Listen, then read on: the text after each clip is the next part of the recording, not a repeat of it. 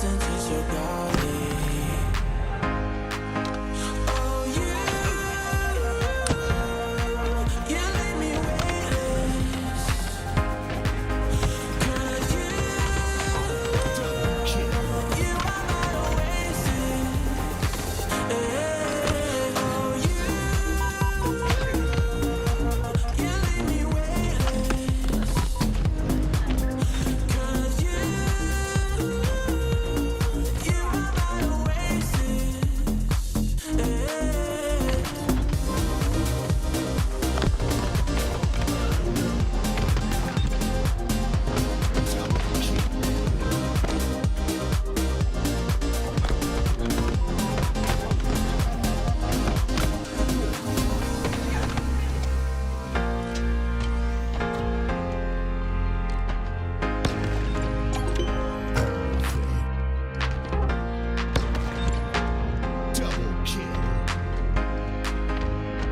Goosebumps on my skin.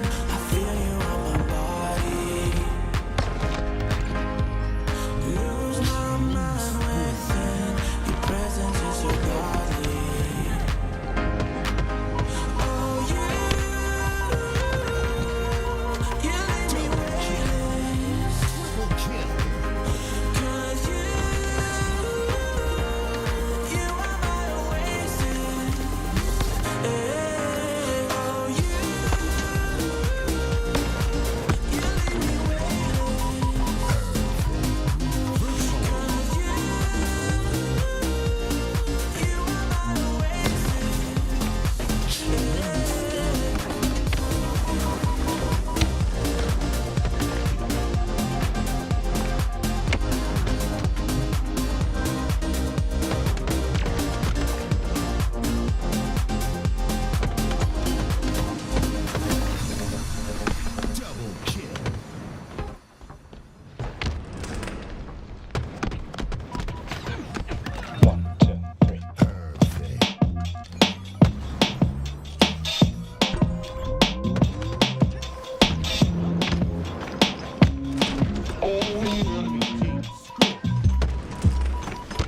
Goddamn, what you look at me? Yo, I'm a lazy motherfucker, that's what everyone sees. Ain't it funny how you wanna be the best, but you can't even get up and get dressed. Wasted, face it, you're never gonna make it. Rockstar, you won't get far.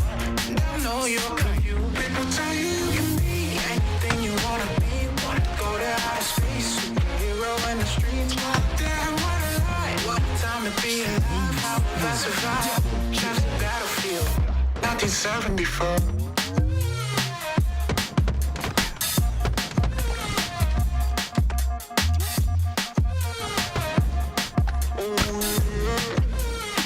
I think I'm going insane. Feeling crazy, can't get it out of my head.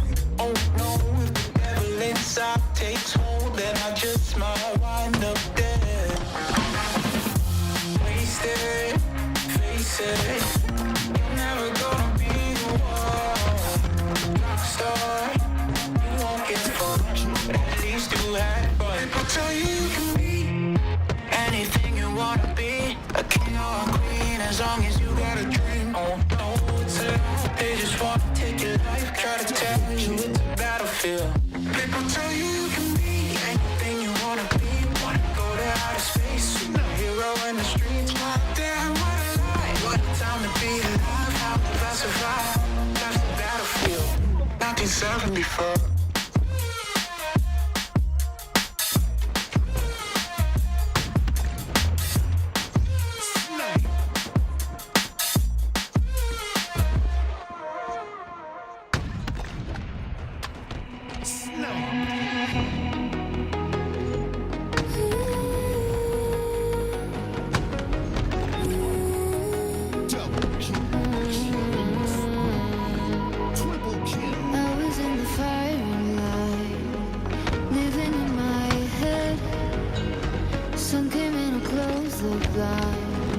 Could feel it in the air. This is just a waste of time. No one really cares.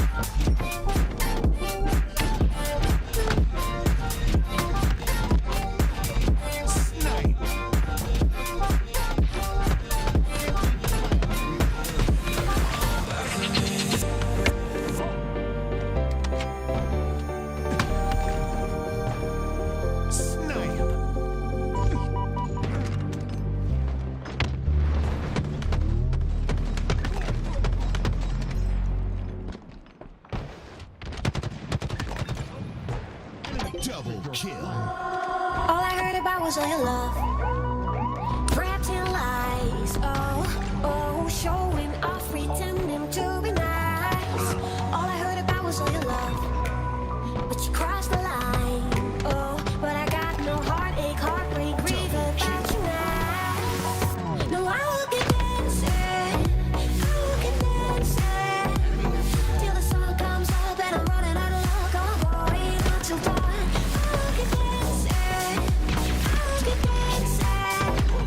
While the game's still on and I'm all the way in for more. Oh, I will keep on dancing, dancing,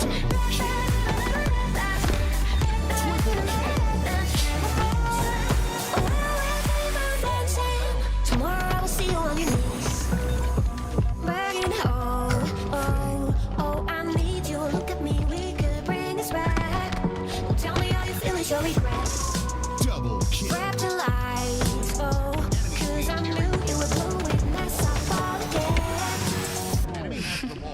No, I will keep dancing, I will keep dancing till the sun comes up and I'm running out of luck. I'm going until dawn. I will keep dancing, I will keep dancing. Double kill. While the game's still on and I'm all the way in for more. Oh, I will keep on dancing, dancing.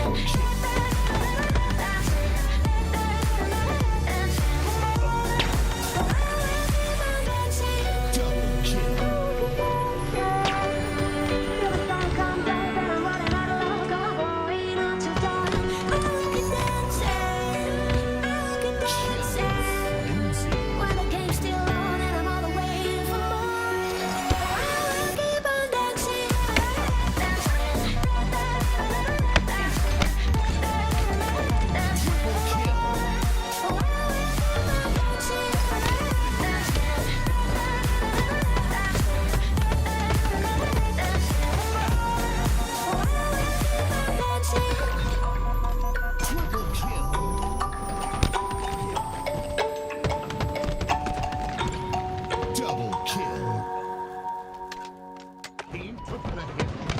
It's funny how the world keeps turning.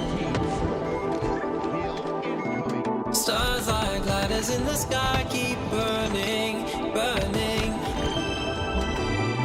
Double It's crazy how the storms keep raging. And I'm here trying to keep my heart from aching.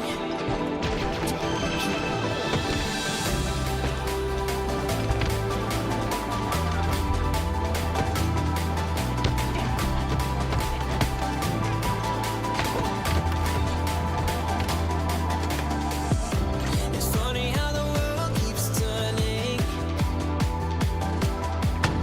But here with you, it's like my life's returning.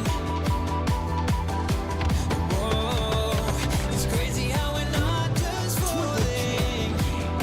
But I'm losing balance, yeah, my heart's gone all in, all in. Starlight burning in the night sky. This feels like a lifetime moment with you. One day things will turn out better. We could be together. We could be together underneath the stars.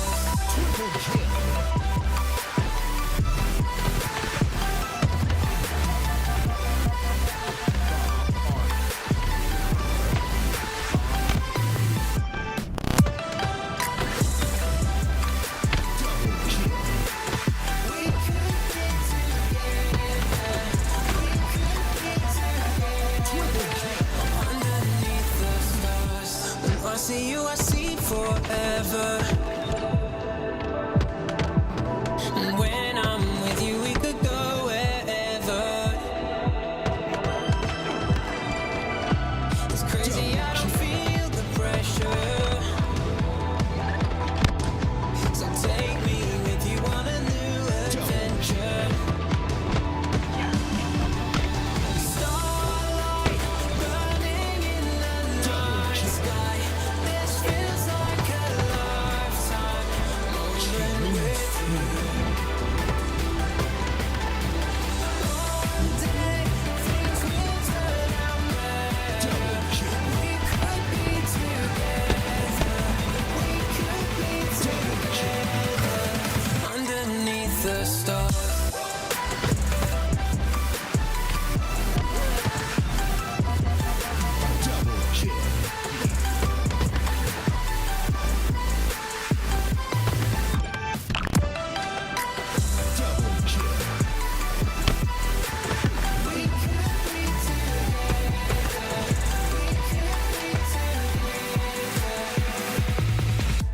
starlight burning in the night sky.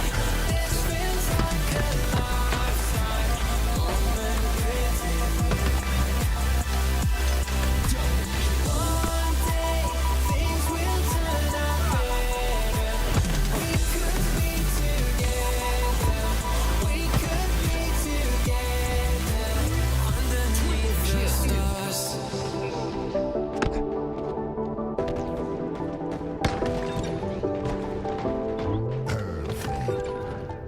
Double kill.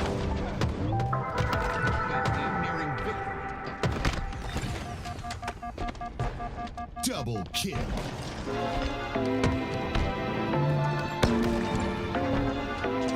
Killing spree.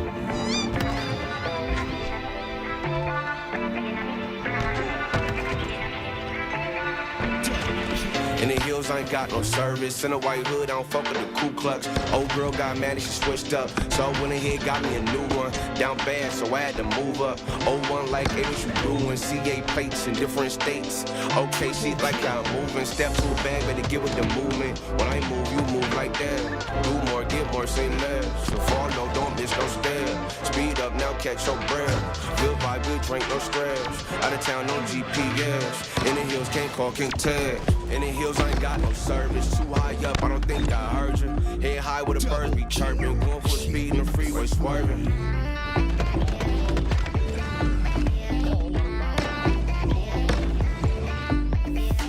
In the hills, I ain't got no service. Too high up, I don't think I heard you. Head high with the birds be chirping. Going full speed in the freeway, swerving.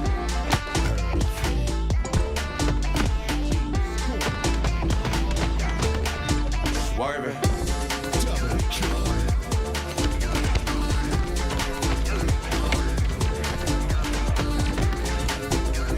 Double kill. Swerving. I know you call, but I can't pick up. Locked in, my mind's encrypted. I secure the bag like lockbox. In my zone, I can't hear much. I'm flex, I just finesse. Make one wanna come around last. Out the way where I'm too next. Out of time, can't call, can't text. In the hills, I ain't got no service. Too high up, I don't think I heard you. Head high where the birds be chirping. Going full speed in the freeway, swerving.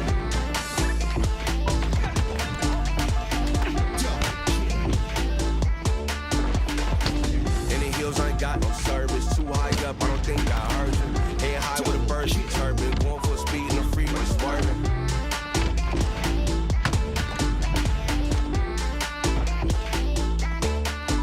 Swerving. Double kill.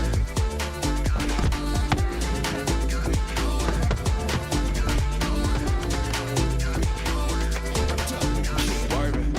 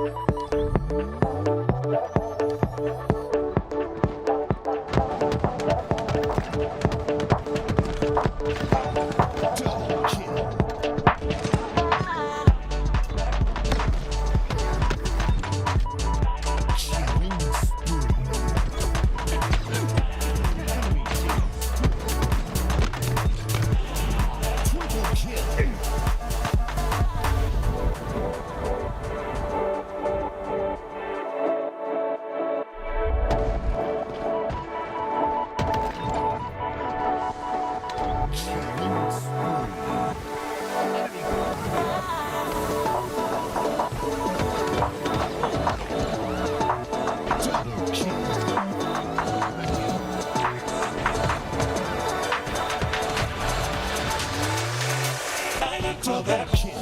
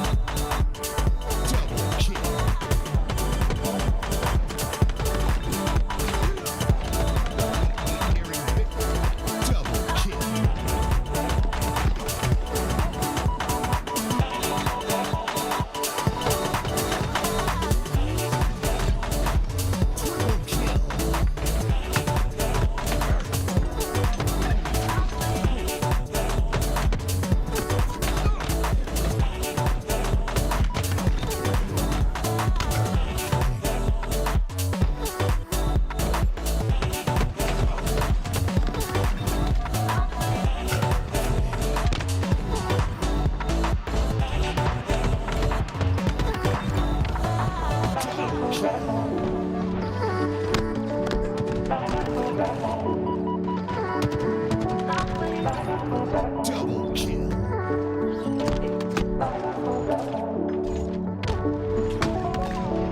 Snipe.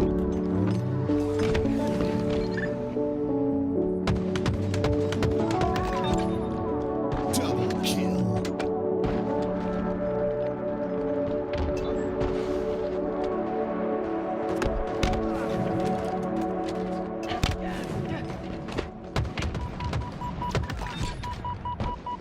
Triple kill. Bomb Army.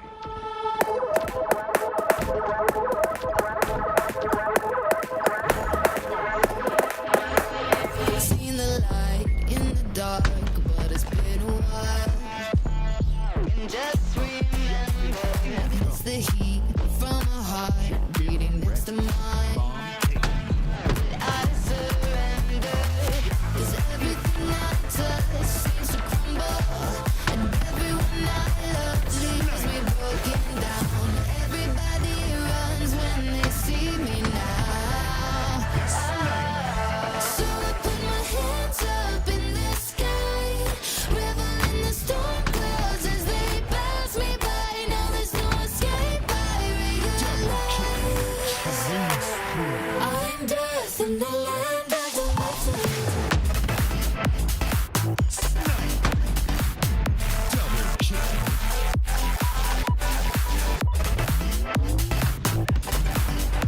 Killing spree. Still all the energy when we get connected. Your good is gone when you have my full attention. I'll take you away into a dark dimension, and you can't get out. I never thought I'd be like this. Further down into the deep abyss I'll go. Stay off my radar 'cause I never miss you.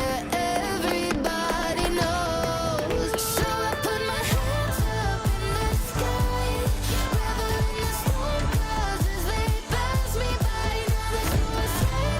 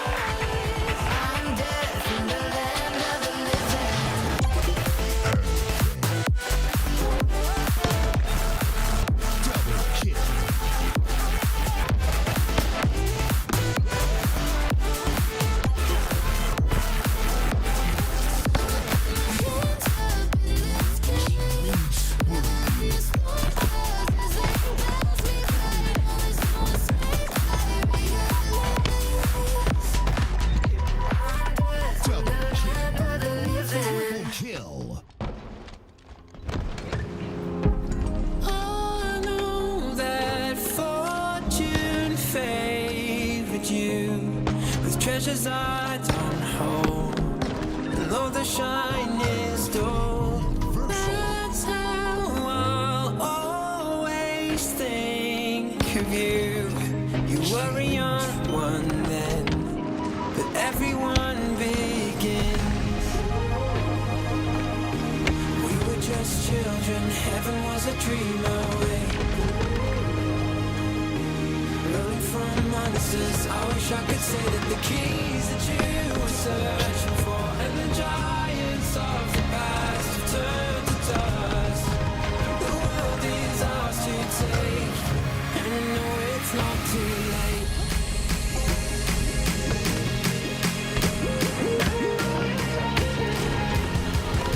The world is ours to take, and I know it's not too late.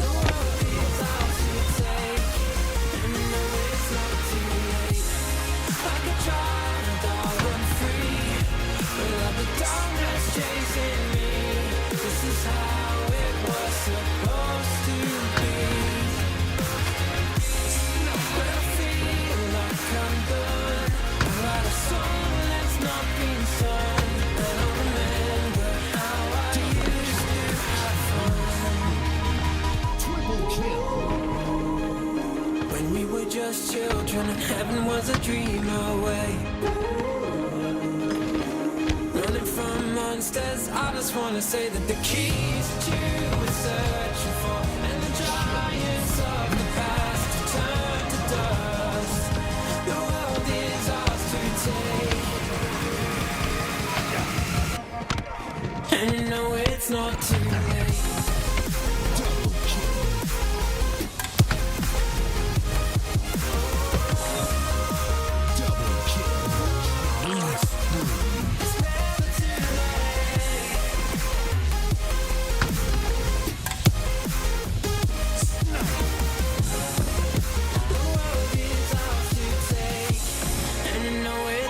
Too late.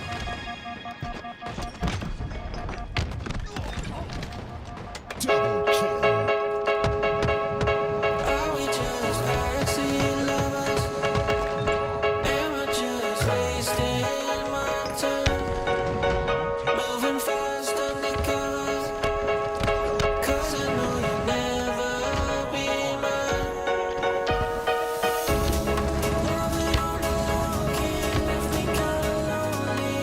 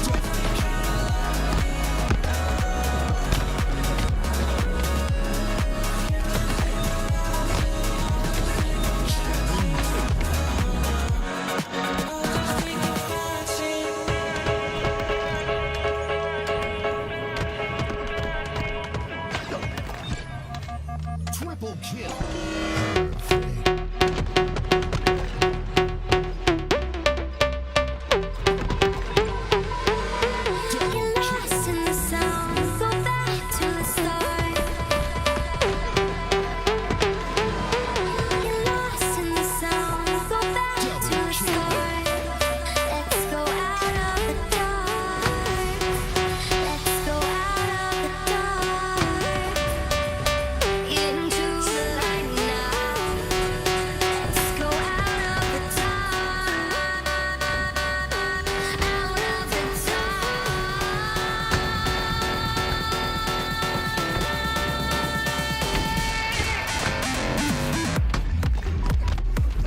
Snipe.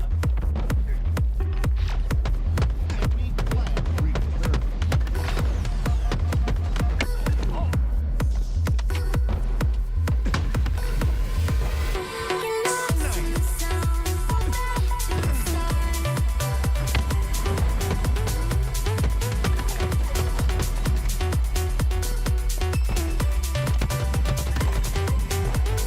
Double kill. Lost in the sound, go back to the start. Let's go out of the dark. Let's go out of the dark into the light now.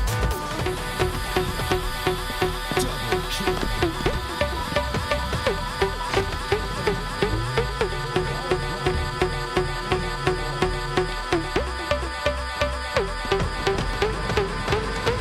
Get lost in the sound, go back to the start.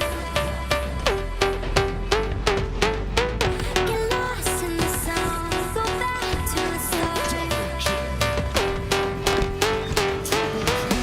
lost in the sound, go back to the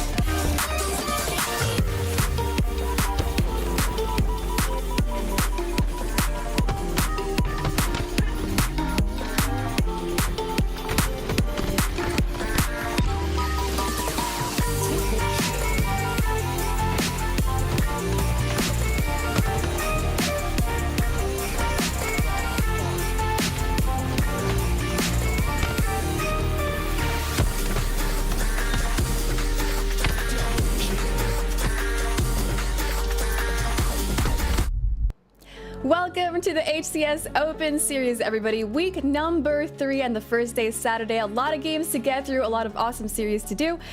This is the HCS Open Series, and I am Aliak, your host. Today we have OpTic, Shopify Rebellion, and all the teams squad up ready to go.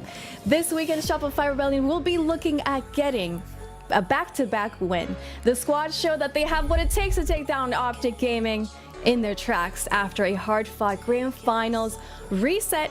OpTic Gaming, who as we know is not happy with just second place, will be seeking that revenge match after last week against the last week champions. And I have a feeling that we'll be seeing a lot of matches between these two as the year goes on. It's time to bring in Active and Tools into the desk. What's up, everybody?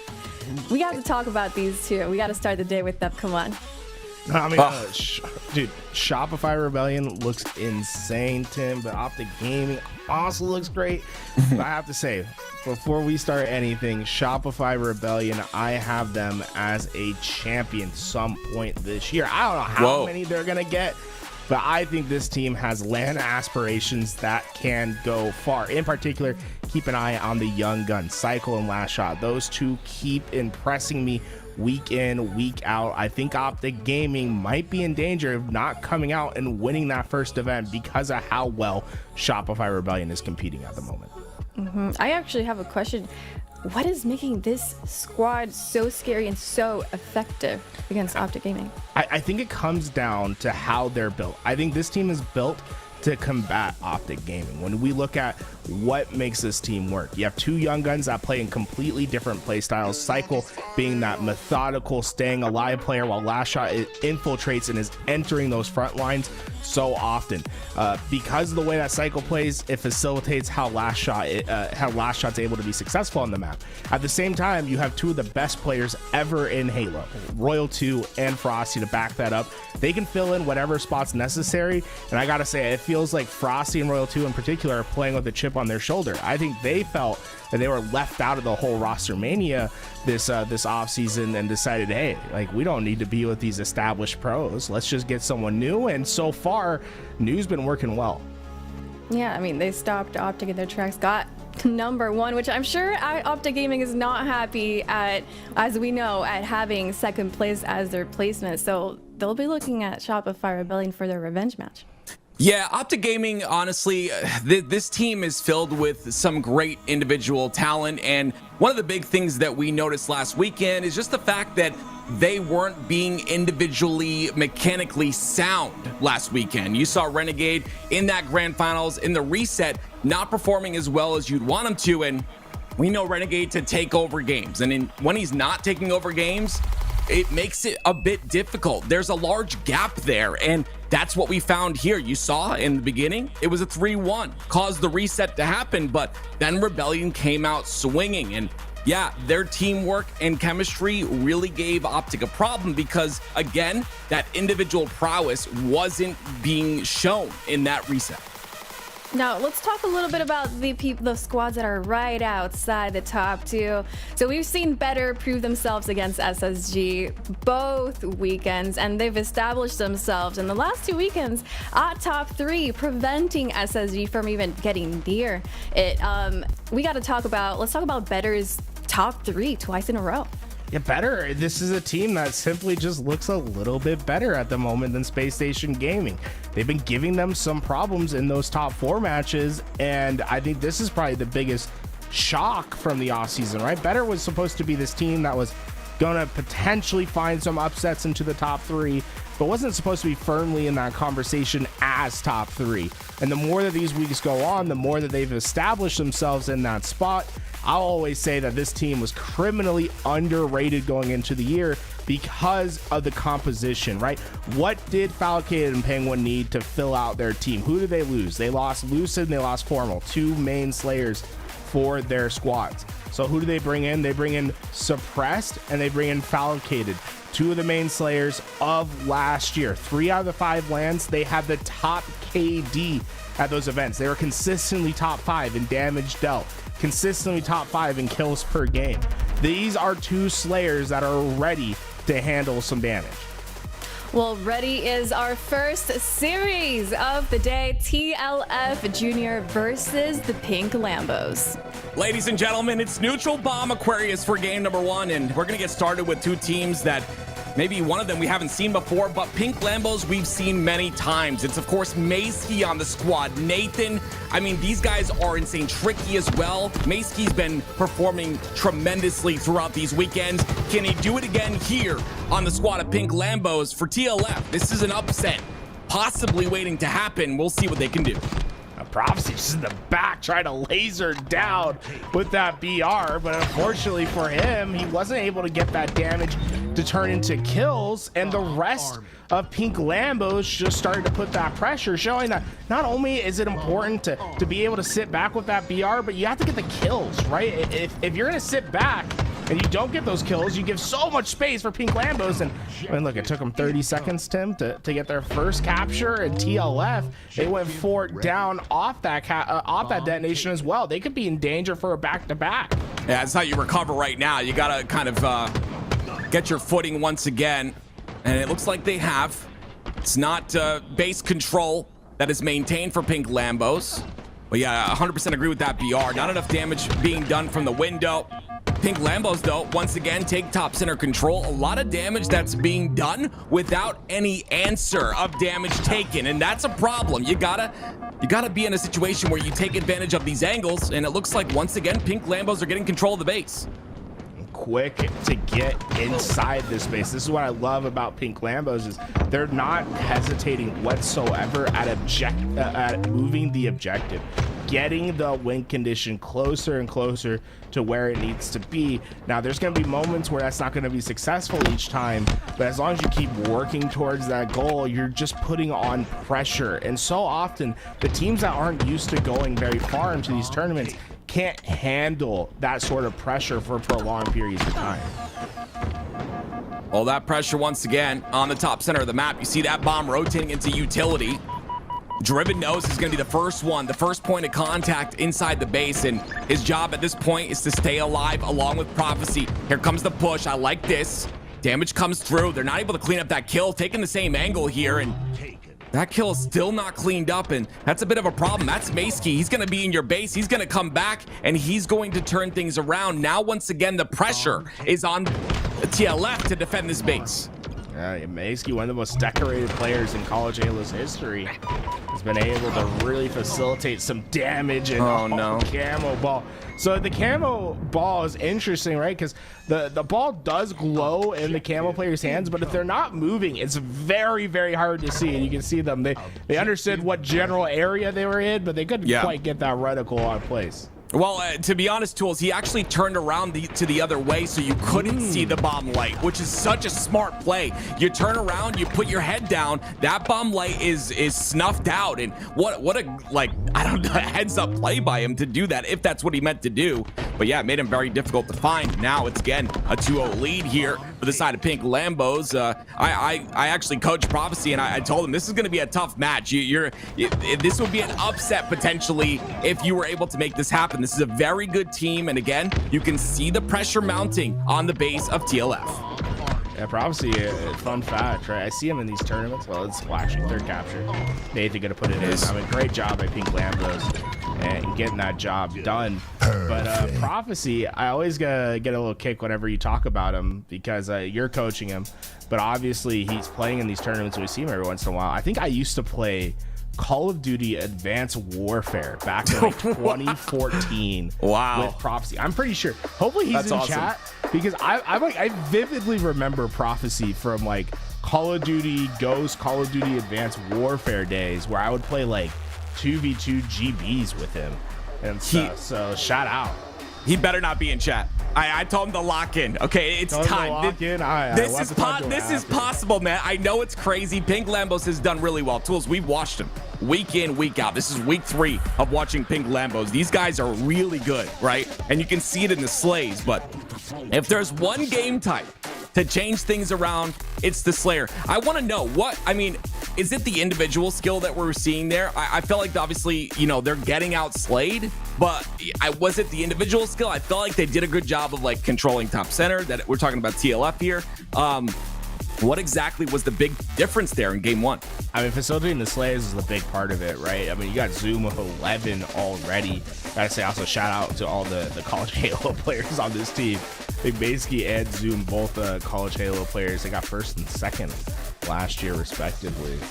But they just outslayed, and those outslays though came because of their assists. Tricky with 8, Nathan with 5, right? The lowest amount of assists on the team was Mansky with 3. It's the highest I was on the other side. The team shot is just there and developed. For TLF, I think they just need to make their kills be a little bit tougher, right? Make sure that they're not getting melted. And that can just mean being a little bit, I don't want to say less quick though, Tim, but just being very mindful of the position that you're in and what risk and what angles that you're giving up to other players. I like that. I think so many players, like you guys in the chat, I know you are thinking this is you as well. You just spawn up and you sprint forward. You just stop sprinting. Walk. Just get the timing. Get your teammates. Be behind your teammates, on the side of your teammates. Get an angle with your teammates. Whatever it is. You don't need to sprint off spawn. I know it's dopamine and the curb slide is great, but you got to know your timings. And once again, we see the timings happening on screen right now. It's game number 2. We're on board with Zoom. And Zoom, let's see if he can keep up to his name, right? You got a lot of expectations when you name yourself Zoom. I better see you moving across the map. Already by 2 players with the back turned to him, but oh no. Hey, we talk about fast movements, not necessarily clean shots. Couple to the stray. Great trades though right there by TLF Jr. They end up in a scenario where now it's tied up at 4 and Camel's coming up, but you've given up the Stalker Rifle.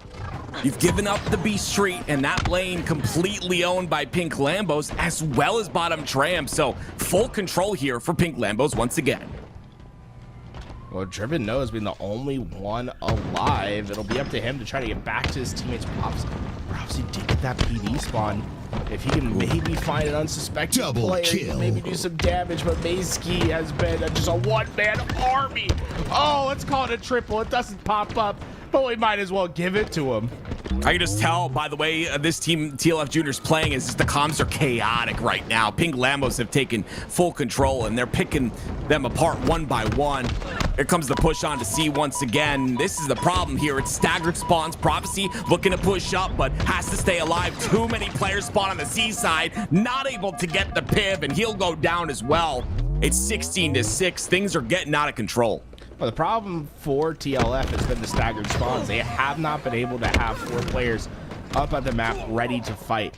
And it's so tough, especially at this level, when you have this little bit of level disparity between these 2 teams. Yeah. Once you get staggered, it's so hard to break out of because you're trusting your team to win down numbers. You have to either win that gunfight or stay alive long enough for the numbers to come.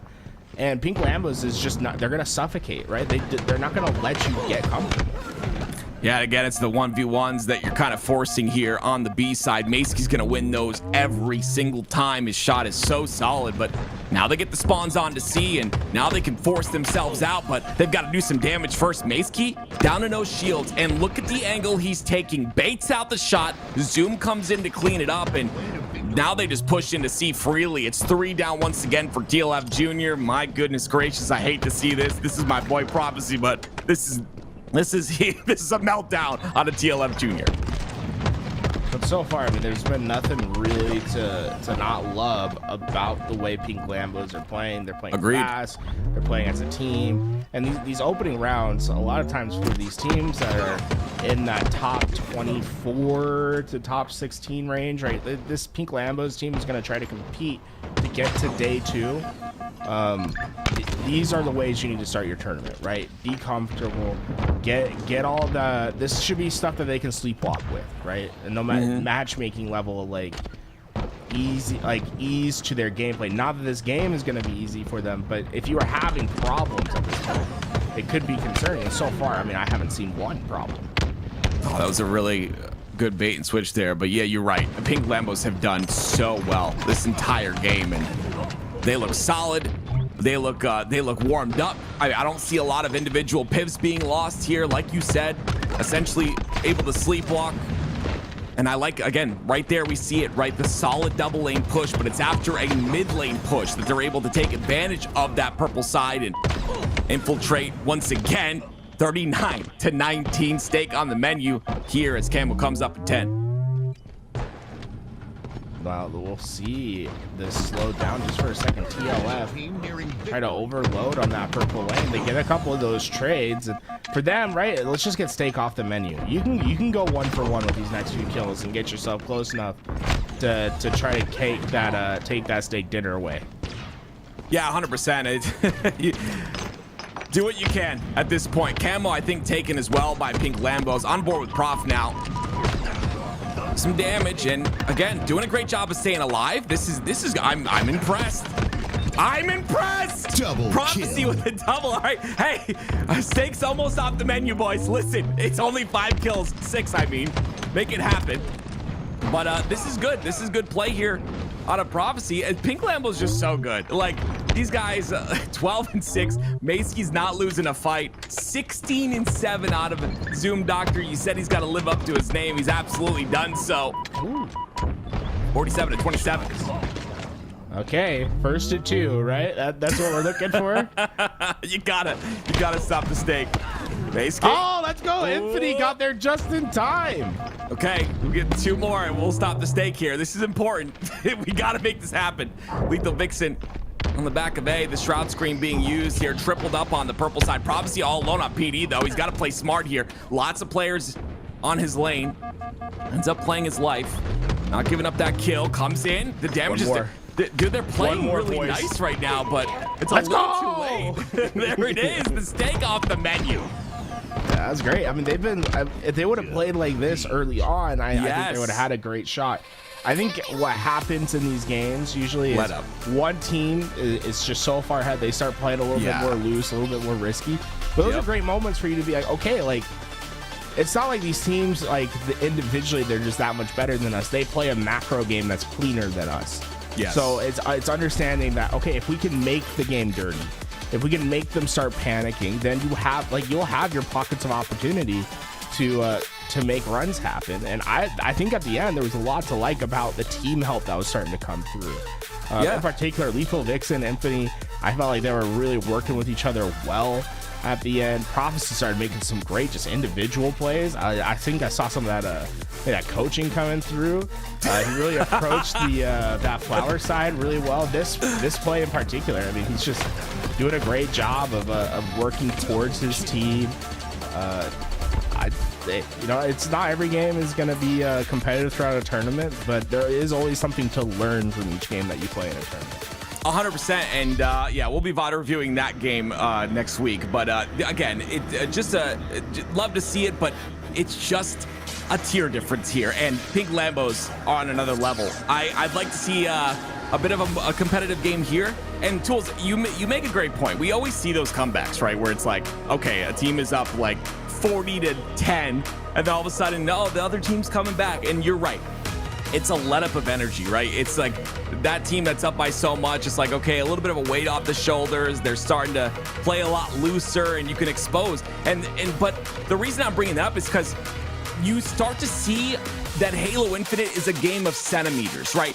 Just a little bit of a different timing, a little bit of a change in your movement will change the game that much, right? You see a little bit of a let up, and that streak happens for TLF Jr. So just wanted to point that out because it's beautiful. Tim, I've heard, man, I think you have the answer to this because you're like pretty historic. Oh, yeah.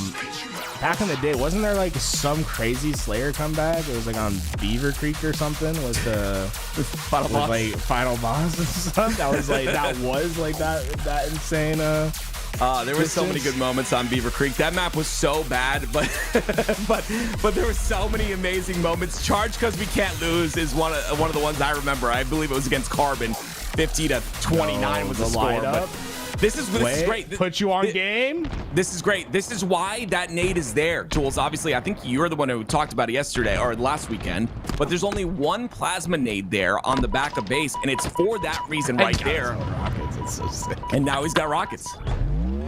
Yeah, I mean, hey, the instant splits are always cool. Having one nade is great just to let you be able to combat evolve those rockets. I will say, usually you combat evolve, and if it goes across the map, you want a teammate to go clean up those rockets. So Nathan, for you being able to have it all. And so far, they're just overwhelming on the snipe side. We're seeing some early Coliseum strats here. Overwhelm on the snipe side. Spawn them over at the elbow. As long as you can win your slays on your way out, you should be relatively safe to get this back home. Yeah, as it looks like it's going to be a cap here for the side of Pink Lambos, and it'll be a 1-0. But yeah, just for the chat, because I have it open currently, it's gonna get closed real soon. But yeah, no, Beaver Creek's not a bad map. Beaver Creek's Write what you can. Write what you can while you can see it. But if you want to say something to Tim, this is your moment.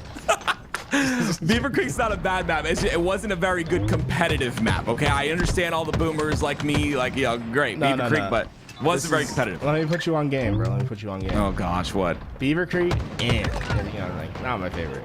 Battle Creek though? Oh, Battle Creek? Ooh, put me on some Battle Creek. Yo, you see that sniper was just stuck in the lift, ready for Prophecy to pick up? It's been foretold that he's gonna get an overkill with this. You got to do this, Prophecy. Listen, man, we gotta make this happen. We gotta make the coach look good. Now, #1 coach on Metafy, by the way. Just a quick plug. Okay, well, I'm going to number 10 coach now. If you want to see plays like that in your gameplay, metafy.com/active-E. You can get it done. Oh boy! All right, here we go. On board with you got a walking billboard in this game. I love it, man. Oh, we're having fun here today, ladies and gentlemen. Oh, I love Halo so much. Here we go. 1-0 lead. I mean, they haven't done much else. It's now a push into the base here. I believe, yeah, Lethal Vixen's going to make it towards the bottom side. Yeah, they got him staggered again. Remember, that staggered spawns was giving them so many problems in that game, too. And the objective is just a little bit easier to facilitate those staggered spawns as well. Yeah. They've just been, they've been keeping them in check. Running it through that snipe side. Look at this player at top rockets, too. I think it's tricky. That's about to just rip them apart. I love this map. Who is up there? Is it Nathan? Not sure. I think it was Nathan. Yep, Nathan's up there. Prof. Okay, nice try. Basically ends up taking him out. Prof killing me here, man.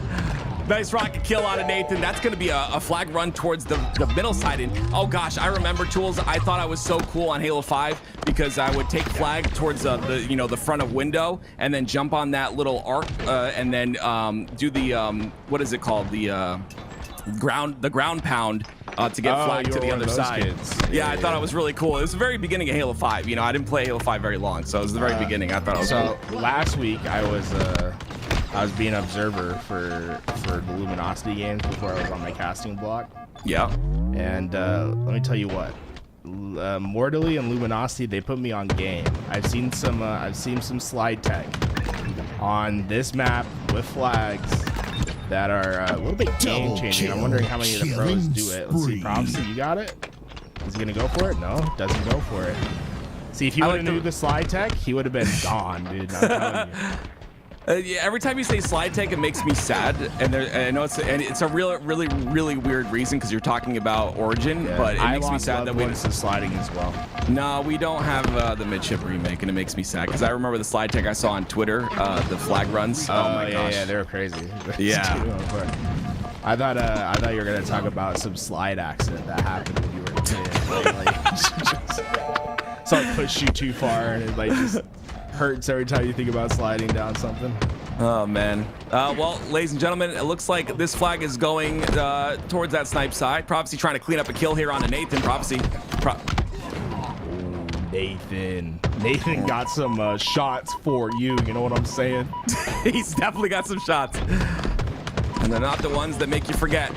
It is Driven Nose who ends up losing a fight as well. You get there. There it is. A 3-0 in the series and a 3-0 in the game. It will be, of course, Pink Lambos that make it through. We got to talk about Pink Lambos. This squad, Tools. We got a couple of players there who are collegiate, or was it Halo College collegiate champions. We got Maysky. Yeah, Maysky and Zoom Doctor, both collegiate champions. Maysky, I believe, has won almost every one, but last season, the University of Northern Georgia, UNG, led by Last Shot, Zoom Doctor, part of that team. I should say Zoom DR because I'm pretty sure it's just his initials. Like, he's not actually a doctor. I don't think he's going in for medical. But Zoom, I mean, if there's a chance, you know, that you are going to become a doctor in the future, I think you already branded yourself perfectly. get it going. But I think this collegiate Halo scene is one of the best initiatives I've seen so far at building community, because every week I feel like we see some sort of team where it's like a couple college Halo players teaming up with some high-end amateurs, and they're making something happen. Like last week we saw Macy teaming with Daylight, who's also a part of that college Halo scene. And I would implore anyone, I think they're in their season right now, but they have a season each semester. If you're going to college, you should absolutely try to build a team. If you don't already have one, go check out College Halo _GG on Twitter. I believe they do it. But if you're in university, there's no reason for you not to be trying to make yourself a Halo team. In fact, one of my good friends, Jason, he goes by Adjacency. He built the College Halo team at the Utah State University, and they became a powerhouse in College Halo. I think they had 4 teams at one point. They had an all-women's College Halo team. That's like how dedicated they were to it over there. And I've seen so many stories like that of different players starting up their College Halo teams and becoming better. And that's one thing I did notice about the Utah State boys in particular, because I knew all of them from the start to finish, is they got way better at the game, dude. I still talk to these guys like on a weekly basis, and they're like, they just improve week in, week out. Shout out to all those folks that play in College Halo. I think it's a great initiative, and if you're in college right now, this is the time to compete. That was one of my biggest regrets. I graduated college right when Halo Infinite came out. That was my last week of school was the surprise release of Halo Infinite. I never got my chance. I just want to say how cool it is that in college you can just, sign up and play esports now. Like it's just a thing that you can just do. Like digital sports, sure. Sign me up, Active.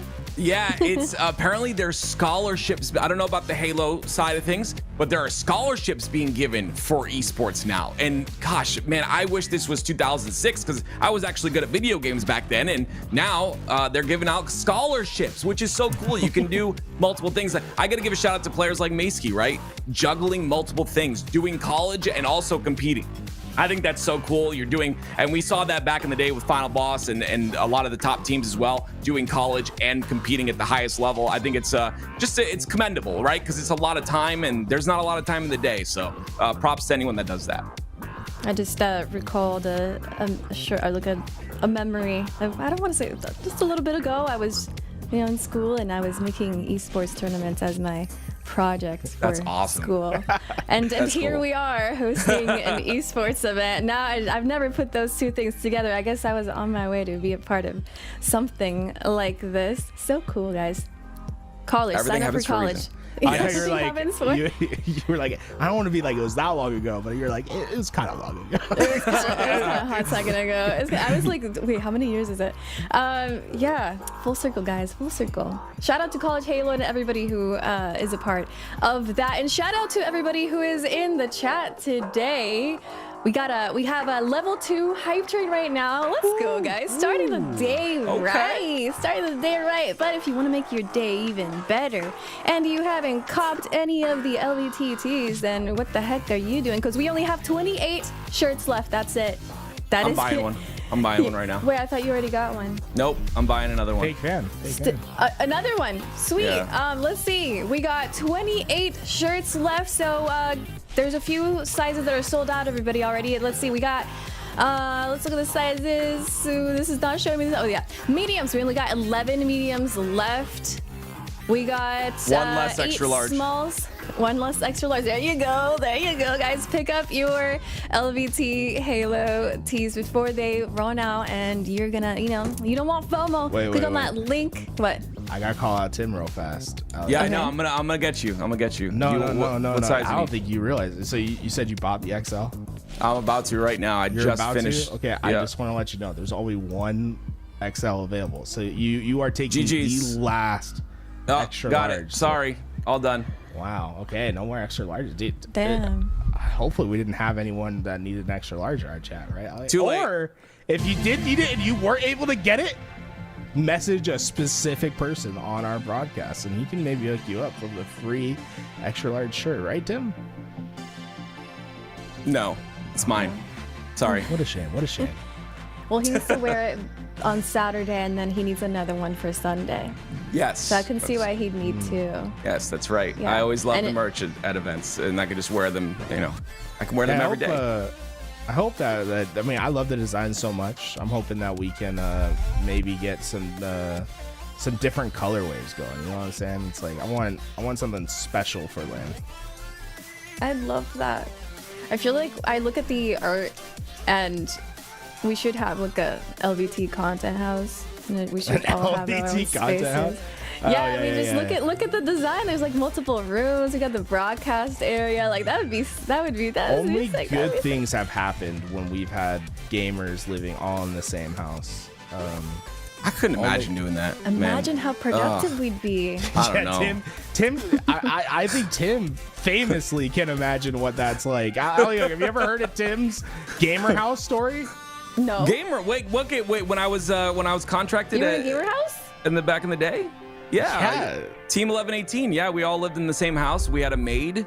It was the coolest thing ever. We had a maid. Yeah. There's a guy who just uses like very rich, made a lot of money selling books on eBay, which is really weird, but that's how he made his money. I think $7,000 a day, actually crazy money. Anyway, he sponsored a team for Halo 3, and that was my very first contracted salary for Halo. I got paid $500 a week to stay at a house with my team, and we land all the time, and we had a maid and a cook. The maid, literally, I put my laundry at the door, the maid folded it and put it outside my door for the next day. I was like, this is the best life ever. It was so good. Amazing. Yeah. Sounds good. I mean, what were you? What was your age at that time? This was 2008. Because that's a dream. 2008. So yeah, about 2008, so 20, like 19. 24? No, 2008 was like 19 or something, I Like think. ages ago? Oh gosh, guys, come on! I'm not that old. I like Ogre Goodness. 2 in the chat said that guy now is Jeff Bezos. That guy's now Jeff Bezos. You were in Jeff Ogre 2, yeah. Bezos' house as a No, that 19-year-old was not. kid? That was not Jeff crazy. Bezos. The owner was a maniac, but yeah, he was. It was A cool. maniac? Yeah, he was. I think it's different if we than lost, that. if we lost the Okay. game, like we played straight ripping back then. If we lost the game, he would yell at us, literally yell at us. It was weird. It was weird, but it was fun. It was good. It was cool. I'll never forget it. So as a memory, good or good. bad. Yeah. That's good. Any other memories from content or like I like- gamer houses? I see we got Ogre 2 in the chat. Maybe he's got some memories too. What is it, Tools? Good. I just thought it was funny because he said Maniac and he didn't give any reference. Like Maniac's already a very established name in Halo, so people are thinking that I believe thought the he hype. was just. I thought he was just calling the guy, guy a a maniac for maniac. selling Yes. 7,000 books for his He had a living. house full of books. Like he would. That's The insane. house was full of shelves of It's books, and he would called a go. library. I'm pretty sure he just put you guys up in a local library and I hate just you, dude. said it was his house, and they just I hate believed you it. so much. And you guys He had a got s- kicked out because eventually the government figured it out. He I'm had a pretty sure separate house. Tim has just never seen a library before. He had a separate house for his books, and he would go there and package them all up, and Separate house it was cool. for It was cool. books. Yeah. It was like Is that kind of what you communal. did? Anyone could come and like check out the books. There's like a lot of different rooms and activities for people. A lot of kids, surprisingly, that would come to the house and check out the books. I hate you. Hey, shout out to Kaiju for the 200 bits. Let's I go. think we just got a level 2 hype train done. Thank you so much. We got level 3. We made it to level 3. Thank you so much. We got Dayquil in the chat with the 100 biddies, keeping that hype train going. Thank you so much, everybody. Can you believe that we're in the 3rd week already for the Open Series? Next week is the qualifiers, and in less than a month, we're going to be in Arlington already for the first crazy. major of the year. And you guys help us get there. Sub-bomb by prophecy. Hey, look, you Let's go. got any notes, Red? We're gonna talk. we're gonna talk next week.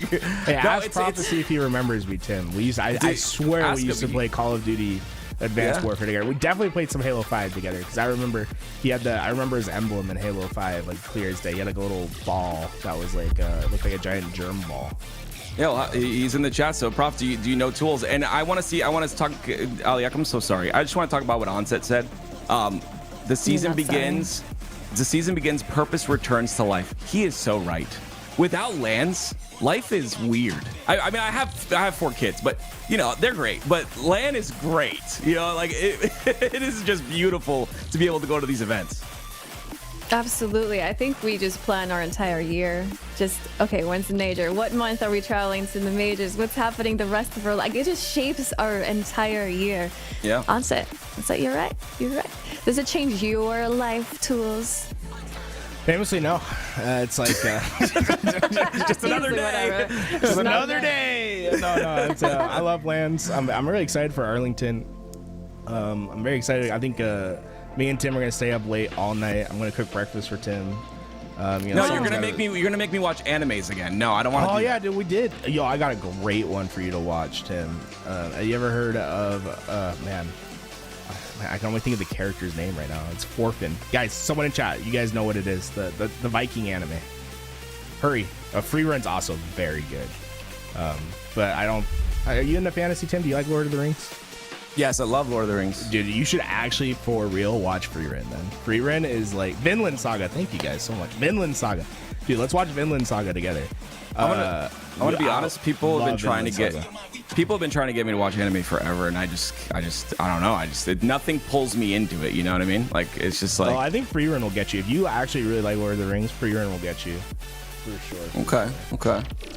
But you got any anime recommendations for us?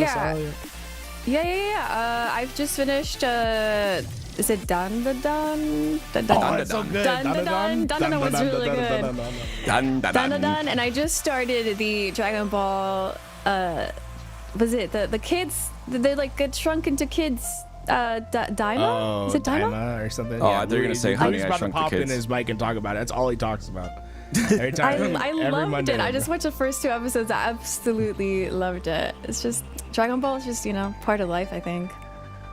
I never watched Dragon Ball. It's where I missed out. Unfortunately, it was on the block of like when I was a kid.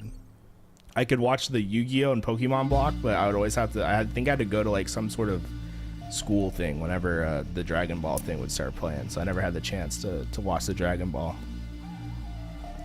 Damn. Well, you gotta hop in on it. You gotta watch the Boo Saga, okay? Just remember that. You gotta watch enough, long enough to get to the Boo Saga, okay? The Boo Saga, is that like a The Boo ghost that Saga. comes out and just like woo, it's scary? All right, everybody's favorite Dragon Ball Saga in the chat right now. Don't say Cell, please. Don't say Cell. Yeah, I don't know. Maybe somebody likes the Cell Saga. We need a Halo anime. That's what we need. Like we had one, but it wasn't that good. We had one, yeah. Yeah, but we need like a true like go out like sort of cyberpunk style Halo anime. We need a lot of Halo things. We do. Well, okay. Oh, I'm not being negative. Get a I little just- depressing. Listen. I swear I wasn't being negative. I was just saying like Halo's such a big universe. There's so many things we could do with it, dude. Like I was thinking like a flood horror game. Like imagine how cool that would be. Oh gosh. Like there's so much they could do. I would love to. There's so much they can do with Halo. Why are they not doing it? That's the question. Come on. These are the questions that Do Tim it, but Active do it has. good. That is not what I meant. That is not what I meant. Oh god, I'm getting We're fired. only a Chat, couple someone subs hire away me. from level 5, by the way. If someone wants to help us over the edge, get us to Only level 30 5. seconds left. Someone's got to do it now. Who's gonna snipe it? Someone's got to snipe it quick. Who's gonna get the headshot? 60. Well, how much do we need? 65%. Tim's We putting way need a too much couple of pressure on subs, couple of cells. I just read cell in the chat. How could you guys like Cell Saga? That one creeped me out. Dayquil with the 100 biddies. 13 Six and a- seconds. Come Oh, on, let's go 9%, 10%, 9%, 9%, 10, 9. Nine votes, right? Hey, let's go. Look at that, Dayquil chat. and Oscar. You guys are the best. Look at you guys, dude. You guys are so good. Isn't Oscar Ford's a computer? He's good, right? I recognize that name. Is that like so you browse the internet with? Like,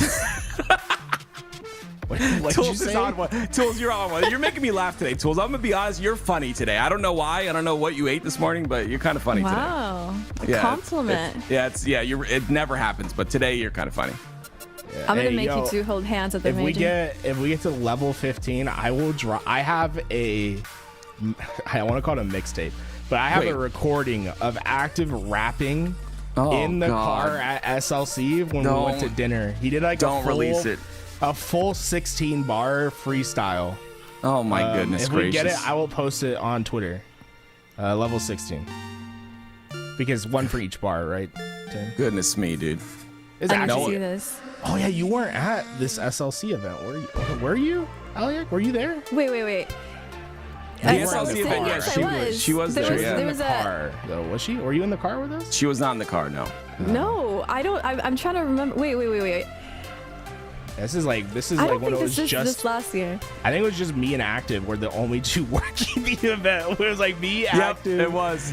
And we're the only didn't know you casters could for the sing. entire thing. I was great. don't think he can you sing, Tim? It's somewhat. I have. I'm not tone deaf. I guess we could say, but He can yeah, definitely rap. That's He's good, got that's flow. good. He's got flow for sure. I can't do either, so I find it to just be really impressive when someone can keep a beat. So it was enough to impress me. You But know what I also learned? like, oh yeah, what's up? You know what I learned? I learned yesterday. I don't know if Onset wants me to talk. I'm going to say it anyway. He's a musician. He plays guitar and stuff. And I was like, dude, we need to jam at an event. Wouldn't it be cool to just like have a jam on stage one day? Like just, a whole bunch of music being played. That'd be so fun. There's a surprising amount of people that play instruments in the Halo. Also, Yeah. Onset famously in a band, right? Like it very publicly in a band. I don't think Oh it's a yeah, 100 secret. JJX. I know that guy. Yeah. I love drumming, but I my drum set sits in my room at the corner, and I don't use it because there's not enough time. I don't know. I did 2 years of music. I did 1 year of alto sax in 6th grade, and then I did Nice. 1 year of guitar in 7th grade. Nice. I just did the recorder. That's it. The In recorder. like elementary school. I Let's saw, go. I saw a video of someone doing Through the Flames and Fire on the recorder today, and I was like, all right, that's kind of hype. Not gonna lie. One of my biggest regrets is not learning how to play music. 'Cause I think it's cool. It's like the coolest thing you can do. Yeah. I will say music is very healing. I don't know if you guys agree with me, but like I feel like No, I don't. when I like I don't know, just everyone has bad days, right? When I have a bad day and I go like play music, play the drums, the day is changed. It's very interesting. Like music is very healing for me. So I track his Spotify Elliot pretty closely. 'Cause I'm like, What do you I listen to? I try to keep tabs with what all the time. Oh we're my doing. goodness It helps our gracious. casting thing. I don't think I've ever seen Tim listen to a song with lyrics in it. It's he only listens to video game music, and it's particularly the Halo video game music. Listen to me. I want you to know something. I play the He Halo really is music Halo. on my Spotify, and it just stays on play. I don't actually listen to. It's on mute. Like most of the time, it's muted, and I So play it. you're burning down the forests to not listen to the music. I At least, like, listen give to the it on pleasure. stream, but then I mute it, and then I like if I'm doing Oh, something, and then it's like a sometimes it backtrack. stays muted. Yeah. So Well, I got an idea for you. Get a CRT, put it in your background right Step there, one. and then load in your Xbox 360, and then just leave the Halo 3 game running in the main menu. Oh, And then when you get It's just tired, kinda you swap spitting. over to. that is swap the over best to- soundtrack, by the way. You're right, Aliak. The Halo Yeah. 3 music. Oh, gosh. That one key on the keyboard. Oh, I could listen on the piano. I could listen to that Hours. all day. Hours. Yeah. What? Weird. What key? Can you There's, hit it? I don't know. There's probably a musician in the chat that knows the freaking notes. key. Like what's the note, No, guys? just I mean, like if you just replicated it, I'm sure people could they could hear it. I don't know. One more time. Did you hear that, Alex? That didn't sound good. See, that's what I'm saying. I ruined it. I heard you a can't do mosquito. that. It's Yeah, I sacred. heard I think Like you a- didn't do it clear enough. I need you to get into your diaphragm, right? Like really suck in the air, right? And then okay, all right, 3, 2, 1. Boom. High C. You think that's a high C? I don't Alex? know. I said high C. Aliak, did I do a good okay. job? I don't know, dude. I don't know. Someone knows ele- what. In elementary school, I could have told you I used to actually read music, but I forgot. I don't know how. Oh, whoa! Somebody got her sub goal. Wolf. Oh, Yo, He liked did we it. reach the goal? Yeah, He like liked it. 2 seconds before. Wait, liked what's it, the dude. goal? To release the secret mixtape? Oh no, we got a little ways to go. for that. What'd you say, 15? Okay. I So said is it level 15 or 15? 16. I think it's 16, one for each bar. Okay. Okay.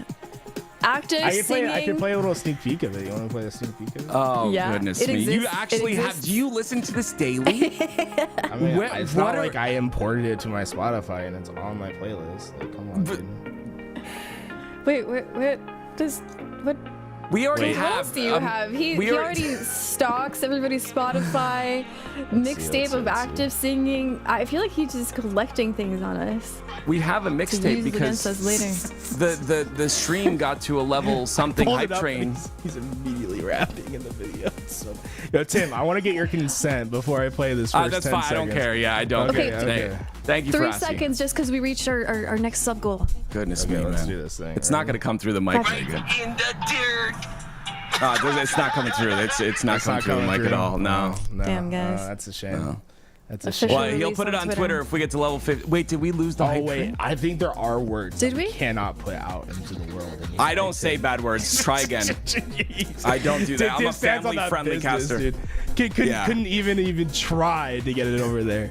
I don't say bad words, bro. I mean, if you get me really angry, I will drop a crap. But you or gotta something. remember, Tim, this isn't. Same. Like, this isn't active that's rapping. It's active double E that's rapping. It's his Oh my alter gosh. persona. I love this guy. Double E. I do. I love him. Second career. We should get him singing in the major. No, should. no. This. Maybe I've do just like a competition. I can Your only best sing Halo certain song. songs. I wanna I do don't know rock the. bands. You guys I wanna don't do know rock how it bands? goes. Like alto, like there's all like different voices. I don't know what mine is, so I don't I'm know an what alto songs. for sure. What are you? Okay. I don't know. Maybe I'm a soprano or something. baritone? Who knows? Everybody's got a singer in them. Yeah. Either good or bad. Yeah. Yeah. Yeah, we got lots of people subbing to us. Shout out to everyone that's been helping. I like the 404 Melly Not Found is such a sick I feel that. Twitch name. I feel that. Oh, apparently I'm an alto. You're an alto. What am I? to What am I? Fishball. We're Fishball. the same. I gotta find out Altos. what I am because I can What only does sing that mean? certain What can I songs. sing? Yeah. I don't know. I always say I'm an alto because every time I talk to Callus is really big into singing. He's like he's one of our observers and he always says I'm an alto. I'm like, okay, I'll believe you. Interesting. Whatever you tell Wait, me. Carlos, what am I? Am I an alto? What does that mean? Like, what can I do? What can I do with this newfound? It's like I think that's like all the pop singers are alt. Are we saying it right? I don't The know, what? but Okay. apparently I'm a baritone. You're a baritone? Yo, That's what they say. get like real deep. You know what I'm saying? Like get a little Yes. sultry of your voice. Get And deep. then okay, well that's. You I said my voice. Sultry, I said sultry, bro. Oh. So let's talk about these teams real quick. What do you think about this Reversal Perfy roast? No, that's the version. The version. I see. All right. Okay. Let's go ahead and do that. Reversal Perfy versus Passion United, our second series of the day. Ladies and gentlemen, just want to say I love you guys. The Halo community, you guys are all beautiful. W's in the chat for Halo and everything to do with Halo. The season has begun. It is HCS Open number 3, and we're only 1 month away from the land, ladies and gentlemen. Are you getting hyped? Because I am. Whoa. White Sedge just dropped 50. I'm sorry, Tim, but he gave up for the top rope. 50 subs, White Sedge. Thank you so much. I just said it. I said W's for Halo, W's for White Sedge, W. I want to see the whole chat filled with W's. I don't care who you are, where you are. Type a W and press enter because we're getting into game 1. It's Reversal Perfy and Ryanu, the old man, still got the stick and the sticks, I'm sorry. And we'll see what kind of skill he brings to this game. It's going to be Reversal Perfy against Passion United. And this Passion United roster, I love these guys, man. Bigabaloo is a player who, gosh, dude, like I hated playing against him in matchmaking. And, I always thought he was maybe cheating, but the kid is good. Like he's not, he plays with pros often. He's got a lot of talent. And we're going to watch him first. 3 down, Reversal Perfy. A lot of these teams that we're going to see in the amateur scene, like Passion United, these are the players that are positioning themselves to become professionals later on. A lot of times you'll see these players that eventually break in. This is sort of where they start, where they get their competitive Halo experience are in these open brackets, grinding it up. And Passion United been a team that's been consistent, and I'm honestly a big fan of all these players. In particular, I love Maddie, man. Whenever I see Maddie at lands, he's always a vibe, and he's a really great FFA player. Bigabaloo tries to get inside of B, but he gets taken out pretty quickly. Palpheus defending that pipe door pretty well, but he's going to fall as well. And now it's going to be Reversal Perfy in full control of the hill and in full control of the shock rifle as well. I thought he dropped the shock rifle for a second for the PR. I was like, oh, wild, but no. back in. I love this reapproach. He'll be able to use his teammates' damage to get a double. Oh my, it would have been a triple. King Nick, which is a little bit more selfless, stole it from the man. And breaking shot is deep into the front lines. I think over time, Ryanu's become that dad type player, right? He is a dad now, but you can look at his scoreline, right? 1, 4, and 4. He's not taking the kills for himself. He understands the aspect of sharing, and that's what comes with being a dad. But breaking shot's not sharing nothing. It's a triple kill out of him. Full control once again of the camo, and it's going to be Reversal Perfy halfway through hill number 2. Hit him in the lucky foot. Come on, one more for the people. No, that's not going to connect, but plenty of damage already done. I do have a bone to pick. You said Ryan playing like a dad. Pretty sure my dad played. His stat line would be not that good. I think it would be 007 if I had to guess. Oh, my dad couldn't use both 6 at the same time. It was really, really funny. He tried to play, but he just couldn't happen. But I think the only game I ever got my dad on was Golden. Oh, it wasn't even GoldenEye. It was Time to Kill on the original Xbox. Jeez, he loved the man. James Bond movies. Well, Atticus and Passion United, by the way, love that Passion United logo. Getting inside the hill now. Passion United, an organization run by Pure Delight, one of our mods here on the channel. And I love the initiative. A lot of these players from Canada, where PD is also from. And he does like a lot of fundraising stuff to make sure that he can help get these guys there. It's really just a great initiative to help the amateur competitors, and it's something that we really need in the scene, right? Getting amateurs into LAN, playing it, and seeing how far they can go and help facilitate, you know, at least giving their dreams a shot. Yeah, I think that's such a big part of Halo, and not a lot of other games do that, right? I think that's what makes HCS so beautiful, is having that open bracket. I don't think Maddie saw a comment there, but turns around, still gets the kill. That's going to be a trade, but yeah, I think that's what makes, again, HCS so beautiful, is having that open bracket. We call it the passion pit here, and if you ever go to a LAN, you hear how loud it gets over there, and without players that go to those, and without people like PD, you know, doing those fundraisers to get these teams there, we wouldn't have that passion. It really energizes that arena, and it makes HCS what it is, in my opinion. Open bracket is our lifeblood, right? We love an open bracket out here in Halo, and I'm very excited for some of the open brackets that we'll see. In particular, I think that DreamHack Dallas one, I think that open bracket's going to be a bloodbath. Cannot wait.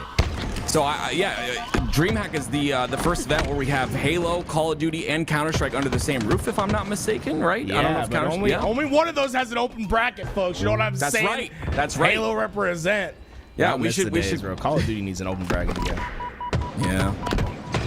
Halo has one though. Get in it. It's 2-0, and Reversal Perfy.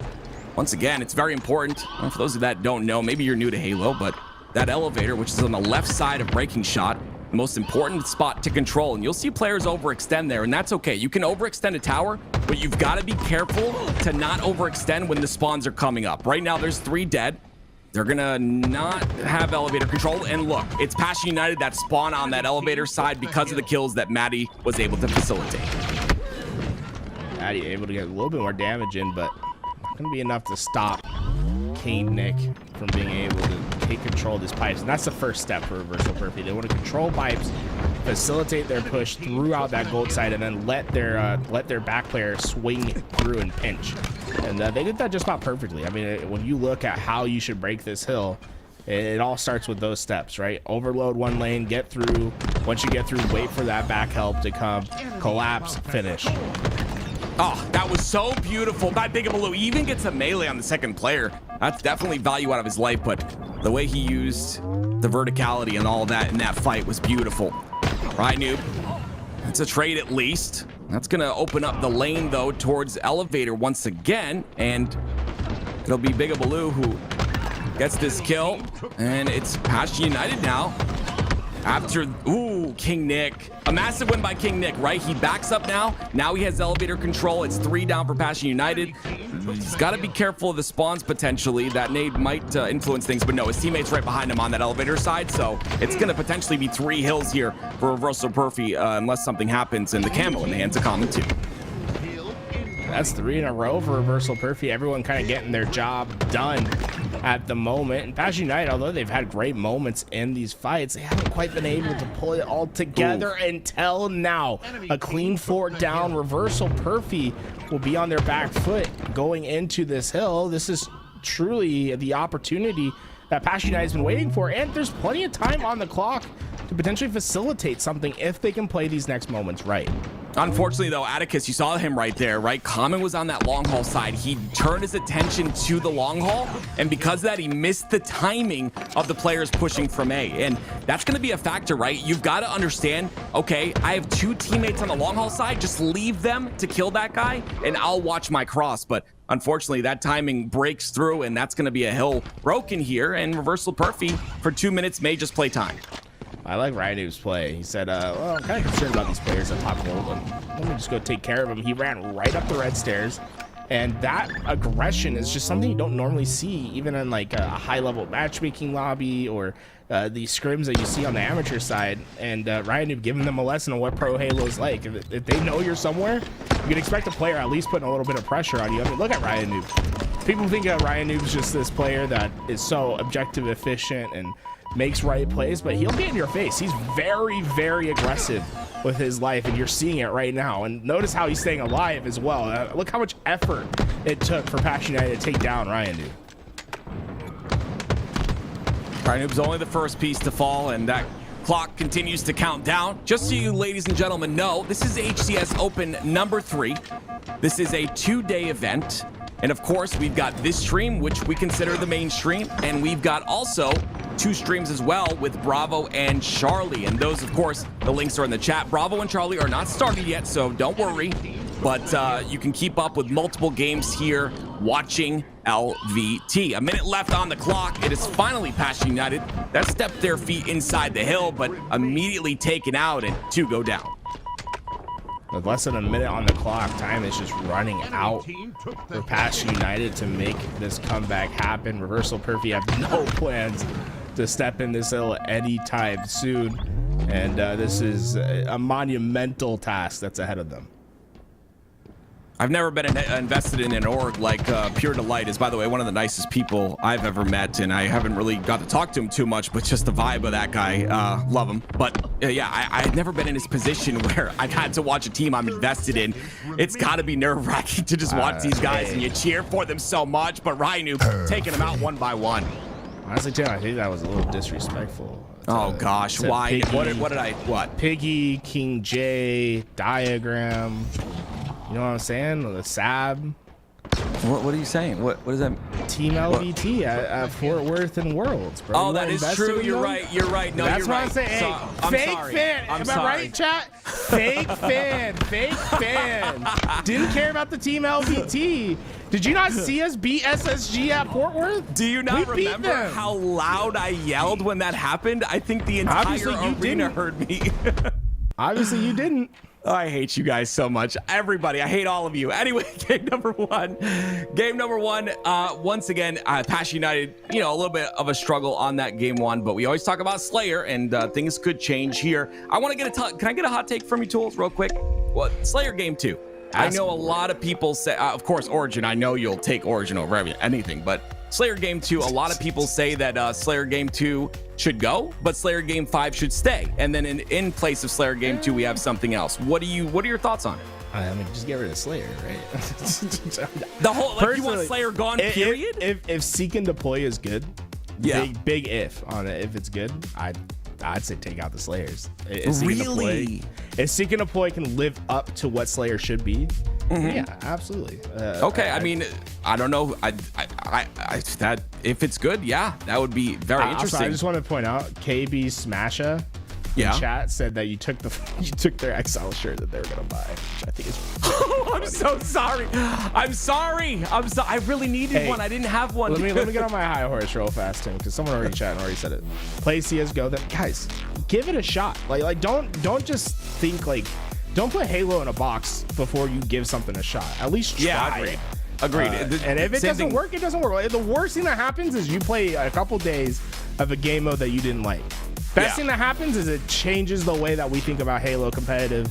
It becomes a great game mode, and it becomes a staple. Like that's the best thing that could happen. I agree. I think, you know, one of the things that Halo does best, sometimes it's downfall, sometimes, but one of the things that Halo does best is innovate, right? Do different things. You know, Counter-Strike has been in the same game for years. I mean, if we're talking about that, right? They haven't changed. They change a little box, move it 2 inches, and all of a sudden it's a complete, like everyone freaks out, right? Halo's not like that. We have massive changes and we're still trying everything. So yeah, I'm down to try it. I think it could be interesting if done right, like Tools had said. Or replace both Slayers. I'd maybe replace Game 2 and then keep Slayer Game 5 because I think Slayer Game 5s are very entertaining. I just feel like I'd rather see the Game 5 see gameplay. We'll see. We'll see what happens. I don't think it'll happen this year if we do get seen deploy. It'll probably have to be a future thing. I feel like it's going to come too late into the season. That being said, I love that they're hiring forgers to do it, right? They had a competition for forgers to make maps. They hired a forger to make the game type and a forger to make the original map that's going into it. And we're seeing more forge creations like this one being added to the game. This is my favorite map in Halo Infinite personally. Yeah, me too. And it was my favorite map in Halo 5, but this is all thanks to some brilliant work from forgers. And this is the great thing about Halo, man. I love it. Yeah, 100% agree. This is such a good map, and hopefully with Unreal Engine 5, it gets even better for forgers and creators because I feel like the tools there are even easier to use. Shout out. Really, yeah, sorry. Unreal Engine 5 will take the check in the mail. But yeah, 7-7 is the score. I'm shouting myself. Oh, I thought. It always cracks me up whenever someone says tools. It's like, yeah, it's me. Into game 2. I love it. Passion United. Hey, we're talking about Slayers, and there's a reason why people talk about replacing game modes in the series. It's usually Slayer. It's because Slayer is I don't want to say random, but it's the map that has the game type that has the most flexibility. There's no objective to center yourself around. So for everyone, every player on the map has their own little gravitational well, and depending on how well you play, you can influence the map by yourself. It creates very chaotic moments and moments that amateur teams can sometimes take advantage of against professional players. Well, Reversal Perfy still in the lead here, but again, Passion United keeping it close. At this point, it's just about keeping control, keeping it as close as possible here for Passion United, and I like the pace at which they're playing. Palpy is trying to stay alive inside the cave. He'll get taken out on Blue Cave, and it'll be once again Reversal Perfy. Don't forget, the spawns of this map are dynamic, so nothing static when it comes to Slayer. You gotta track all players on the death screen and find out exactly where they're spawning. Oh, whoa, Common up in the spot. That was a round back in the day. The Forger went out and made sure you could still get up there. Though it does take a little bit of practice to hit it as cleanly as Common did. Didn't even have to look. Did that backwards and get you that high line of sight. 19-16 now. Reversal Perfy still in that lead. Ooh, Matty almost getting that kill onto King Nick, but he'll come through because of the thrust. It's interesting to see that thrust and how it's been, obviously it's been changed, and players are still using it aggressively, and it's mostly to do that. It's mostly to thrust in, get that beat down. Otherwise, it's used pretty defensively to get out of a situation. Palpheus doesn't want to get out of any situation, but because of that, he is taken out, and that means Ryu has that snipe. I think, I was gonna say anything but a noob, but Ryan found himself on the wrong side of rockets. And Reversal Perfy, they have snipe control, but if Passion United can find those first couple kills, they could get a clean wipe here and even up this game. I love that they're keeping this close. Spawns are a little wacky though. Matty has to be ready for that. Well, he's getting shot in the back, so this is you see, oof. Okay. Reversal. I was gonna say he's taking pretty bad damage here, and they're gonna push him, but he finds a back smack, which really changes things. Still a 3-kill lead for Reversal Perfy. The only thing bad about Matty is how bad of a man he is, bro. You know what I'm saying? That guy knows how to play some Halo. You ever see him in the open bracket? It's always fun to sit behind and watch his screen. Big fan of Matty. Bringing shots, another player who I think just has something to prove this season, right? I think that he still is one of the better individual skill players. I've said this since he got his multiple chances on those higher end rosters, and now he finds himself on this roster, which I would say is a very solid roster in Reversal Perfy. But excited to see what he can do. You saw last year, it was Last Shot. I think one of the players who had his breakout performances at Worlds. and the event previous. So maybe that is breaking shot this year. But we're on board with Comet, and it's 36-27. Things are getting a little out of hand here. Yeah, the problem for Slayers oftentimes is once you get that clean split or staggered spawn, it can be really easy to just spiral a game out of control. And that's what we kind of saw, right? Reversal Perfy, we're finally able to get that clean 3-4 down at a staggered space. And Pasha United been struggling on getting their bandits together ever since. And that's the big problem when you get staggered like they currently are, right? All these players coming up at different times. The difficulty is getting all 4 bandits sort of connected at that same time again. Yeah. Even then, right, they're pushing in because they know that last spawner split across the map. Luckily, their timing worked out that time that it was Bigabaloo that spawned across the map that was able to shoot and help get that kill to at least give them control once again. Once they got that one pick, now it's even numbers and they're on the attack. But look how connected Reversal Perfy is right away. It's insane. Yeah, they all spawned. And is that maybe a lack of aggression from Pasha United, not pushing to get those staggered spawns? Mine melts. Definitely melted there. And another kill, too. Double here on a breaking shot. 49-31 now. The stake is avoided, but it will be Reversal Perfy now that take game number 2 and lead the series 2-0. I need a ping check for breaking shot. I'd never had my bandit connect like that before, man. It's scary. He's walked up and just drilled every player first shot in. Well, ping difference or not, it's live fire up next. And yeah, I love this game type because yes, it does last a long time, but it's a great game 3 game type because it allows teams to kind of come back. Sometimes, you know, if you have an even, evenly skilled teams or evenly tiered teams, it's a chance for that team that is down in the series to bring a series back because they've got a longer time to get their stuff together, warm up, whatever it may be. But we'll see how this game goes as we watch some highlights from Breaking Shot. Tim, I want to do an activity. Oh, I don't like activities. Well, that is a fun one. It involves chat. Okay. Chat. Okay. I wanna see what your guys. I want your best server in Halo Infinite. Tell me the ping that you get and then what region you get it from. So like for me, my best ping is 17 and I'm West Coast. So if I get a West Coast server, I get 17 ping. Tim, what about you? My question to you is how often do you get a West Coast server? Time of day depends. So this is why I usually try to 4-stack with 4 West Coast people so we can server smart get the servers that we want.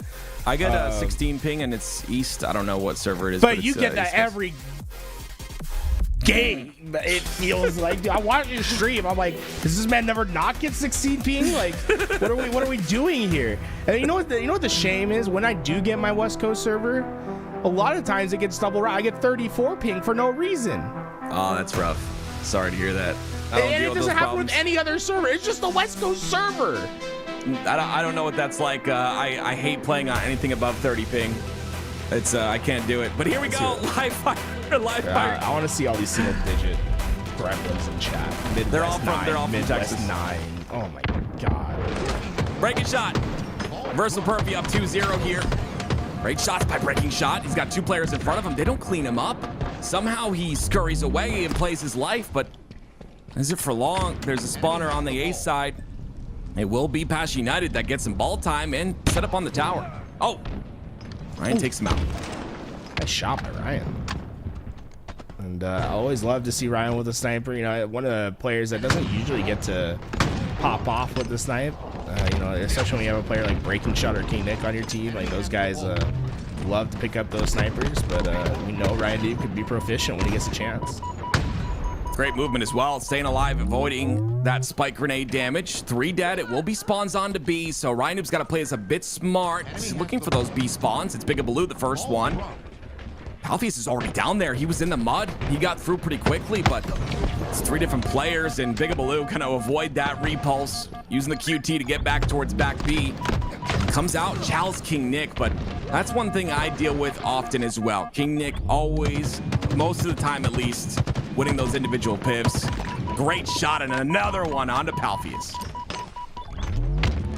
King Nick as man, I love that we have King Nick back. He took kind of a break during season 3. I believe he had some personal stuff going on, and well, now he's got a killing spree with the double kill, BR in hands, which is funny because I think he's an exciting player this year because of his proficiency with the single fire weapons. He is one of the best at hitting his shots. You know, we talk about last shot and like his accuracy, of course, because it is like an incredible outlier, but Phoenix up there with him with like the ability just to hit shots and win the one-on-one. Like, there is no one more confident than King Nick at playing a gunfight. Let me tell you what. I will 100% agree in the confidence side of things. The comparison to last shot, I don't necessarily agree. I think he hits shots, bro. King Nick's I think last shot's gunner. Disgusting. I don't know. Last shot, like I said, last shot's an outlier, bro. I mean, he's on par.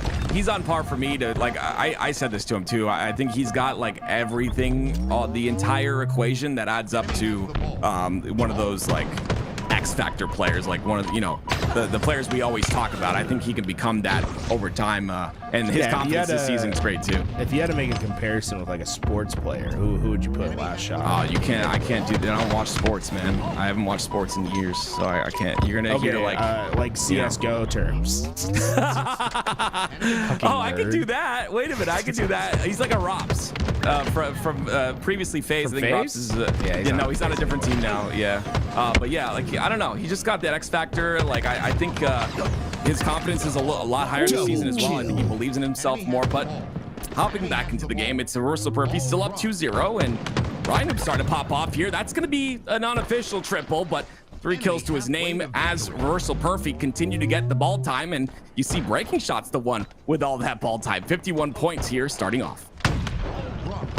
Oh, okay. That's a ninja. Got ninja'd while getting hit by a sniper shot. You know, that's like trailer worthy gameplay there. But King Nick is just controlling it. This is what I mean by confidence. You see him wide open on a box, a reticle lined up. Like, he is going to take the challenge no matter what. And I think the impressive part is he stays alive even after the shot misses. He doesn't get punished. There's a lot of confidence in this man. Like, he chows things that he should not, and like you just said, he does not get punished, and it works. It's crazy. I feel like King Nick, he is proficient enough that like I don't think it's bad for him to take these challenges. You know I don't think so either. I didn't mean that in a bad way. I think his confidence is just insane. Like, he's got so much of it. Like, he will, like you just said, I mean, you said it perfectly. He'll challenge any fight, no matter what the situation is. And you see him rotating that ball back to A. Nah, not too long. He's not a sniper. It's someone else's job. Get back into the fight, young buck. Fortunately, there's no one there. No one there to take that ball. In fact, Fashion United, I think, winning the rotation on the outside. There we go. Oh, wow, Common. That was actually really heads up by Common to not go for the ball there and to try to hit the outlet. I think he felt that flank coming. Atticus. Oh, they read it all day. I love King Nick. King Nick's my goat, bro. Just the way he plays is so fun. Oh, man. This is like, if I had a good shot, this is how I would play the game. Unfortunately, I do not have a good shot nor awareness, so it's a little bit tough for me. Ready? 3, 2, 1. His teammates are too dead. He's not peeking at all. Oh, well. Okay. Oh no. A little bit of an overkill. He forgot he had a repulse. He forgot he had a repulse. There it is. King Nick goes down, and that's going to open things up for Pass United. Ooh, nice shots by Matty. Cleans that player up, but now it's Atticus all by his lonesome. 3 down. Last player alive. Ooh, almost hits the shots, but it'll be full A control here for Reversal Perfy, and about 17 points left before they win round number 1. And I mean, what's so impressive so far, I think, for Reversal Perfy, it's just been the proficiency in their game. I mean, they have not really let that ball sit down for the most part. The only time we saw them like let it sit on the ground for too long was when King Nick wanted to go out with that sniper a little bit more, which, I mean, who blames him for that? I think every player makes that play, and everyone getting a little bit involved that game. Yeah, I mean, King Nick 14-4, 18-9 out of I forgot, I didn't see who that was at the top, but just some good slays. Common 18-9, a player that he's been around since Halo 3, I believe, and I feel like getting picked up on this roster, he's really starting to shine, and excited to see what he does this season as well. Reversal Perfy definitely a roster to look out for. I'm not sure, I don't really have a prediction of where they'll place this season, but do you think they've been doing well. Sorry, Tim. Do you think for Atticus is just a really big Harper E fan? I have no idea who Harper Lee is. I'm sorry. Oh, to kill a Mockingbird. Oh yeah, that's a really old movie. I don't think I've watched it or read the book. But it was a book. Yeah, I thought it was a movie too. I don't know. But Atticus Finch, right? He's the lawyer. I think that's the Yeah. only time I've ever seen the word Atticus. Unless That's pretty you think cool. his name is actually Atticus. I don't think so. I think that's cool though. Maybe he likes the book. Oh, it's good. Good book. Good movie. Oh, Camo has sniper. Atticus ends up going down. It's gonna be Matty towards the back of A. He ends up going down as well, but Bigabaloo, some solid shots to win that fight. Pash United are gonna. I feel like they're unstitched. I don't really know how to explain it, but they're just. Yeah, I don't really know how to Like explain Lilo? it. It's like I feel like they're not connected. There's something kind of off, you know, with their pushes. Maybe it's like a timing type situation, or it's just the unfurling. fact that they're getting outslayed completely. I mean, that's definitely a factor, but. They're like Oh! My God. Oh, that was to the right, by the way. I don't know, like that's a difficult shot to hit. No scope swipe to the right. You think swiping to the left's easier? I think on a controller, yes. Can you I think- walk through the process? I'm interested because you're gonna put me on game here. No, I just think swiping to the right is harder on a controller with your thumb. I mean, I don't know. That's what for me, it was, I'll say this. For me, going to the right was always more difficult when you're swiping like that, when you're trying to flick. But I mean, I'm not. We gotta I'm run not a poll in chat. I'm so curious what chat thinks because like I'm a right swiper for sure. Really? So you're stronger on the right? Okay. But I might try to think back, and I think I hit more shots where I swipe left. So you might just be putting me on game. You know what I'm saying, Tim? Yeah, it's been a while since I held one of those. Don't Disgusting don't controllers. say one of those and then say disgusting. What are you trying to say about us, bro? Listen, man, listen. The #1 player of all time, okay, Ogre2, switched to keyboard and mouse. If that doesn't tell you something, you know? That's all I'll You say. guys Case closed. start to lose the ability with the. I mean, what do you and Ogre2 have in common? Nothing. He's the best. We have nothing in common whatsoever. Okay, we're both dads. That's it. Okay, that was my point. Yeah, that's it. So that's because maybe a mouse and keyboard after you start having a couple children becomes a little bit easier. Wow. Okay. All right, dude. All right, man. Oh, I thought I was gonna hit the head, Big. It looked like it. Yeah. It looked like a good shot. Ash United? Okay. I gotta say though, the way you say controller players, it was vitriolic at best. Listen, man.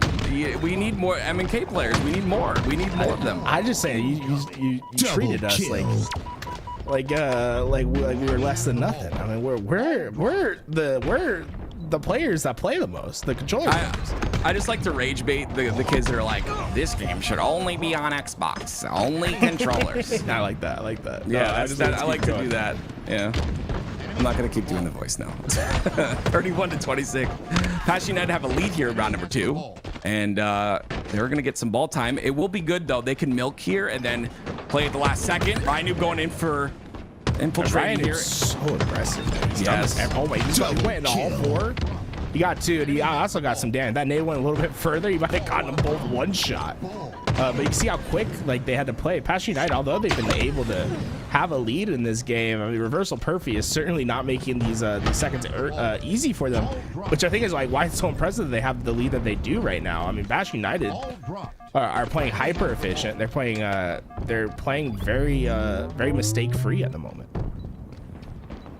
I love to see this, whether it's letting off of the gas here for Reversal Perfy. This is how like upsets happen, is you start to let off the gas a little bit for one of these teams. They take full advantage of it. Ball gets played once again, but Pash United get a bit more time. Great job by Atticus to be patient for that QT.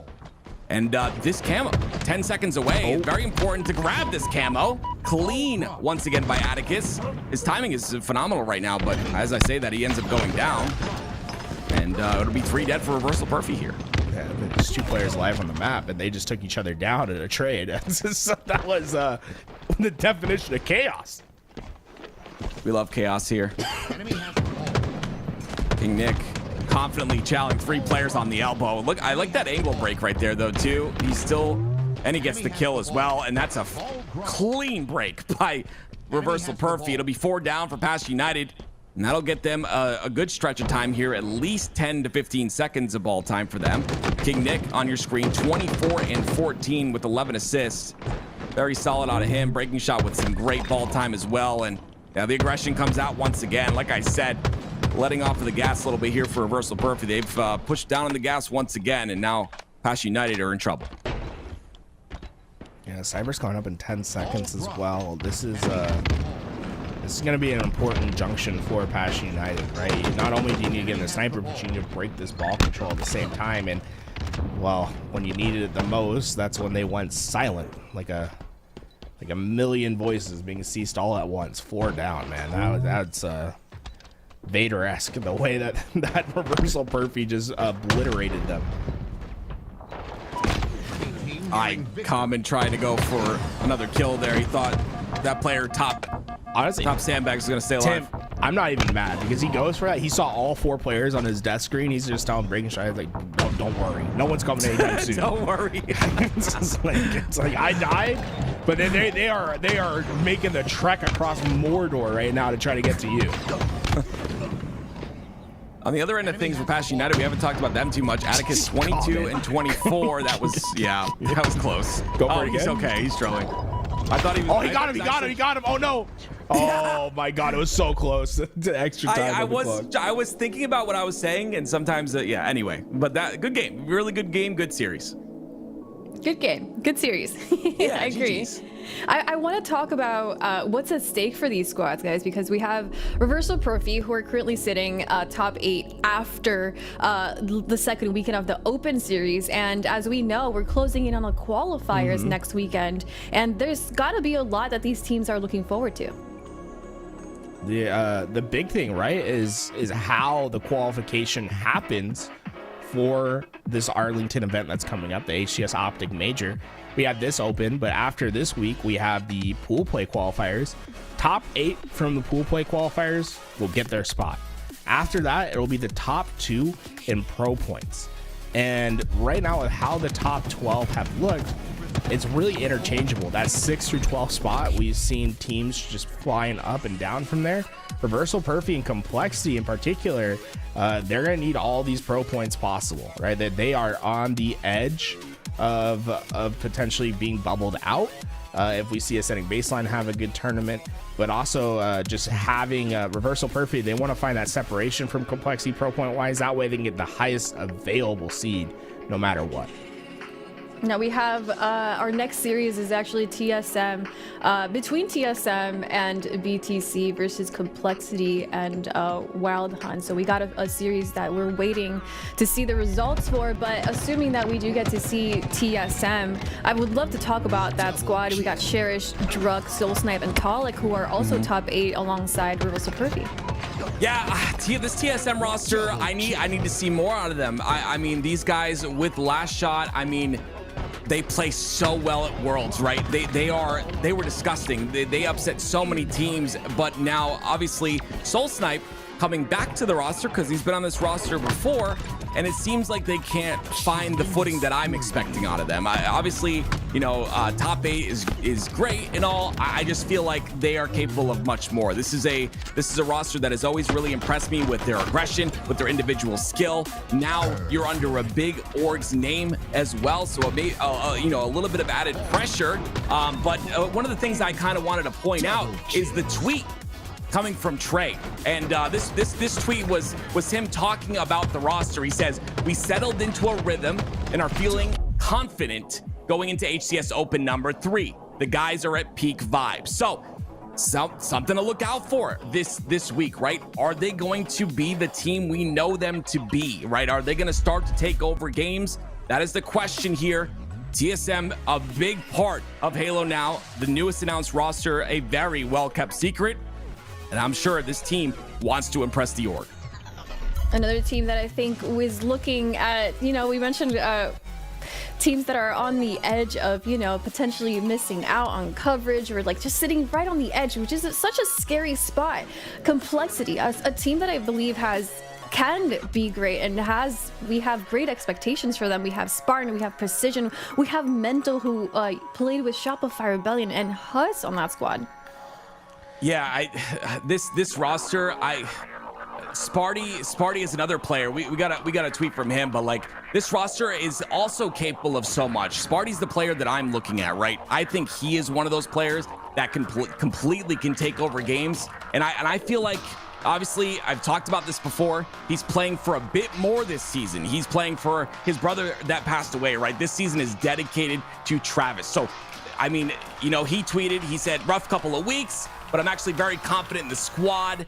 And of course, you know, the qualifier next, land to follow one day at a time. And I think, Aliak, I think all of these teams are having that same mentality, right? They have to take this one day at a time, put that work in terms of scrims, get as much practice as you can, as much VOD review as you can. I think every team right now, in my opinion, should be going completely down on the throttle, like literally all the way down on the throttle, get those scrims in daily if you can, and get as much practice as you can, because like Tools has said, this weekend is important, and of course that last chance qualifier, very important as well. Well, this weekend's important, but for Complexity, I think it's do or die for this roster. If you don't do well this week, the reality that Complexity is sitting in is that they're not even guaranteed pool play if they don't play well this week, and they're one of the few rosters that have salaries, right? Like Complexity is a salaried roster. I see 2 rosters ahead of them that have 8 players that are not playing for a salary right now, and the reality is they can have their pick of who's available out of the players that aren't getting a salary at the moment. And it might be time, if they do not perform well or think that they can perform well with this current roster, that changes might just happen, and we could see a little mini roster mania, because the reality is, for all these players, salary beats out anything, right? It's like they can feel that they have a confident team, but there's nothing more important than a salary for these pro players, for the most part. And Complexity is one of those hotbed spots for these players that are trying to find themselves onto a partnered organization. Well, yes, I 100% agree. I think that Complexity, you said it yourself. You actually took the words out of my mouth. Complexity is playing for that salaried spot, and so many of these players are so hungry for that salary spot, right? To be able to feel a bit more comfortable playing week to week. I feel like when you're in that situation and you're a team like Complexity, who's got incredible talent, by the way. You got Mental, Precision, Spartan, and Huss. Spartan, again, the player that I'm focusing on, because I know he can take over games. I've seen what he's capable of. When you have that salaried roster and you have that salary coming in every month, every week, whatever it is, you got to take that seriously, and I'm sure they are. So I'm excited to see what changes they've made to this weekend. Well, our next series, we could potentially see TSM and Complexity, depending on the results of our next series. These are 2 ongoing matches that are happening right now. After we get to find out who gets to win these 2 series, we will be right back with that series. So sit back, relax, enjoy the ads, though. Yes, please, guys, enjoy the ads. Yes, because I got one more ad for you guys, which is our merch, guys. Exclamation mark merch in the chat. We have 25 tees remaining. Pick those up before they are gone forever, TBD. Before they're gone forever, go ahead and click on the link, get yours. It sounds like an ad. Yeah, let's make it an ad. Let's just go for it. Get yours today. Exclamation mark merch. Go ahead and pick up your LVT and tee and support our squad over here, so we can bring you the best coverage at the Arlington Major and bring the entire production with us. So thank you so much for everybody who has picked them up already. For those of you watching, thank you so much for the subs, for the follows, for the lurks. Go ahead and get yourself cozy, because our next series is going to be a good one.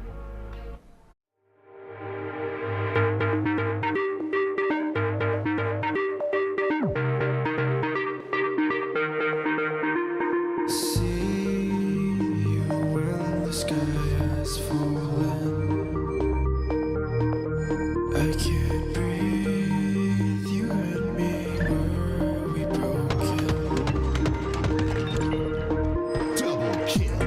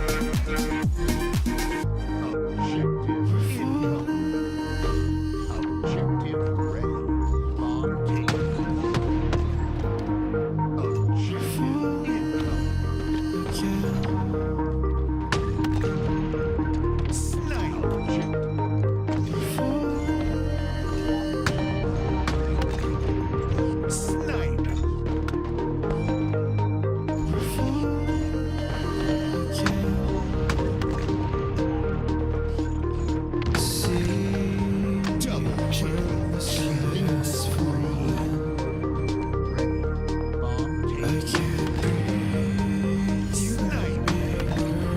Double kill.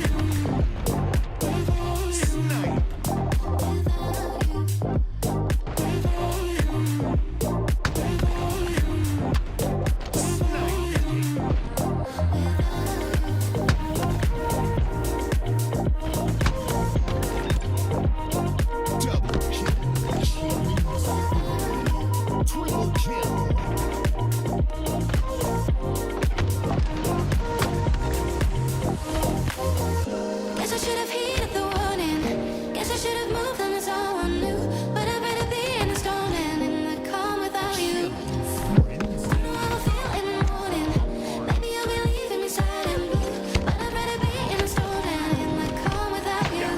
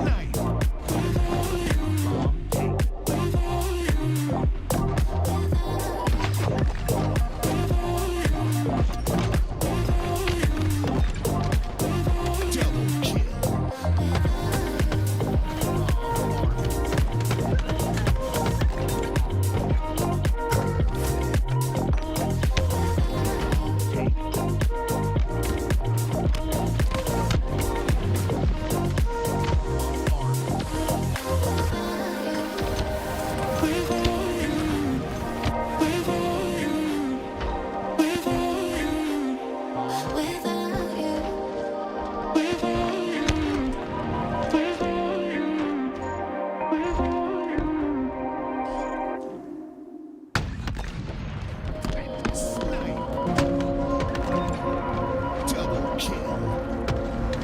Lost in you.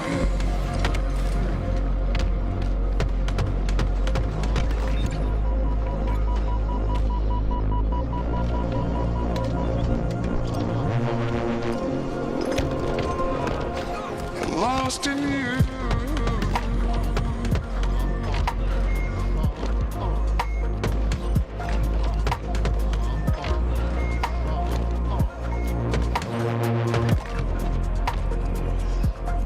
Lost in you.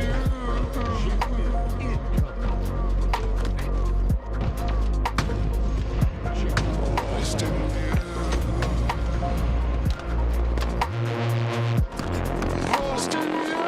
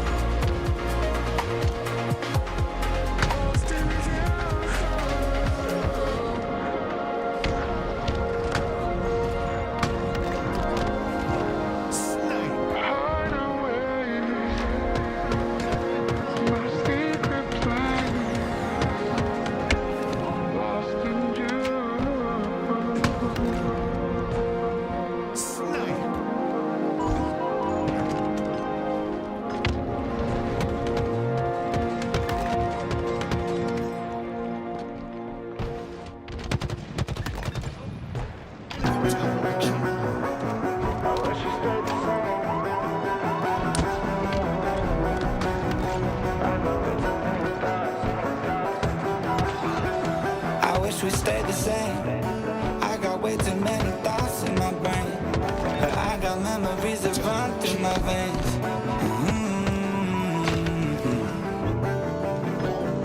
I'm not one to blame, but I could point out every way that you change. Some things stay up while others go right down the drain. And lately we've been going down in flames. But if I'm honest, I get in my feels when I want you. Say you feel it too, I want you. Hold on till I'm lost in nirvana. But if I'm honest, I get in my feels when I want you. Say you feel it too, I want you. Hold on till I'm lost in nirvana. But if I'm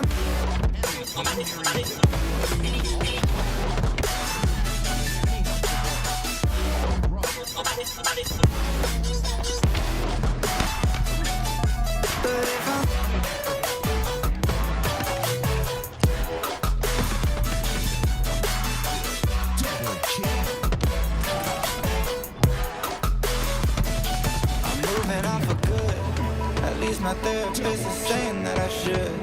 I don't believe it, but I really wish I could. Instead, I guess I'll stay misunderstood. Oh, 'cause I'm stuck now, just trying to figure out a way out of. Try but can't seem to slow down. And I don't know if I want to. But if I'm honest, I get in my feels when I want you.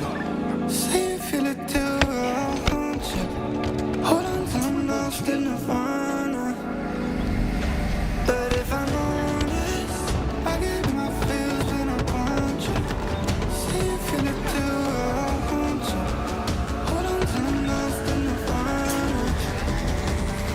But if I'm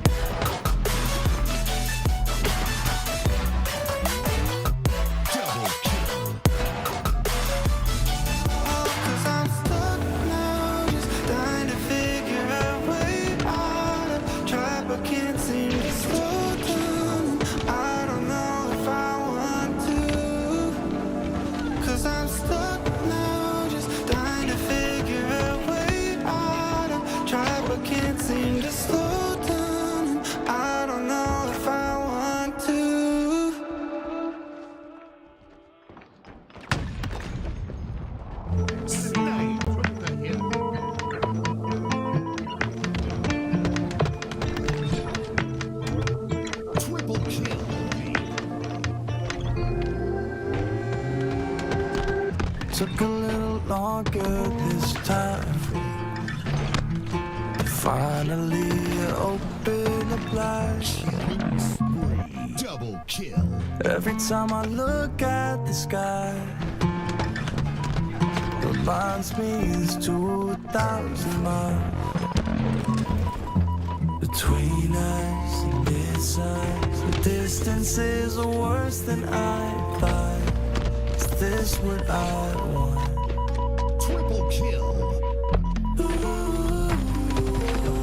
Everything's changed without you. Even breathing feels different now that I'm on the plane heading back to LA. Everything's changed without you. Everything's changed without you.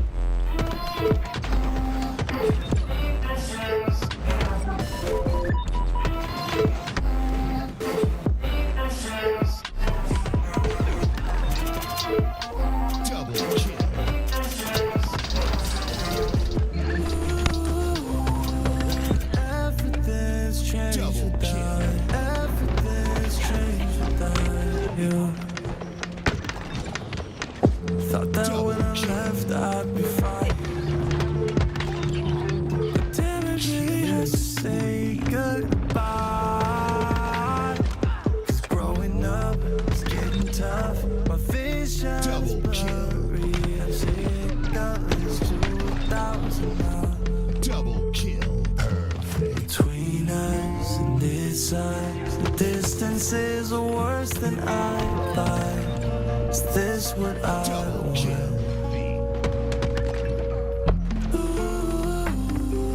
want? Everything's changed without Double kill. you. Even breathing feels different now that I'm on a plane heading back to LA. Everything's changed without it. Everything's changed without it.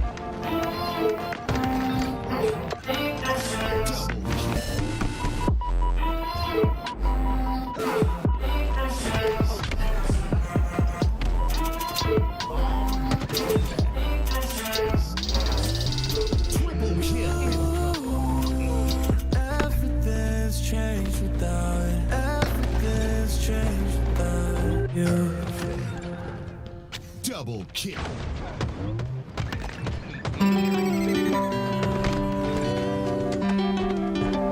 Double kill. The number you have dialed is not available at present. Please leave your message after the beep. Killing spree. It's so absurd to me. Things that you said that left a burn on me. I can't find my way without you. I can't find my way without you. It's so absurd to me. Things that you said that left a burn on me. I can't find my way without you. I can't find my way Triple kill. without you.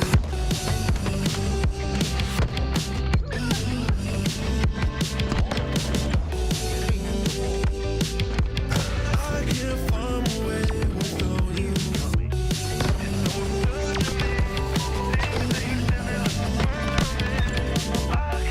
Double kill. I can't find my way without you. Took the Band-Aid and we ripped it off. See the shadows and my battle. Feel so hollow and I can't breathe. You like a black hole. I'm on my knees. Where do we go from here? Tiptoeing around, I guess that's playing by ear. Oh, my head's so loud, I can't hear. How you laugh, that shit feels so sincere. It's so absurd to me.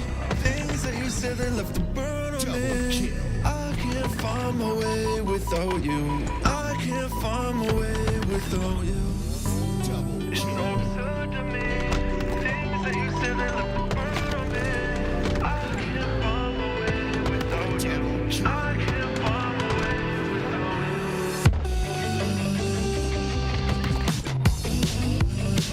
Double kill. I can't find my way without you. Double kill.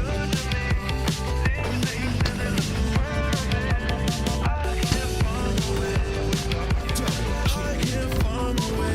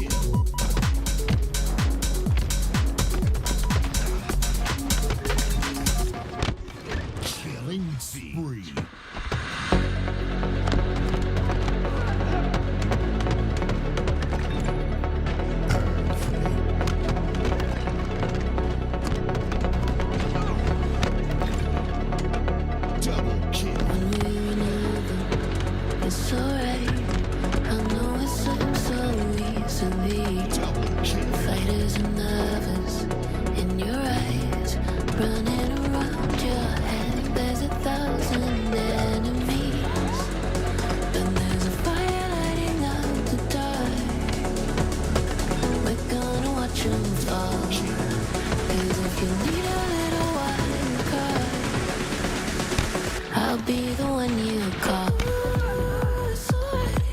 It's only you when the feeling overcomes, like the beating of a drum. I'll be the one you call. It's only you when the feeling overrides, going deep into the night. I'll be the one you call. Double kill. 1800, it's only human. I'll be the one you call and watch him fall.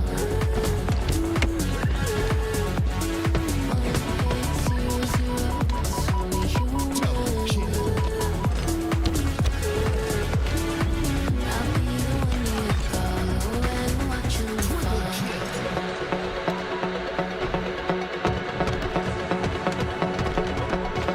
I knew you wanted Double kill. how it ends, so that your body can begin. Louder and louder, let it in. Building an army, baby, the voices, they won't win. Double kill. 'Cause there's a fire lighting up the dark. We're gonna watch 'em fall. And if you need a little wild card, I'll be the one you call. Yeah, there's a fire lighting up the dark. We're gonna watch 'em fall. And if you need a little wild card, I'll be the one you call. Double kill. When the feeling overcomes, like the beating of Double a kill. drum. I'll be the one you call. It's only you when the feeling overrides, going deep into the night. I'll be the one you call. 1800, it's only human. Double kill. I'll be the one you call and watch 'em fall. Double kill. 1800, it's only human. I'll be the one you call and watch 'em fall.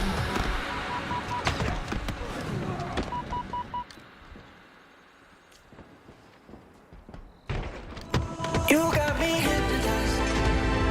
Just one look, I get lost in your eyes. You got me mesmerized. You playing tricks and messing with my mind. You got me hypnotized.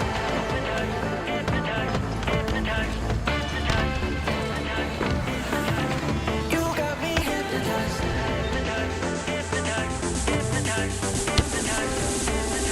Just one look, I get lost in your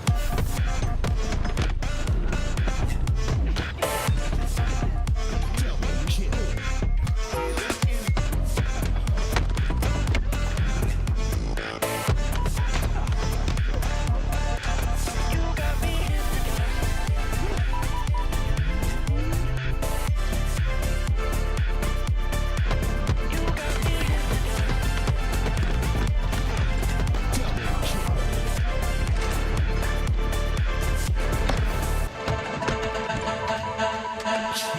You got me hypnotized. Just one look, I get lost in your eyes. Triple kill. You got me mesmerized. You playing tricks and messing with my mind. You got me hypnotized.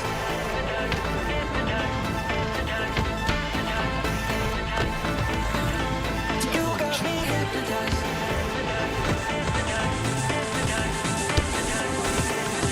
Just one look, I get lost in your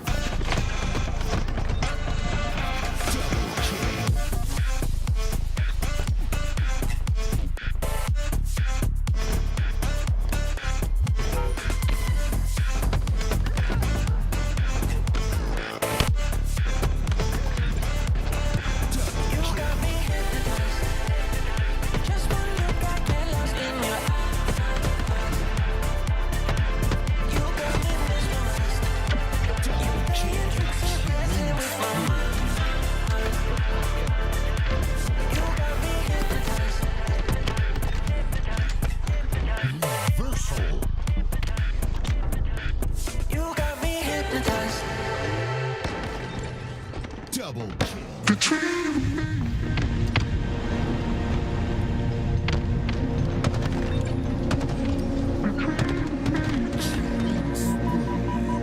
kill. Triple kill.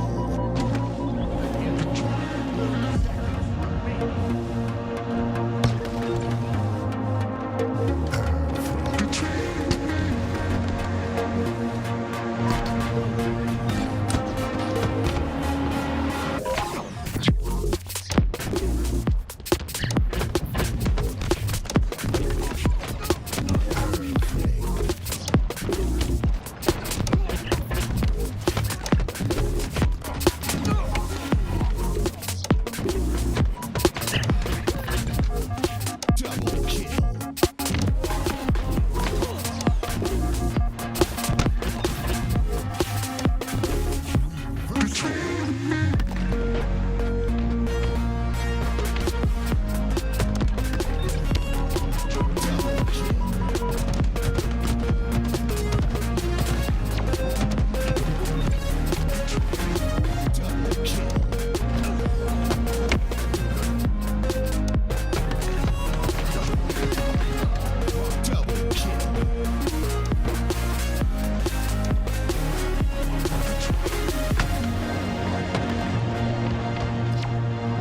Killing spree.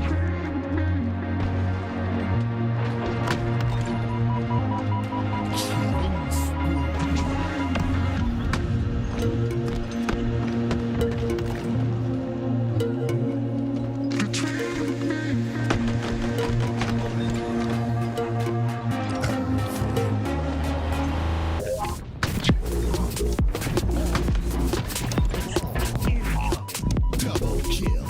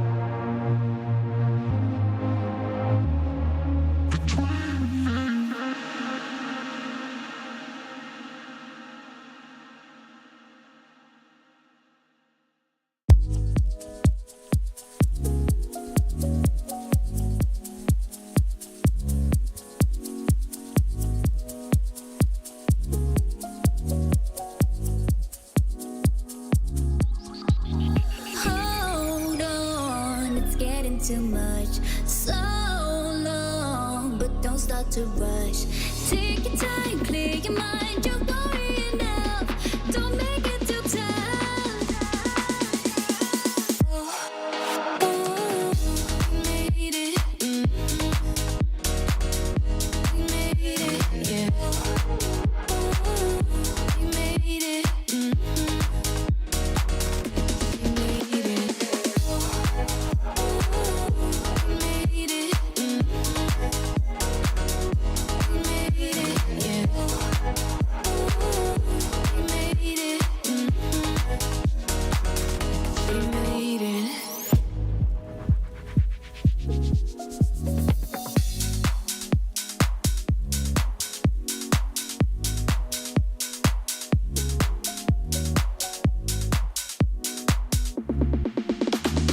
Play with my emotions like it's all just a game to you. It's a game to you. Roll the dice again, and I can promise this time you lose. It's your turn to lose. Hold on, it's getting too much. So long, but don't start to rush. Take your time, clear your mind. You're worrying enough. Don't make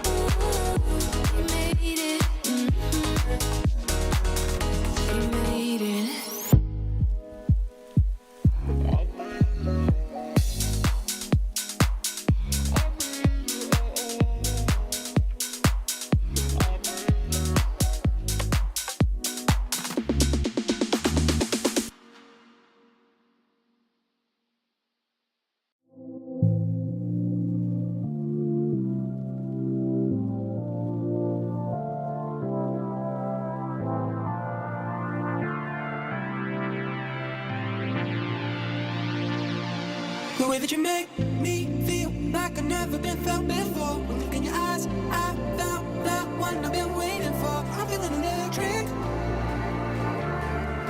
Our love is electric. The way that you make me feel like I've never been felt before. I'm feeling electric. Look in your eyes, I found the one I've been waiting for. I'm feeling electric.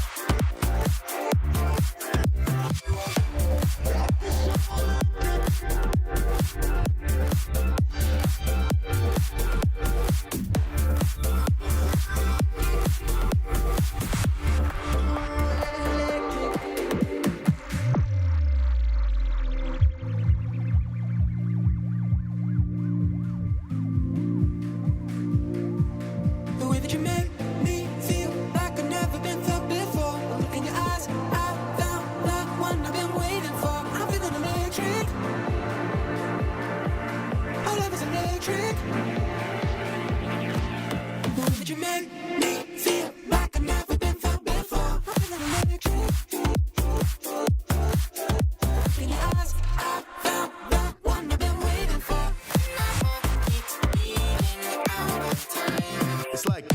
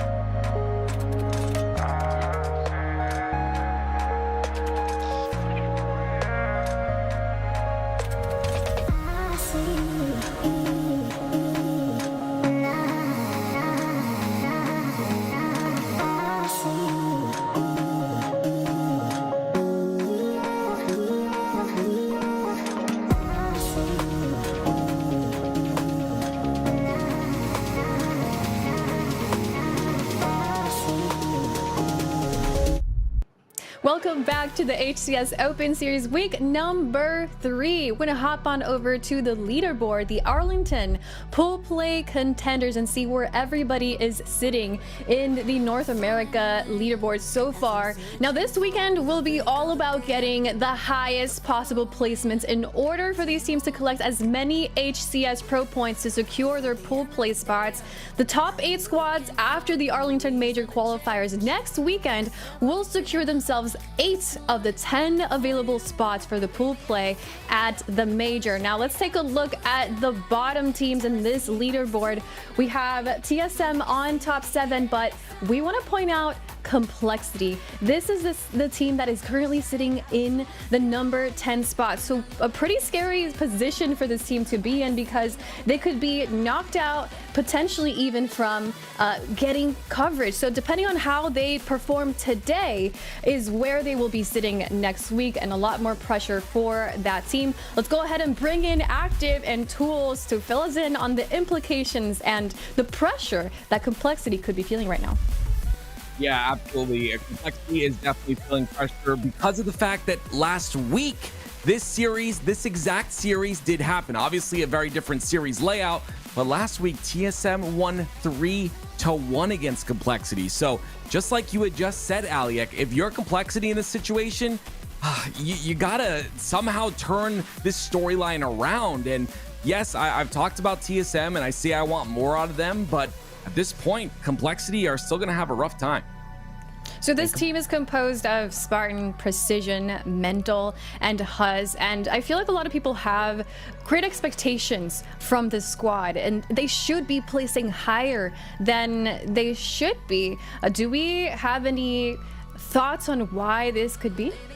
Well, I think the slow start was definitely a big pain for these folks over at Complexity and their finishing and how they finish each of these tournaments. Remember, seed is really important for those teams that are in the 6 to 12 spot. Because Complexity didn't have a great first tournament, they find themselves having a much harder bracket than other teams throughout the tournament. I mean, think about where we are right now in the bracket. We're not even into the quarterfinals yet. This is actually a winner's round 4. So instead of competing for top 12 against a team like TSM, Complexity is having to compete for, I believe, top 24 here. If they go down into the lower bracket, and we'll have some lower bracket matches to play if they go down. And because that Complexity has just had a much harder bracket than a lot of other teams. Though that's never an excuse for sort of the placings that they've had week in and week out. They've gotten top 12 both weeks now.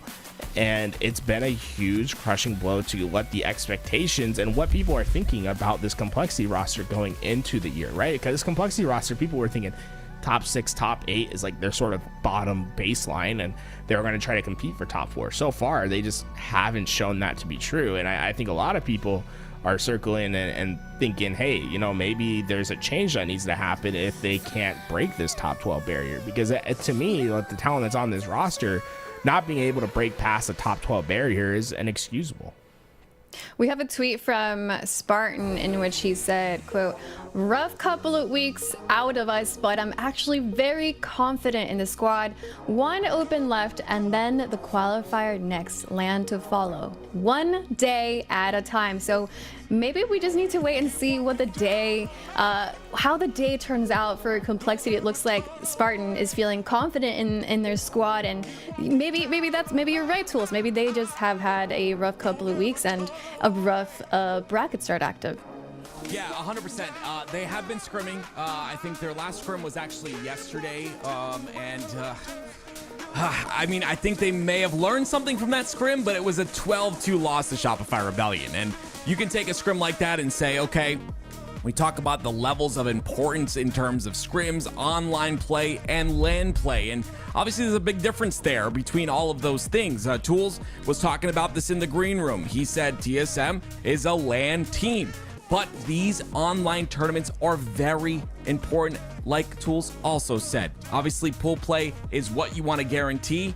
So I'm thinking maybe they learned something from that 12-2 loss against Shopify Rebellion. You can only learn when you lose like that. And I would assume, I would hope that they did a little bit of VOD review right after that scrim just to see what went wrong. And then maybe, we see a little bit of a difference here today. Shopify, obviously one of the best teams in the game. So they definitely should have learned something from that scrim. That is Complexity.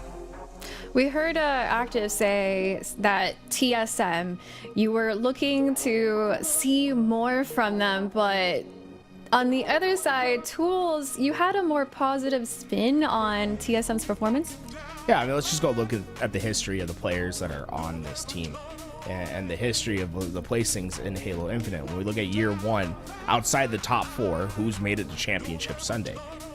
And the only team that was able to do that were the players that are on TSM minus Cherished, right? At the time, it was Manny that was on that team. Into year 2, we saw this roster break apart because Drux visa issues, but even then, the core of this team of Talik and Soulsnipe were able to still find a Sunday finish, a top 4 finish, when they were playing with Bohm in year 2 at DreamHack Dallas. We go into year 3, and once again, we see Sunday finishes for this team in particular, where they got a top 4 finish at Worlds, a top 4 finish at Atlanta. So when we're looking at teams that have performed on LAN and the players that have been there, outside of the consistent top 4, the only team that's ever really broke that barrier are the players that are on this TSM roster, and that's why I would be excited about them. I think this TSM team is gonna be a team that is going to give the gatekeepers of like a Cloud9 or a better Space Station problems on LAN, and that's just the reality. This is a team that shows up and plays well on LAN. Well, a team that has had great consistency on the last 2 weekends has been Cloud9, Bubu Dubu, Manny, Sab, and Septify. They've gotten top 6 on both weekends in the Open Series so far.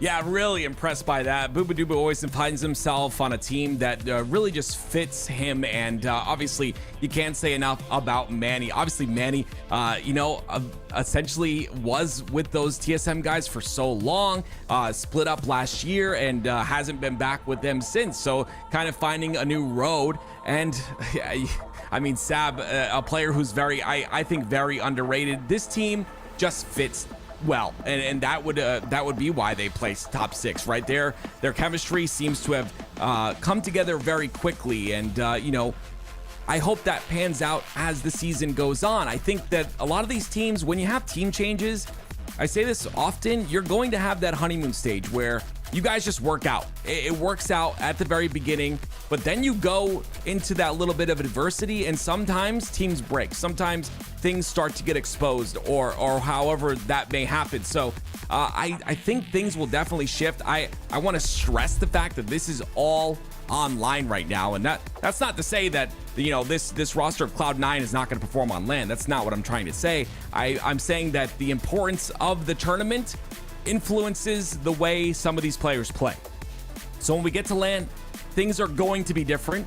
Online will give us a slight view of the picture, but LAN is where it matters the most. So if you're in that bubble of the pool play and you've guaranteed yourself pool play like it seems Cloud9 has done, then you're sitting pretty here up until that first event. Well, another team that has had, we talked about Cloud9 being consistent and placing top 6 both weekends, but another squad that has been very promising so far but has had inconsistent placements has been Triggers Down. We've heard a lot about Triggers Down, positive comments from Tools. Anything you would like to expand on from that squad? Triggers Down's a scary team, especially like when you look at the talent that's on it from the top level down. Lethal and Collect have a lot of HCS experience alongside Descendant. Ezo, not necessarily his rookie year, as he did have some pro placements last year, but I think this is going to be his breakout year. He's been very impressive throughout. The big thing for Triggers Down, though, is I worry about this roster being able to stick together and have consistent placements on LAN because they aren't a salaried team. And the reality is if they're going to consistently outplay some of the other salaried teams, then I think they could find a couple players having opportunities at joining Complexity or joining some of these other teams that might be making some changes into the future. And when that happens, then I don't think any player on that team is going to tell them, no, don't go take a salaried position.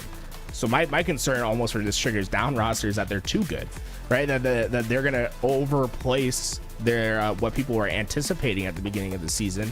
And because of that, they won't be together for a long time. What I do hope is that maybe they can find some outside organization that's not in Halo right now and convince them to pick them up, because this is a team that I'm very excited for in the future. Collect and Lethal, we only got to see them in the past for a couple weeks when they were on Sentinels, and it didn't gel then. I think this is the roster where it is gelling.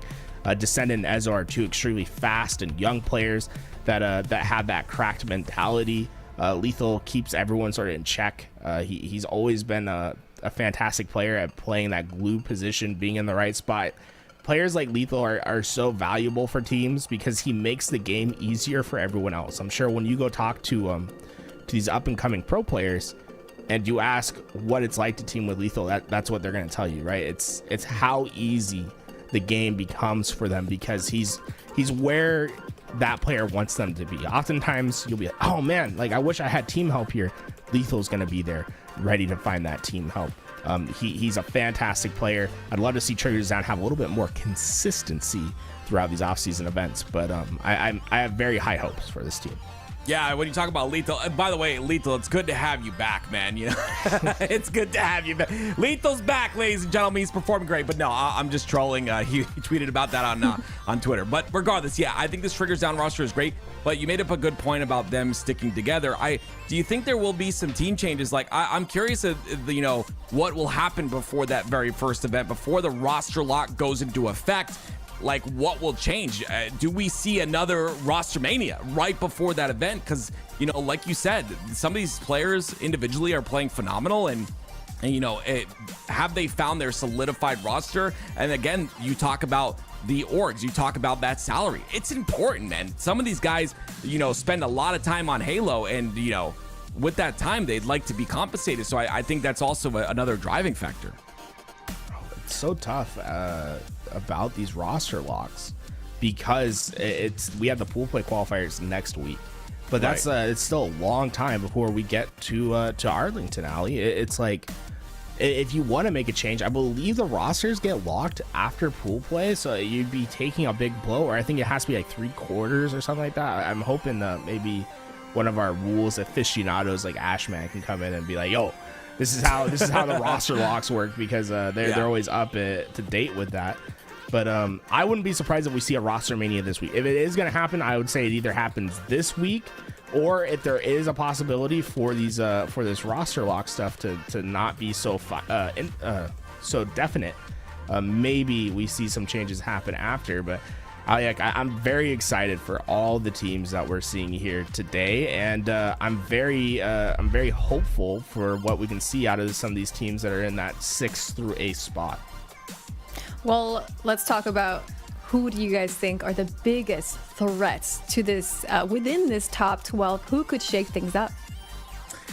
Honestly, I really like this Triggers Down roster. I mean, we're talking about him often, and Alec, you actually had put this in the notes. First week they get top 6, but week 2 they're top 12. So obviously sensing a bit of inconsistency there. Why was there inconsistency? What was going on? I know you were talking about the top 12. I want to point out one team that I think everybody is sleeping on, and we're going to see them later, I'm sure. Space Station Gaming. I really think that people are looking at this team and seeing what they've done and are saying, oh, well, there's only a top 2. That's it. The Space Station's out of it, blah, blah, blah. I truly think this roster is incredible. Snakebite actually had a situation where he got slowly roasted by a space heater, by the way. So he's been out for about a week, I believe, not able to play the game, not able to practice whatsoever. But I think it's a nice little break. It's unfortunately, you guys didn't hear about this. You guys didn't hear about this. So he had a space heater under his desk while he was playing, and the man is so locked in that this is the space heater's there on like a low heat. And it roasted, like it gave him burns all throughout his legs and his arms because he was sitting there for so long throughout the tournament weekend or throughout the day and didn't, obviously it's not going to happen right away. You're not going to feel like, oh gosh, I'm burning. It happened over time. And yeah, he was in bed for a week. So, I mean, that's something to kind of talk about. I think SSG, maybe not having the scrim practice, but I think people are sleeping on this roster. I think people are thinking SSG is not going to place well, and I disagree. Sorry, I'm just wondering how you found out about this at the same time. I watch a lot of streams. Yeah, I found out on Snakebite stream yesterday. He talked about it, and Lottie took care of him. Lottie's the best. She took care of him, made sure he was good, and he's feeling better now. Everything's good now. But yeah, it happened over time, and yeah. Well, good to hear that Snakebite is doing the determination of Space Station Gaming is there to breach that top 3 hopefully this weekend. But we gotta focus up, guys. We got another series in our hands right now, ready to begin. TSM versus Complexity. A lot on the line for both of these squads. Who is going to be changing their path here today? Here we go, ladies and gentlemen. Tools, I'm going to tell you right now, I need to see the dog come out today. We know what Sparty's capable of, and again, I focus a lot on him because I think he's an X factor. I think he can turn the tide of this storyline and what happened last week between these two teams. Again, it was a 3-1 score in exactly the same position between both these rosters. Different game types, different series layout. But let's see how Sparty starts. I love the speed that Complexity's playing out with early. They're getting in the chair with Doc saying, hey, let's hit 88 and go back in time to when Sparty was one of those dominant players year 1 of Halo Infinite. Remember, this is a player that has multiple grand finals appearances. Spartan hasn't been able to be back in that position after being actually not allowed to compete for the last few months of season 3. It's good to have him back, but we've expected more, and so far though it seems as if they are able to just not only get the first, but look, they actually have a second one that's on its way as well. Yeah, they have a second one. Druck's trying to go for that counter cap, but we'll see who ends up on the top of these slays. That's the most important part, and look who it is. It's Sparty who gets the first kill.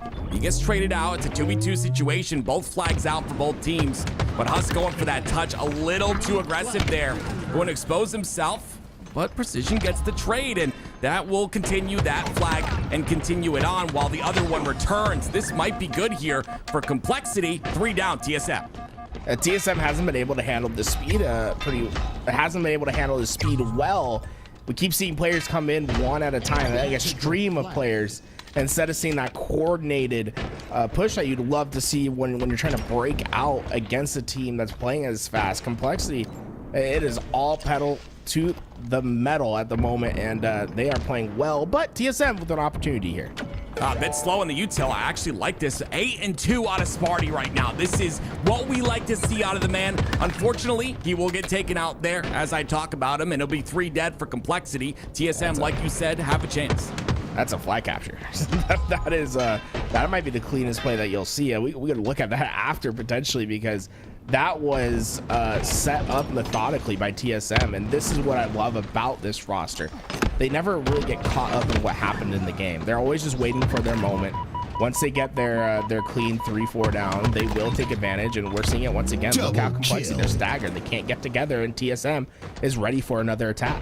Yeah, this stagger is going to hurt this Complexity roster. Talent pushing it. He's going to end up getting taken out by some incredible teamwork.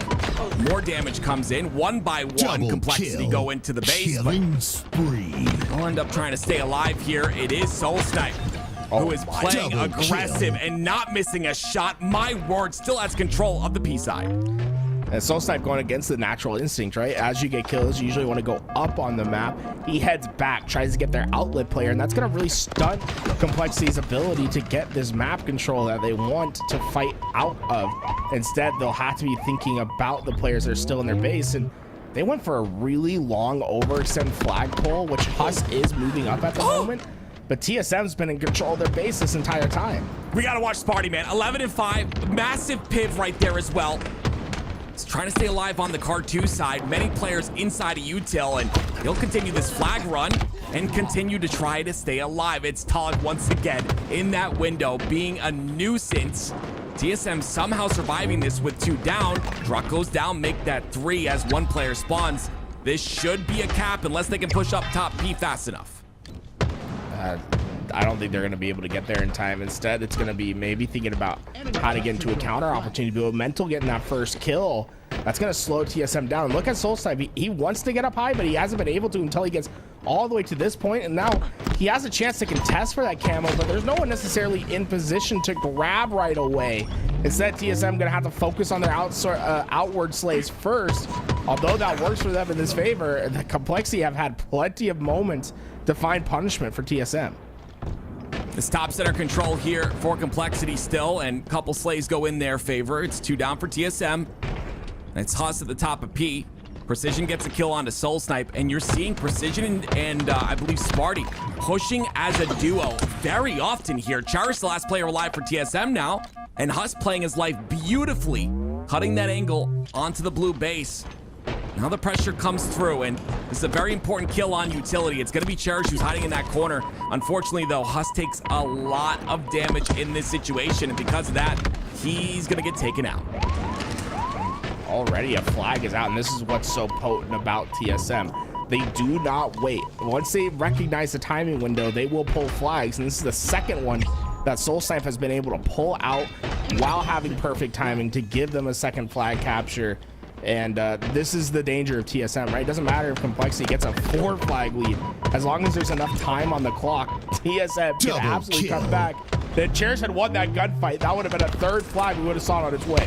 Yeah, I'm going to be honest. Watching TSM here, we're seeing that the flag runs are so clean, right? It's just you see a pull, and then that flag goes in, and the slays are perfectly timed with that. It's a very different. It's a very big contrast from what we're seeing out of Complexity, where it's like very staggered runs that are being slayed while that run is happening. The spawns come out onto the fridge. It's 2 players from TSM on the fridge side. Mental has to win this 1v1. He's gonna go for it, but Soul Snipe says no as the last player alive. It's a 1v1 on the map. That really has been the battle between Spartan and Soul Snipe. They've both been the players that are getting far and deep into the base, and they've both been facilitating the most slays for their team.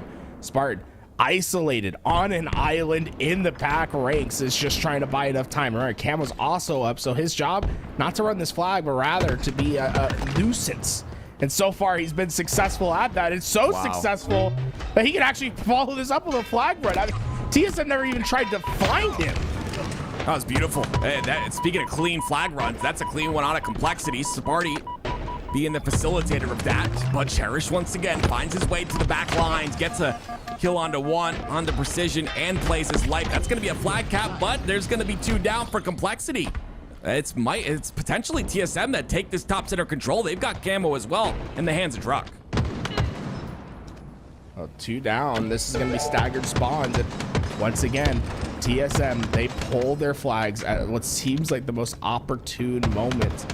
They had that clean 2 down. Unfortunately, just lasered out of the sky. I think the idea was right? You had the 2 down, you try to get that flag out. Unfortunately, the timing might have just been like 1 second off, as that flag will be stalled. But no, it's not necessarily over for TSM. Soul Snipe again!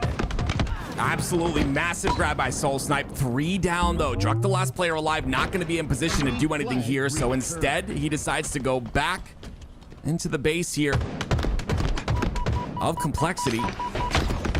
Big kill onto Huss. Huss wins that one, and it's been constant back and forth trades here. 2 down for Complexity now, as once again, it's Sparty playing some defense on his base, and he goes down as well. Well, the last 2 minutes of gameplay have all been defense for Complexity. They have not been able to move up on the map, and TSM are slowly but surely winning all of these gunfights. This next camouflage is going to be imperative for Complexity to have some sort of tool to battle out of this position. And that late jump, it don't work on Talik. Well, gotta love those late jumps. Camo's up. It's going to be Soul Snipe that tries to take it, and I believe he ends up going down. So I'm not sure if he ended up popping that. He might have burnt that camo. It's all 4 dead for TSM. The flag is not moving, though. They're not able to get in position fast enough. That camo's still top center. And now it will be up for grabs here. Very important kills out of Sparty as he gets pushed from multiple angles and only able to take out 1. But again, it's the trades that happen. 2 down for TSM, 2 down for Complexity. Oh, Cherish. He's looking for his overkill right now. He's searching. No one gives it to him, Tim. No one gives Cherish the over. Can't give him that dopamine. Druck, though. Reversal. The plasma pistol coming into use here as they push the utility together, and you'll see the defense once again that we continually talk about out of Complexity. Stuck inside their base, 1 player off-angled onto P side, and Druck doing all he can, but what he can do is a lot. It's 2 down, Complexity once again. We've seen extremely clean flag runs from TSM throughout this game, and we've seen probably a more coordinated TSM, but Complexity, they've been able to out-muscle at the during the beginning of this game, and they're getting their moments where they can slow TSM down. But notice how different the stats are from both sides. the assist column, every player on TSM is in double digits. It's a very connected team at the moment. If they can keep that sort of spacing going on throughout the series, I think they're going to be just fine. I still think they have a chance to come back into this flag game. They're just looking for that clean 3-4 down once again. It's just been a little bit tougher as Complexity has adjusted to the play style. I love that play once again by Soul Snipe, though. He's constantly been that player, but a little bit too aggressive on that last engagement. Ends up falling. Flag will be returned. Complexity end up finding that back at their base, but Druck now in the base of Complexity. 2 down right now. Huss doing all he can to play his life. I like this idea too. Camo is up once again. I'm not sure what that was. He maybe thought he was jumping up. No, he had the ninja. The player just unfortunately didn't go quite. It was honestly the right play. It's just he was a little bit too far to the left. He just missed the player. He had the ninja. All that pressure at least will allow this flag to go in, and now we're looking at a 3-4 score line with Complexity still leading with 1:30 left. A minute 30, plenty of time to get one flag through, especially at the pace that they're playing. And they are just catching Complexity off guard. Complexity is not expecting them to be as thorough with checking these corners as they have been. And I think this is it. This one's for sure coming back. Mental's not going to be able to stop it. The only player in position right now is Spartan. And although he's putting up a valiant effort, I don't know if it's going to be enough for Complexity to necessarily get the stop. Oh, he stalled long enough. Huss goes in to the play, gets a kill, gets an assist. They stay alive. He comes back. Beautiful chow there. 3 down for TSM. And with 50 seconds left, Huss needs to watch his left. He's not watching it. He ends up taking a ton of damage, but there's 3 players of Complexity still in that util side. Just overextend. You know there's 3 players in the util. You either try to find these kills fast or you just try to take advantage of the open lane. They come back. They do get those 3 down, but clock matters at this point. It's 30 seconds. The ideal world for TSM, you pull this flag out, you're able to put it into extra time, and then you use the camouflage to finish this fight. Well, here it goes. The pressure comes in. You see it's a wall being built by Complexity in the back of their base. It's just Huss and Sparty that have to fend off the 3-man push, and the 3-man push commences. It's Soul Snipe against Huss. The trade comes out. It's going to be Sparty who ends up going down as well. No one from TSM except for Talik is in position. He goes down too. And with the pie chart being activated, it looks like Complexity flipping the script and are going to win game 1. They were nervous in those final moments, so there were multiple opportunities where TSM just weren't able to execute. Spartan, a very key player to that final flag capture. Remember, that one, it looked almost guaranteed for TSM. At one point, Spartan was the last player alive, and he bought just enough time to give his team an opportunity at that return. And then Huss did not waste any bit of the opportunities that he was given that game. 26 kills, and they were mostly in the second half, this being the crucial play. I love the challenge, but then what's so important is how he re-challenges, right? He knows his team's there. He's coming back despite being one shot. This is something that so many players in the matchmaking ladder can learn from. It doesn't matter how weak you are. What matters is where the opposing team is looking. If they're distracted by your teammates, you should 100% of the time be coming back and giving that extra support like Huss was. Yeah, don't hide in the corner to play your KD, all right? I'm getting tired of it, man. Sorry. Here we go. Game 2, Live Fire Slayer. Ladies and gentlemen, it's Complexity who is now up 1-0 in the series. And don't forget, last week, this exact match did go down, and it was TSM that came out victorious 3-1. So Complexity starting off on the right foot here, but can they continue that pressure? Sparty the dog coming out barking like I knew he would when it's the most important game before that pool play qualification. He's making things happen. Well, hopping on board with precision, we'll see what he can do. Alright, that immediate play through the bottom. I think they knew, Tim. They threw 2 perfect nades to take down Cherish coming up that vent. Druck will be that last player alive, and he is nowhere near the sniper. Oh no. That's A-spawns. Yeah, they were just not, they didn't back up fast enough, and because of that, Sparty ends up going down.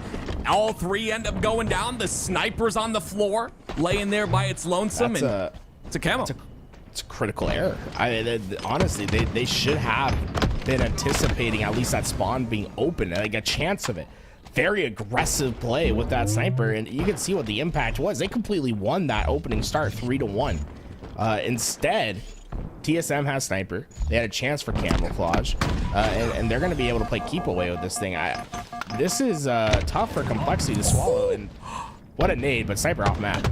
Yeah, I mean, that's just massive right there. It's just the timing. Sparty got the timing on the Druck. Sniper off the map, like you said, but Complexity take the lead once again. 10-9 now.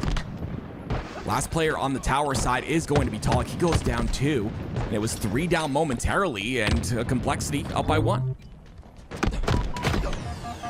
Druck just stuck between a rock and a hard place. He's trying to make the most of it.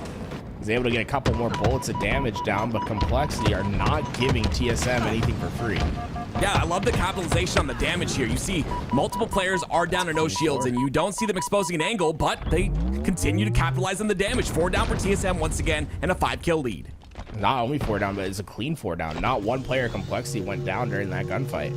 And these are the moments where Slayers can start to spiral out of control. This is a very different Complexity than what we saw last weekend. You love to see it. It's a day-by-day mentality, making sure to improve all you can little by little. And right now, Complexity looked to be very improved here. It was 3 down again for TSM, 19-12 the lead now. And you see all of TSM on the A side. Here comes the push here. Player goes down for Complexity. It's Mental the first one to fall. Precision falls next. Huss and Sparty once again in the 2-on-3 fight, but Sparty somehow stays alive. Huss somehow gets a kill. What is going on? I don't know how Huss is managing to stay alive. TSM struggling on finding that finish, and this might be TSM's moment, but no, Soulsnipe was caught. He was on a well-timed flank, but they found him just in time, and that just really takes the teeth out of this TSM push. It's going to be a struggle to find these final 2, but it was enough. That distraction from Soulsnipe alleviated enough space to give Cherish the camouflage, and they're starting to slowly but surely find these kills, and TSM are starting to make their comeback happen. We've got to talk about Huss here. 6 kills, 6 assists, and 3 deaths. We talked about the assists last game. They're a little bit more even this time around, and a 4-kill lead still lingers here for Complexity, but Precision finds himself on an island on the top of tower. No one really there to assist him. He's not going to get the kill trade that he wanted, so he'll go down, and now it's staggered for Complexity here. This is where things get a bit scary, but TSM are not fast enough on the push, so the spawns are allowed to happen on A. Complexity's been struggling on finding these trade outs. TSM have been able to find these kills and get away. We're seeing it once again from TLF. He's able to get away, and then he re-challenges with his teammate to kill the player that was chasing. What was closing in on double digits is suddenly becoming a much tighter game. TLF, what did he do? He had no help. And he almost stays alive as well with the repulse up top. TLF 12-6. We didn't get to talk about him much. He has 12 kills. We're halfway. They have 26 kills. 12 is what you finish with in a Slayer. Yeah, and you know, they would have this lead, but Soulsnipe's having a rough game here. 12 deaths, right? And that's the max amount of deaths you want in a Slayer. Sparty almost gets the headshot, but just a bit off there. Ends up hitting the body at least. Now the push comes in from TSM. The QT out. It's not going to help enough. Mental will end up staying alive here and pick up the snipe for himself. Going for a couple of crazy shots, but that snipe now out of ammo. Problem for Soulsnipe during that play is he treated his you usually would treat that QT as an escape route. I would like to see him check, be a little bit slower at the big door, use that QT to engage in the gunfight, so then when you're ready to bounce back out, you have that option. Once he committed through that doorway, he was always committed. Like, there was no more escape. He didn't have a backup option, and it left him down in that gunfight. Druck and Cherish with the last 2 alive. They're gonna have to try to bat off camo themselves. So impressed by Huss, dude. 9, 10, and 8. 10 assists already in the game. Double any of his teammates. 40-32 now. Precision trying to clean up a kill onto the Nest side of the map, and he'll end up getting that trade at least as Druck comes through and cleans him up. And his 2 players on the back of B staggered just a bit. I'm honestly seeing such a difference in the bait and switch potential, and just the idea that they're cleaning up kills and they're taking a ton of damage, but somehow finding beautiful angles in order to stay alive and clean up kills. Like you see out of precision right there with that double kill with nades. Yeah, the cluster luck is pretty brutal in that spot, and eventually the double-digit lead will come back for Complexity. And like you said, this is a very different Complexity squad than what we've seen before. We saw a team that was disjointed, not together, having just basic struggles that you don't expect to see from a pro team. They've been anything but in this series so far. Fast, cohesive, collapsing, but yeah, but is the word of the day here. 48-42 though. There were some trades that happened off screen. I was a bit worried. You're starting to see the favor swing into TSM's side, and it was cherished with the snipe at top tower, but right now it's still 48 for Complexity. Practice pays off though, is the quote of the day. I just it's great to see, you know, them taking it day by day, you know, obviously getting those scrims in, doing that bot review. And it's one more kill and they'll close out game number 2. There it is. Complexity leading the series 2-0, a series they lost 3-1 last week. Well, better than what we've seen so far. Up 2-0. If TSM is going to win, it will be in a reverse sweep fashion. But we've seen Complexity just be that little bit faster, that little bit more consistent. I think there is a strong chance for TSM to take that first game, but once they let those opportunities slip by, Complexity hasn't let up, and I think that's been the big difference between what we've seen in weeks past and this week. One thing to note though is, man, that assist, it's pretty low for Complexity. Double digits for Huss, obviously 11 assists from him. Everyone else on the team had 4. Yeah. So less than half of those kills being assisted. Yeah, I feel like it was maybe a lot more individual fights being won, but I think that will come to bite them when it comes to the objective next up in game 3. And you talked about a reverse sweep. We're going to recharge strongholds next. I don't, my caster senses are tingling at this point in time. I feel like something could potentially happen here on the TSM side, but if that does happen, we have a great series on our hands. If it doesn't, then that means Complexity win 3-0. So I think either way, we have a storyline to talk about. Recharge strongholds. It's game number 3. Ladies and gentlemen, we're on board with Soul Snipe. I'll tell you what, TSM loves to see a strongholds in rotation. They thrive off those quick rotational plays, trying to keep the map chaotic. That's where they play their best. And if Complexity can take this 3-0, then count me as a believer in this roster again. Like, I think they can do something, because this is truly one of the TSM's best opportunities to take a game in the series. We're talking about Sparty a lot here, but don't forget about mental. It's all 4 down for TSM. What a beautiful start, a triple cap locked in. It's going to be long haul spawns as well, and Complexity find themselves in a very good position right now. 13-0 so far, and they're going to crush this C spawn immediately. They need to finish it quickly, though. Remember, they left pipes completely open on this push, so if they aren't able to win those fights at C, you've given TSM a lot of space to work with. They only let one spawn. It's Soul Snipe who gets in the pipe side. He gets taken out immediately. A great job by Sparty to go back towards the pipes to, like you said, make sure that spawn's eliminated, but the last player alive is cherished, and he's gonna take A. So a bit of pressure alleviated from TSM. They don't allow the triple cap to go in, and now they have to fight for pipe side control once again. Yeah, I feel like the double kill. Gosh, goodness me. The Cherished. team of Complexity's push has really not shown completely because of their inability to finish those kills at C. And right, everything's sort of a butterfly effect in Halo. Like, missed opportunities have a chance to have ramifications later on, and we are seeing those ramifications right now.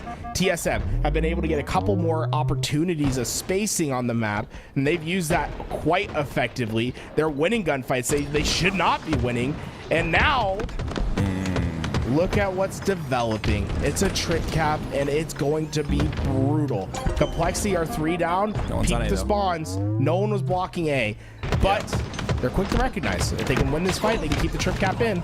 The trades. It's 1v1 on A now. Who's going to come on top of that one? It's Struck. So yeah, that triple cap will still be something to be scared of. It's once again staggered spawn there. You see the spawn in the back of Hydro. Very quick to get off of that spawn though. They're already in the tower side, and now Druck is alone on A. He understands the position here. He understands he has to stay alive and do as much damage as possible. The cross shots are good on the cross angle, but it is Complexity that take control of A once again. That was next level speed from Complexity. They flew into that fight. And notice that where Mental was standing that entire time is he's in the very back of C hiding, because he understood that when Complexity makes that all-out push towards A, the only way they get punished is if TSM's able to win the rotation at C. So he hides and guarantees the trade, and now Huss is just able to have the cross-mapping weapon of the BR and hit some crucial shots. Things are starting to get worrisome for TSM. Huss is on one today. What did this guy have for breakfast? I want some. 7 and 4 and 2. He is not. He's performing so well. The killing spree once again. It's a player that we've talked about so often, but my word, what a time to step up. He finally goes down, but look at the damage that's been done here. Mental will capitalize on that. They'll reset C, and once again, a triple cap is in. Remember, that was a little bit of deja vu. We saw that same collapse happen from Complexity, but this time they're able to finish off those kills, and that'll keep TSM contained. The big thing that you want to avoid is giving favorable split spawns to an opponent. By keeping those split spawns limited to when you want them, it prevents teams from getting space for free and being able to get that 2-cap situation. It's just making the game harder. And Complexity, I think, have done a brilliant job at just making this game kind of tough for TSM in these last couple minutes. Yeah, a bit scary, though, for Complexity here. You see a couple of staggered spawns. It's going to allow TSM to get this camo. And with a bit of pressure here, they're going to try and get B. Huss goes down. That's the first point of contact, and Soul Snipe continuing to do damage.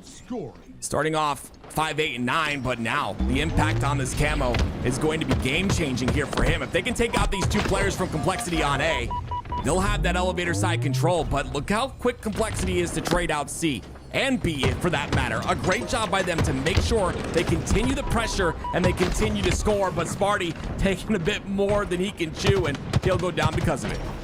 By stepping in on both hills, what the goal for Complexity is to create chaos. The problem that they didn't necessarily have an answer to is the fact that TSM thrives in chaos, that they love it when you start making complicated positions on the board, when you start throwing pieces into those back ranks that aren't necessarily have guards. And because of that, TSM were not only able to battle back, get their 2-cap, but they were pressuring a trip cap situation for a second there. Well, Cherish goes down. It's 3 down for TSM once again. Talik, once again, as the last player alive, is going to get a cap. I feel like that's been a big problem here. He is playing with some speed, though. He's trying to get back to pipes before Complexity expected him. Unfortunately, just a little bit too much damage, but we are seeing quick rotations from TSM. They're always looking for their outlet, and they're going to try to play rotational Halo against Complexity. So far, it has had some success for them, but if they keep going 2 down like this, I don't know how long they can sustain this sort of chaotic play. Mental looking for an opening here onto A, and here comes the push from Soul Snipe. It's going to be a 2v1, but Soul Snipe wins the fight onto Huss, and now he's going to be able to stay alive for just a moment, create enough time for 2 of his teammates to come in, but Mental somehow playing his life phenomenally here, has not died yet, and continues to stay alive as he waits for precision. My goodness gracious, that elevator is so ambiguous. A double cap for Complexity. They're looking for 3, but Soul Snipe comes in to trade C. That's a great play by Soul Snipe, right? To get into that elevator and to live in the 1v2. Just a better play by Mental to live in basically what was a 1v3 at the end. And it keeps Complexity scoring for now, but we've seen how fragile these scoring positions have been. It can completely switch in just a moment's time. Big thing is going to be the entry frags. Who gets the first one? That'll determine who can make the push. Double cap locked in here for Complexity. They'll be content with that for now, but looking for that kill. Emphasis on for now, Tim. I think they're going right for that trip cap. I don't think they're content with anything They want to put the dagger in. You're seeing that right away. Look at this pressure that they're applying. The crossing in. This is textbook from Complexity. And they had precision blocking out those A spawns as well. That is how you put a trip cap into effect. I love that aggressive play by Complexity. And although that trip cap doesn't last forever, it just is keeping this TSM team contained. Sparty looking for that cross angle with the battle rifle. He's going to get the nade and the damage to clean up that kill onto Talik. And there's another player bottom center. It's going to be Cherish who jumps up on the camo, gets the massive kill, but it's not enough. All four dead once again. 237 and counting. Complexity are about to sweep the series that they lost last week. And this desperation moments for TSM, and the shock rifle has been brutal. Just a couple crucial kills throughout this game, and they'll be able to finish it with a clean 4 down, a clean sweep, and hey, answering some much needed questions are Complexity.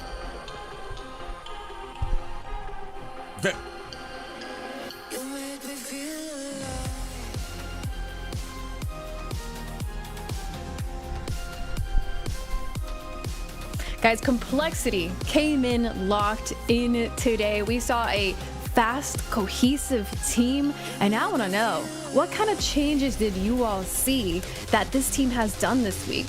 The dog is barking. That's what I'm seeing. Last week, he wasn't barking, right? 12, 11, and 12 in that game. Obviously, Mental had a massive game. I can't say enough about Mental, but I love to see Sparty performing how he can, and I think there's still so much more to him. Yeah, maybe I'm a little biased. Maybe I'm kind of focusing on Sparty too much. I think the entire team did phenomenally. Huss, another player that I was very impressed with. Mental getting triple kills and kills that matter so much. Staying alive on elevator was a play that we saw as well. This entire team is playing so well, and they're playing together. This is what we wanted to see. On paper, this team looks phenomenal, but everyone was searching for why. Why were they losing by so much? Why were they getting 3-1 by TSM last week? Well, they answered the question. It's day by day. It's practice. It's continuous effort. And you get to this point, they're looking good. Tools, what are your thoughts on how the team is playing today? I saw a different tenacity in where they played for their win conditions. Before, it felt like Complexity was just trying to tread water against some of these pro teams, where it felt desperate. This game was anything but. It felt like the entire series, they were in control, right? They were winning the entire time, and I love the late aggressive plays to go for the total control, go for the 3 caps at once. Once you get that, it really forced TSM to slow themselves down, stop playing that risky halo that they're so known for, and they were able to basically just completely stunt TSM's movements on the map. And once they did that, it was game over. And this is, to me, the most promising we've seen Complexity. It makes me honestly relieved, because like Tim was saying, what we've seen on paper, right, with the players that are in this lobby, there's a much higher expectation than top 12. I mean, top 12 is kind of a joke for these guys. Never expected to see them top 12 back-to-back weeks. And this time, they've guaranteed themselves top 12 by getting into this next round. If they can win one more game, they'll have their highest placing of the offseason. I absolutely agree. I mean, this team had just won a huge series for themselves, securing this next series for them. And TSM, you guys have talked about how this is a LAN team. Other than ping, what could make a team so unpredictable online? I would say unpredictable just only because of their previous plays against Complexity. Well, I would go so far as to talk about the camaraderie, the teamwork that this team has, the chemistry that's developed between TSM because of the years that they played with each other. Looking at Druck, Talik, and Soul Snipe in particular, you gotta remember, these guys were teaming with each other in the Halo 5 days in like 2019, 2020. Because of this, they've been able to develop this play style that really only works for them. And I think that shows off in LAN as well, because they just have a ton of LAN experience with each other. They know what they do and don't like, and because of that, they're able to pull off like very tight series. And that's what happens so often in LAN. is that their series are just going to be very, very close between each other, just because we are playing at the highest level. There's no more that ping discussion. Like oftentimes when you see the game 5s, they're happening on LAN, and that's where TSM sort of comes out on top. They have that extra edge because of how long these guys have been playing with each other. Yeah, I 100% agree. I think this TSM roster, we've seen them so many times on LAN, and it's been different iterations of this roster as well. Of course, Kansas City is one that really comes to mind, where this roster used that crowd and that energy to really get just achieve something great, right? And it was beautiful to see. I think it will continue on LAN, but again, I think all players on LAN and in a tournament environment where the stakes are so much higher are gonna perform better. And that's why like you hear a lot of people say, oh, it's online, wait till LAN. You hear a lot of the casters say that. It's the truth. Like, things change, right? We have mentals as humans where when the stakes are higher, and all these professionals have this, they were just born with this. When the stakes are higher, players come to play, and you will see a different level out of them. So yes, these online things are important. This was a very important series for Complexity. You saw them come through because they are on that bubble, right? They have potentially the chance to not make it out of pool or into that pool play discussion. So they had to play well this series. They have to play well throughout the rest of this tournament. But again, when the implications are higher, there's just certain levels of players that come out, and you start to see what players are actually capable of.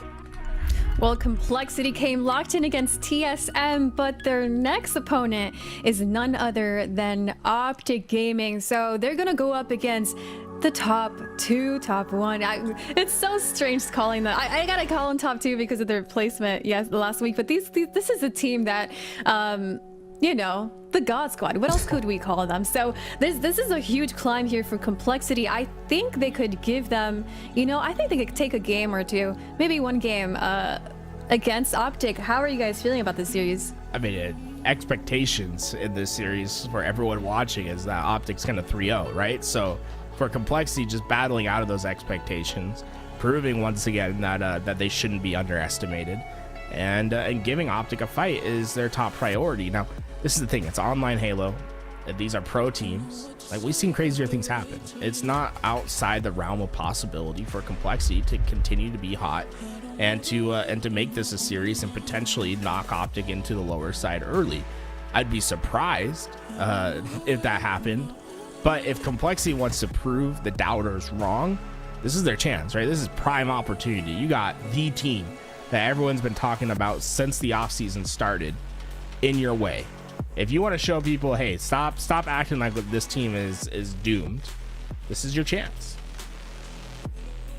It's definitely a tough matchup for Complexity. We know that OpTic Gaming came in this week ready to get their second win in the Open series, and not going to let Shopify Rebellion take that back-to-back win against them. So I'm sure they're hungry and eager to get this series out of the way so they can hurry up and get themselves set up for grand finals active. Your thoughts? Yeah, so when we see Complexity, we're seeing a lot of situations where they're winning those individual pivs, right? And that's why we see the low assist numbers. There's a lot of 1v1s happening. That Complexity in that last series were winning. Now you come up against OpTic Gaming, and are they capable of winning those individual pivs still? Yes. This OpTic Gaming roster is stacked for a reason. They're stacked to win championships. So like Tools had said, if Complexity comes through and makes an upset happen here, which I think is going to be very difficult, but I mean, I like the possibility. It's going to ring a lot of bells, right? People are going to start to wake up towards this Complexity roster. I think they've been kind of underlooked throughout these weeks. I think a lot of people are kind of doubting this roster, and I'm hoping that last series kind of opened people's eyes. I just talked to Sparty actually during the little bit of time we had, and he had mentioned that they're starting to gel. He's starting to feel a flow with this team, and that's what it is. A lot of people troll me because I say flow state all the time. The flow is the most important part of a roster, especially when you're making big changes. So will this be enough to contend with someone like OpTic Gaming? I don't know. We have to wait and see. Against Shopify Rebellion, they went 12-2 in scrims yesterday. So I need to see more. I would like a competitive series, but I'm honestly, I can't not give this to OpTic. I think OpTic are going to take this one. Well, guys, this is our next series, OpTic Gaming versus Complexity. I want to take a moment to remind you all that if you want to support LVT Halo and continue seeing the incredible coverage that you get to see from us for Halo and us during the majors, you guys get to pick up one of the only 25 tees remaining in our merch store. So go ahead and click that link in the chat, lvthalo.com. There's only 25 shirts remaining, and that was an hour ago, so there could be less than 25 shirts remaining. So go ahead and pick those up if you want to support us. It helps us tremendously, so we really appreciate it. This is a community-funded production, so shout out to everybody who supports us, not just by buying teas, subscribing, being here every tournament, watching us, lurking, and interacting with us. So thank you guys. We're gonna go ahead and take a quick break as we get ready for the next series, OpTic Gaming versus Complexity.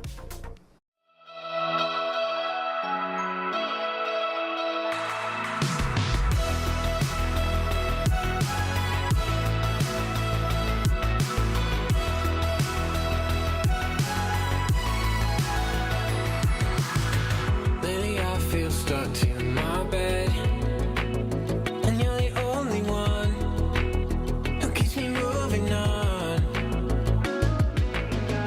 And I know it's just what I get, turning the TV on with all that's going on. Stand by me and tell me I'm alright, when everything that we knew started to fall right through, cause all I need is a guiding light. Oh, I could be falling too, but I'm not alone when I'm with you.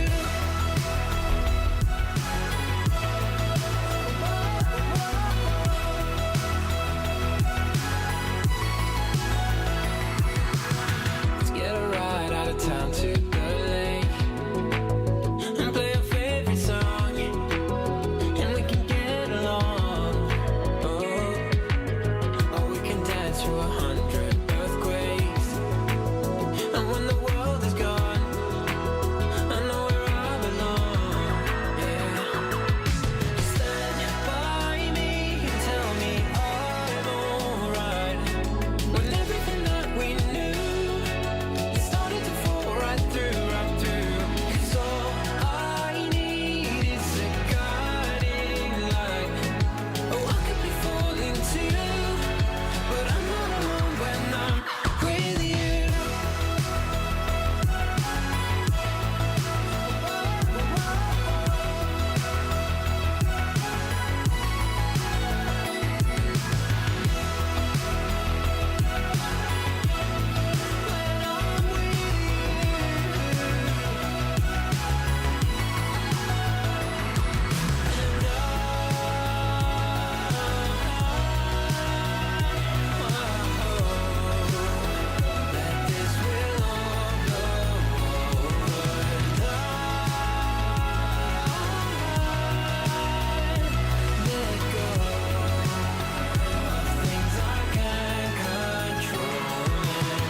Lately I feel stuck to my bed, and you're the only one who keeps me moving on.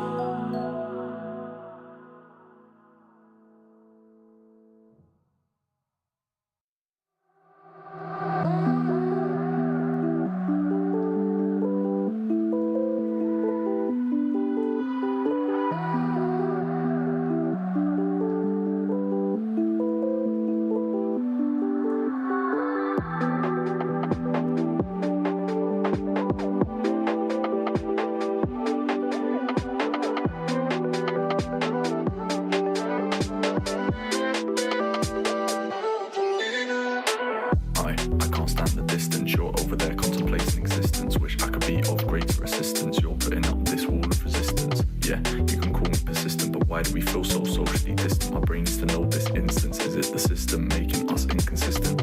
It's easy to blame the external. Is our love temporary? Is it eternal? I'm always looking internal, tossing and turning at night. I'm nocturnal. I need to know, can we win this war? Or will we be soldiers left on the floor? I'm not sure. Feel like I'm winning, but I haven't kept score, and I just need to know what I'm fighting for. These nights they last forever. Now that you're gone, now that you're gone, can't get no sleep, I'm restless. Lose right is wrong, lose right is wrong. These nights they last forever. Now that you're gone, now that you're gone, can't get no sleep, I'm restless. Lose right is wrong, lose right is wrong.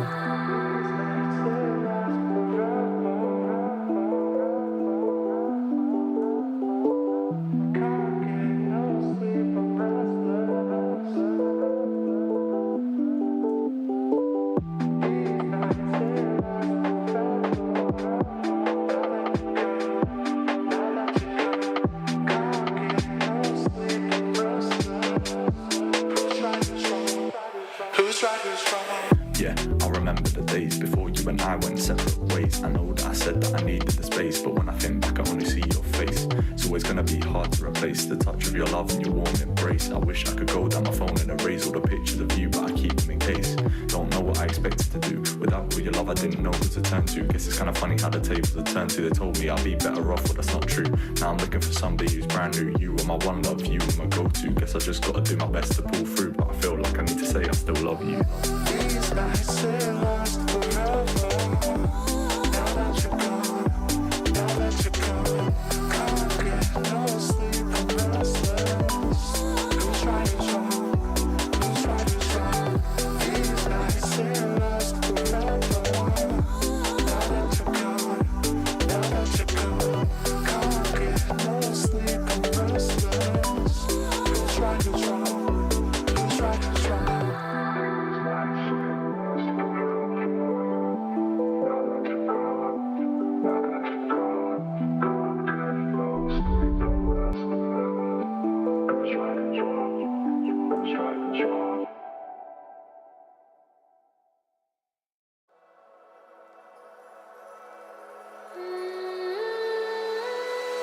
Salt on my skin, pull me closer, right in. I think about all of it.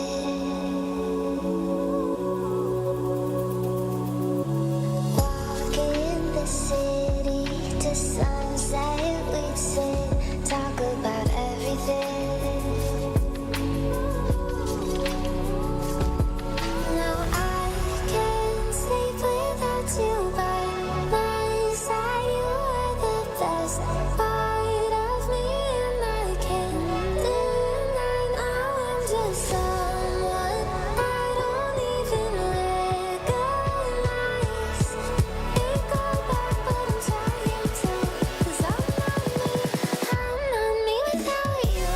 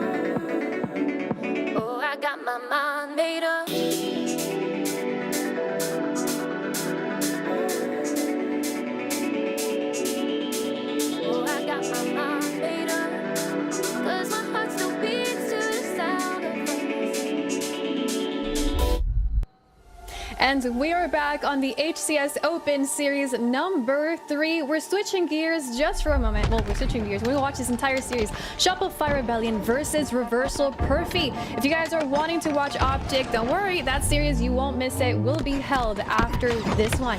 Tony and Active, take it away.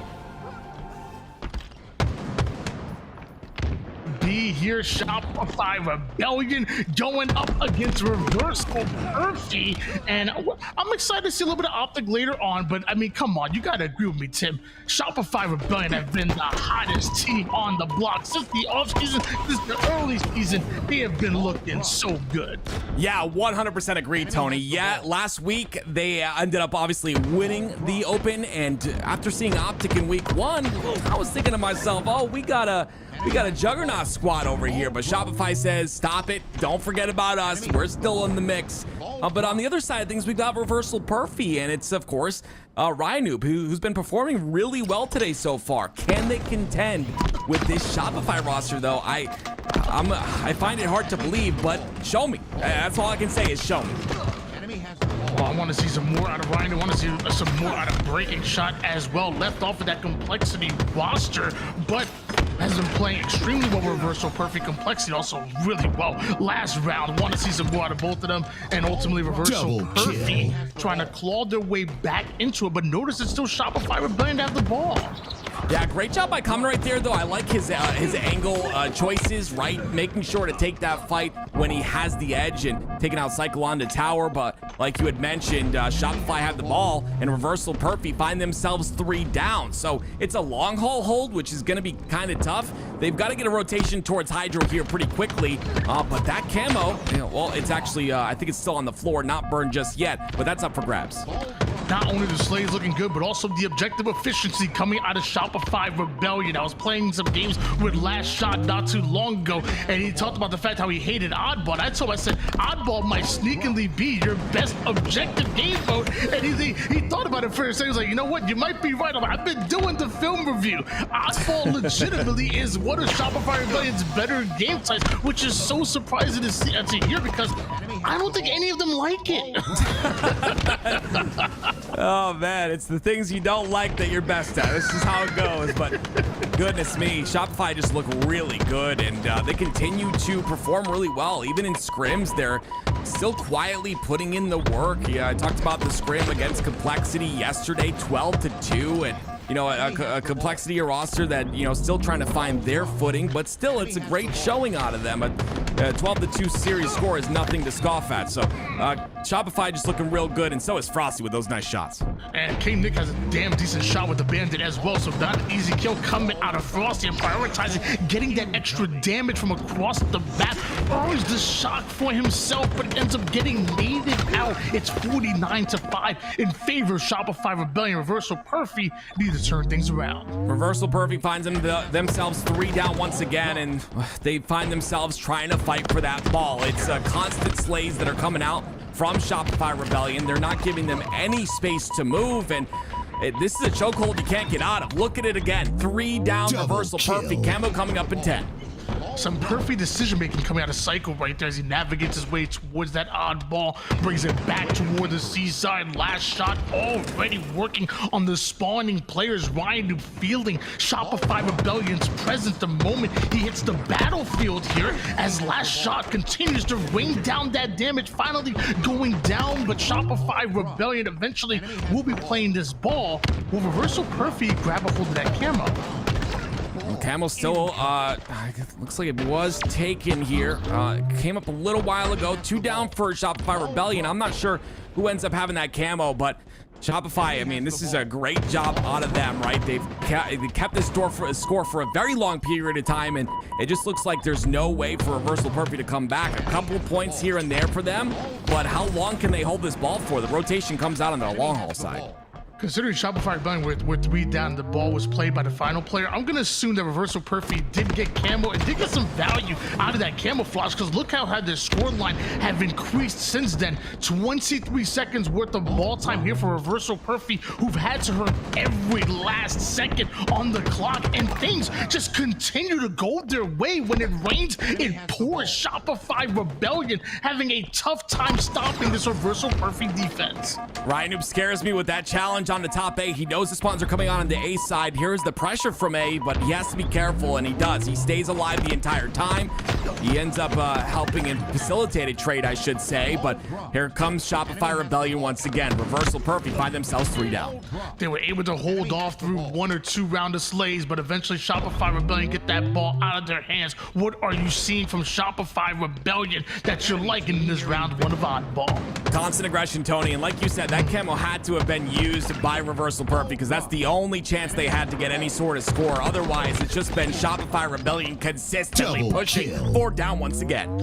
And with that, the final 10 seconds on the clock, Reversal Perfy ain't even alive to contest this ball right now, let alone get it out of their hands, and every bit of damage and shots that go out is just icing on the cake. We know Shopify Rebellion are taking round number 1. Can they take round 2? Tony, Last Shot told you he doesn't like oddball. The guy's 18-8, man. Like, you should not like more things because, oh my goodness gracious, this is great out of him. 18-8, 46 points of ball time. Don't come at my man Last Shot. Hey, I don't like you, and I think we work amazing together, okay? What? What? Okay. Well, ladies and gentlemen, 4 down for Shopify. They find themselves, and now Reversal Perfy have a bit of a chance. I like you, Tony. I got a little ahead of myself. My fault. Reversal Perfy scoring once again. Ball back over toward the seaside. Breaking shot with the shock rifle. You know he knows what to do with it as 2 quickly go down. Shopify Rebellion. Royal 2 getting Double turned on, and kill. Royal 2 pieced up. Oh my word, that was beautiful on a breaking shot. It continues on as well. This is only 24 points of ball time though, Tony. This is not the amount of ball time that you want. Now you've allowed Last Shot to get the ball and play it off. Killing spree. I was going to freak. Play it off the map, and that's not the kind of value you want out of those big shots by breaking shot. 24-3 lead in favor of Reversal Perfy, and I'm loving this from the start here for Reversal Perfy as opposed to towards the mid-game like we saw in that round number 1. Reversal Perfy are coming off a bit hot, but with both teams 3 down, a momentary 1v1 breaking shot may have figured out where Shopify Rebellion is spawning. Very important live here by breaking shot because he has to get that information and he has to kill the overextended player, but his back is turned to him. It's going to be Frosty who ends up taking him out, and this is what you don't want to see if you're Reversal Perfy. Both teams come off a spawn, and look at that. 4 dead for 1, no 1 dead on the other side. Shopify Rebellion get the slays, and look how much space they're taking on the map. How important is it to control these spawns? It's so important. You got to force the spawn so you know exactly where the pressure's coming from. I don't know what this 3-man push is on the tower side, but I do know what it is. It's for this camo. Very good job by Reversal Perfy to make sure to pressure that camo, and now they have a chance to get it. And we saw what it did last time. Seemed like they sacrificed a bit of ball time. They weren't in position to get out of their hands, but they were in position to attack that camouflage, and that's what Reversal Perfy would do. And now look to turn it into a bit more well-placed grenade by Psycho, but even better offense coming out of Reversal Perfy. They're scoring. Every time they get camo, Tony, they do work with it. And again, it's in the hands of King Nick. He's putting himself in a position to get the crosses. And we talked about this man with a single shot weapon. He is popping off, ends up going down. Okay, Nick doing his thing, and Reversal Perfy continue to score right now as Ryan taking a whole lot of damage, but somehow able to find the exit route. Bounces right back into another fight and ends up just putting max damage onto multiple players. Eventually, it is Roll 2 that shuts him down, but King Nick gets another kill, and Reversal Perfy not only still scoring, they're rotating the ball. I love what I'm seeing out of Reversal Perfy. That rotation was beautiful, but once again, the spawns are split. Players from Shopify Rebellion come from A, and they pinch on the ball. That's going to allow them to hold this ball on the back of Hydro. And you see, Tony, they're not playing it because there's no one on the other side to take them out. Yeah, I thought Reversal Perfy had the upper hand in that fight, in that rotation, but Shopify Rebellion are the ones that stand tall, and Frosty gets himself yet another shock rifle. Over towards the gold side he goes. Notice how last shot is being attacked and chased away from Charlie, but rotating the ball towards his spawning teammates. Again, 3 clean kills. The only person that falls is Royal2, and Frosty shows King Nick a bit of what this shock rifle can do. And I love how he takes space immediately after. This is beautiful by Shopify Rebellion and Frosty. Oh, don't tell me. Don't tell me he's gonna do. That nade was there. To me, like he shot the grenade and took out of himself. I'm guessing breaking shot did. Either way, a great remote detonation. Who shot the grenade? I think Frosty did. I think you're right. But if he did, how does breaking shot get the remote detonation if he's not the one that shot the nade? Because I think he put damage into Frosty. I don't know who shot that nade. We'll have to get a replay. That's actually hilarious. But it looks like Shopify Rebellion, Tony, are gonna close this round out. That it does. The final seconds going in, and it doesn't matter how you do it as long as you get it done. It is going to be Shopify Rebellion going up 1-0 in the series against a very scrappy, a crafty, might I say, Reversal Perfy. That was not, I mean, obviously Shopify Rebellion winning 2-0. But if you actually watched and paid attention to those rounds, round number 1 looked really good at that. Wait, this is it right here. No, Breaking Shot shot it. Breaking Shot shot it. Yeah, Breaking Shot did shoot it. It looked like he was aiming for it. He was eyeballing it, but it was Breaking Shot that did him shoot it. But if you actually watched and paid attention to those rounds, you saw that round number 1, Reversal Perfy went on a crazy run after grabbing that camouflage. Round 2, they came off with some serious momentum, but eventually Shopify Rebellion clutch it out. I love what I'm seeing in the stats too. Last shot 24 and 15. I think at one point Royal2 had a ton of assists as well. Like, you love to see that out of the guys. And yeah, the aggression was just a little bit too much for Reversal Perfy. A lot of sparks of brilliance. You know, they got those 2 camos. They made things happen with the camo. But every time Shopify Rebellion got just an inch of control, it was just, you know, 4 dead for Reversal Perfy. Double kill. Reversal Perfy gonna have to bounce back in this round or this game number 2. And normally, you know, I give the underdog, you know, a fighting chance when it comes to the Slayers, but when I think of Shopify Rebellion, I think of a team that's gonna be extremely good at Slayer. So far, have been one of the best teams at Slayer. Oh, I thought, bro, I was about to say, did I miss the grapple back? I'm about to say, wait, hold on. When did that happen? That's why I freaked out. Man, that would have been nasty. That would have been nasty, but here we go. Tony, it's game 2. And yeah, like you said, Shopify extremely solid in the Slayer game, and they traded Slayers with OpTic. They've won a lot of Slayers against OpTic. I think this team, continuing on, even with different members, Tony, is still very good at Slayers. Maybe it's just the Orgnate that makes them good at Slayers. Well, I mean, no matter what, we talked about Frosty and Royal2 under that phase roster. They were obviously one of the best slaying teams in the world as well. And then, like you said, Psycho, part of that last year's Shopify Rebellion, which that was their bread and butter, was the Slayers. And when it comes to accuracy and damage, you know, last shot is going to be top of the leaderboard. So to me, it makes sense that even this new Shopify Rebellion roster would be good at Slayers. But as I go on this insane monologue, Reversal Perfy are dominating. Yeah, it's a little early, but yes, they are up 4 kills already, Tony. You didn't expect to see this as a start. This is great by them. If they can continue this, I mean, this will be good. This is when you, wow, Cycle. Okay, when you start off strong like that and you take advantage of it, that's where you can kind of swing games and potentially tie the series up. But already, Shopify Rebellion answering back. It's only a 1-kill game now. Double push on a Shopify Rebellion. Can't find the 1-shot, and both of them actually might survive.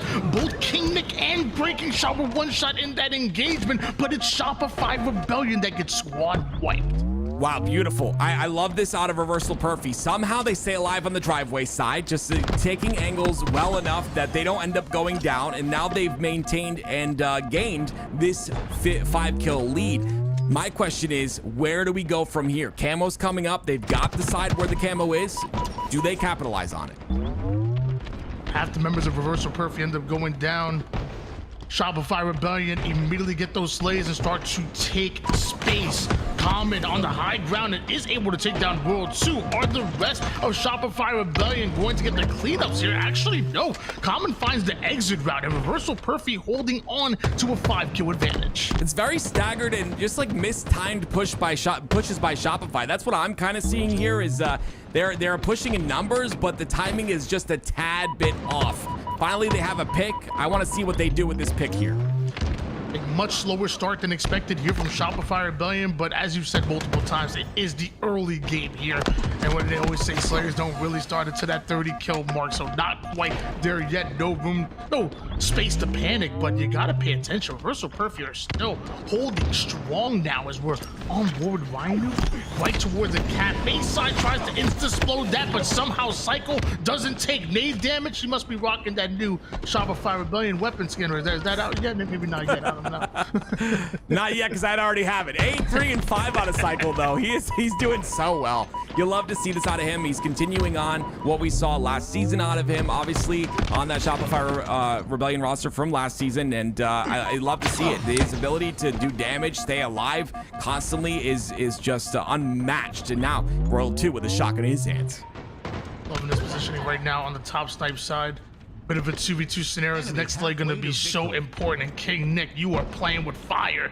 And you know what happens. You're bound to get burned. But Ryan avoids a shot. And the same for King Nick. Doubles back and does some damage. But King Nick survives. Common and Breaking Shot get back-to-back kills. Cycle is now by himself. And Reversal Perfy are still winning. How is King Nick surviving these? Like, again, this guy's insane. He just survives on Hotel once again. Common's got his back the entire time. Everyone's trying to push from Shopify, and King Nick stays alive. Please tell me how that's possible. 4-kill lead for Reversal Perfy. Chris Common onto the S4 side with this shock. Has some teammate with him.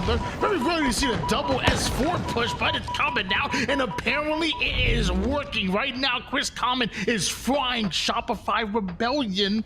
But World 2, sneaky like with the camo. No, that wasn't the play, huh? That wasn't the play. That didn't work. That's like me with camo. Goodness me. It's unfortunate that camo could have solidified things or, made things a bit more even for the Shopify Rebellion roster. We know what kind of damage output Royal 2 is able to do. But Reversal Perfy still with a 6-kill lead.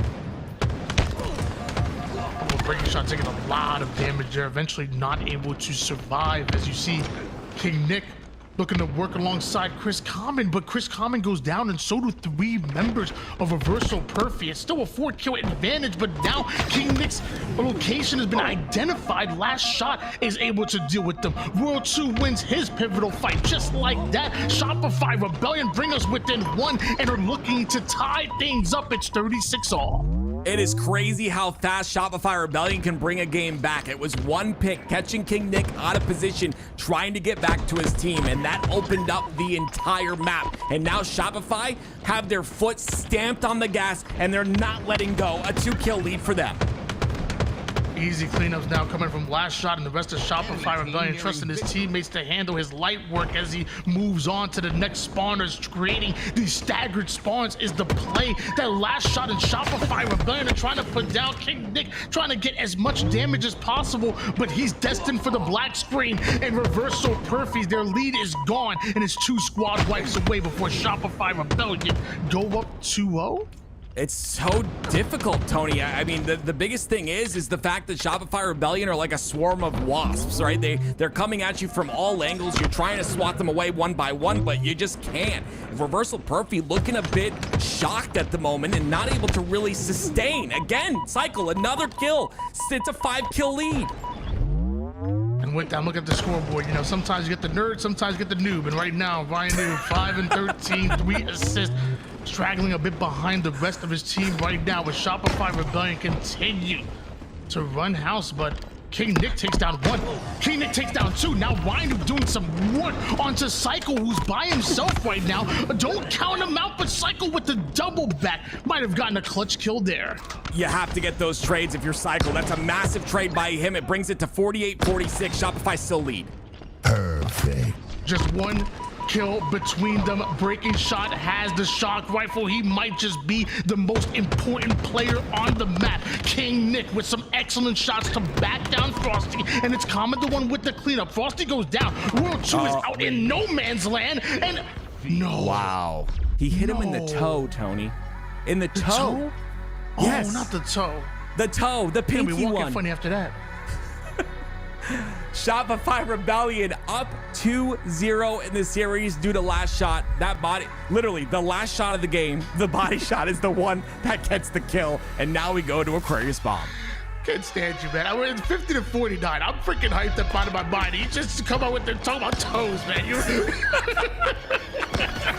I love working with you, and I love casting me some Halo. The only game where we can randomly talk about toes. 50-49. Excellent win for Shopify Rebellion. I will say, man, Reversal Perfy is so far not only in Oddball, but in this Slayer, doing their thing. And it was last shot that got the kill. They're beautiful, but Reversal Perfy have literally been within striking distance of winning multiple rounds in recharge. Definitely that game on Solitude where they led for what felt like most of the game. We're going into Slayer Bomb. Can they put it together? Aquarius Bomb's gonna be tough. I truly feel like Reversal Perfy are on that edge, and you can tell they're putting their all into the series, right? But Shopify are just that one step ahead. Can it happen here? Can Reversal Perfy take a game? It is yet to be seen, but we've definitely seen potential out of this roster. I'm impressed with what I've seen so far out of Reversal Perfy against the number one team right now. Oh, there's one player I'm looking out for. It's probably gonna have to be World 2 Toes, I guess we call him nowadays. He's been absolutely doing his thing. And whenever Shopify Rebellion are winning these bomb matchups, it's World 2 that is just slaying out. Now, most of the time it's on Fortress, but on Aquarius, if he can slay, if he can fry, maybe Shopify Rebellion can come out with the win. But right now, trying to get the bomb out of their base desperately right now. Yeah, we got to talk to Last Shot about the fact if he likes Aquarius Bomb or not, because he's just making home his top center his home on Aquarius, being able to do that much damage. Finally, he goes down after getting 2 assists and a kill, but just a beautiful job once again. That damage output from top center into your base, it makes things so difficult for the other team. Psycho trying to angle out King Nick right now, has to try to climb up, and no matter where King Nick goes, Psycho finds the angle on him. But Breaking Shot eventually gets the cleanup, and I love that grenade. Eventually Common gets involved, and not sure how that last nade ends up connecting, but both teams just trading out blows right now. Bomb finds itself at car 1. You can see a lot of the Shopify Rebellion members on that side of the map, and they're going to bring it towards the util side. But the most important player for me right now is Rhino. He's on that P side. He's the one holding that lane all by himself. And if he can stay alive and get this kill on the Last Shot, he can do massive damage. But Last Shot understands the objective. He understands the mission, and he completes it. Not only does Last Shot understand the objective, but also has a Caster's Curse on his side right there, as the bomb is getting planted here by Frosty, and looks like Reversal Perfy know what's going to happen. That's going to be a 1-0 in favor of Shopify Rebellion, but they're attacking the mid side. They got their eyes on the camouflage. They're taking space. They ain't just staying in their base. Do you know what we just saw right there, Tony? King Nick backed off from a fight, and of course it was against Last Shot. He's got respect for the man enough to back off from that fight, even though they chowed each other in the air. It's great to see, but that gives Last Shot the bomb and the camo, so Last Shot took advantage of it really well. That he didn't, so he gets eagle-eyed, man. Full camo with bomb. You think he would have been able to get it forward, but Reversal Perfy figure out exactly where he's going. They're watching every single lane like a hawk right now, and Breaking Shot gonna make his way towards that east side, and Shopify Rebellion have no idea. Love this flank play coming out of Breaking Shot. Breaking Shot, once again, the player to be able to take over games if he can catch fire. Obviously, we haven't seen him really catch fire just yet, but King Nick has been one to do so. 2 big kills with no shields. They're gonna let that bomb reset as 3 go down for Shopify.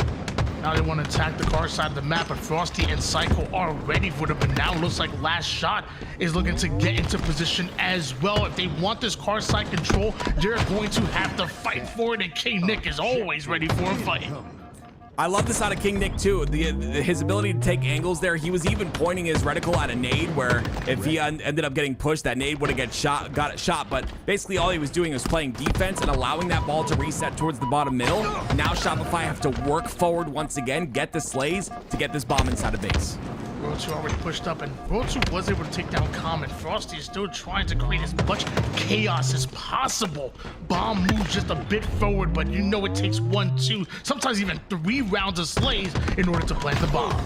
Yeah, that's why when you let that bomb reset bottom mid, it's so good because now, again, they have to work really hard to get it back in the base. They have done so, though, and it's 2 down for Reversal Perfy. Cycle's planting the bomb, but watch out for that jump up. The late jump, oh my goodness. He stays alive somehow, but great job by Ryan Noob to clean him up. The problem is you have to imagine they're able to touch the bomb. It's going to get instant planted, but man, Reversal Perfy. Defense looking mighty fine. Camouflage coming up. Breaking shot advancing this ball forward, but also wants to play for the camo as well. That was beautiful on that last play by Ryan Noob, Tony. He's going to be that player that's constantly on the top center side of the map from P side or card side shooting the base. He's the reason that they were able to stop that cap, and now there's 3 down for Shopify. They're pushing up for the base here. 2 spawn on the util side. Reversal Perfy look good right now. That they do. 3 down to a Shopify Rebellion. World 2 has to fight off many members and not able to take down Ryan Noob. Ryan Noob even slides out and gets a couple of shots off onto last shot bomb. Not planted yet. In fact, not even in the base right now. But Reversal Perfy continuing to pressure them. And this is what you want to see. King Nick was trying to throw that bomb to the top of the window, but you have to understand that bomb is extremely heavy, and Common was fighting his own demons inside the base, so not able to really make anything happen. King Nick falls, and it's Shopify Rebellion who are looking to take control of their base back. Yeah, that bomb's like a medicine ball, you know?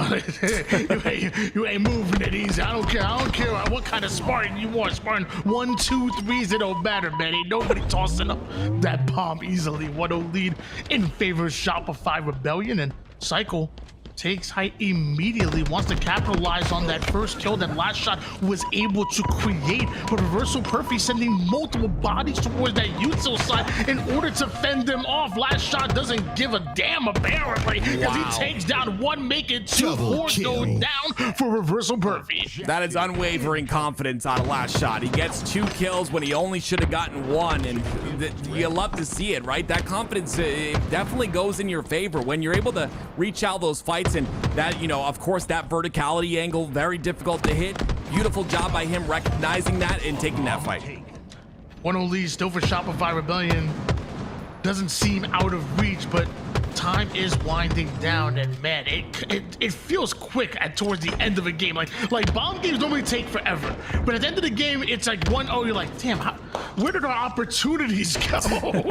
Especially when going up against a team like Shopify Rebellion, who they're comfortable slaying. They will slay you out multiple times, just keep you on that cycle. They're really exposing Ryan Noob here, Tony. He's constantly on that P2 side, and, you know, he's very forward on the map while his teammates were still stuck in their base, but they're making sure to take him out as a first point of contact. And what that's allowing them to do is get freely inside the base. Thankfully, breaking shots there, but that arm is going to happen. And again, we're looking at a 2-0 lead for Shopify. Shopify playing so good at watching every single angle on the map. Those tricks from Ryan Noob, those off angles to try to sneak by enemy lines doesn't work against a team like Shopify Rebellion. Up 2-0 right now. 1 more cap or 5 minutes of Slayer in order to win it.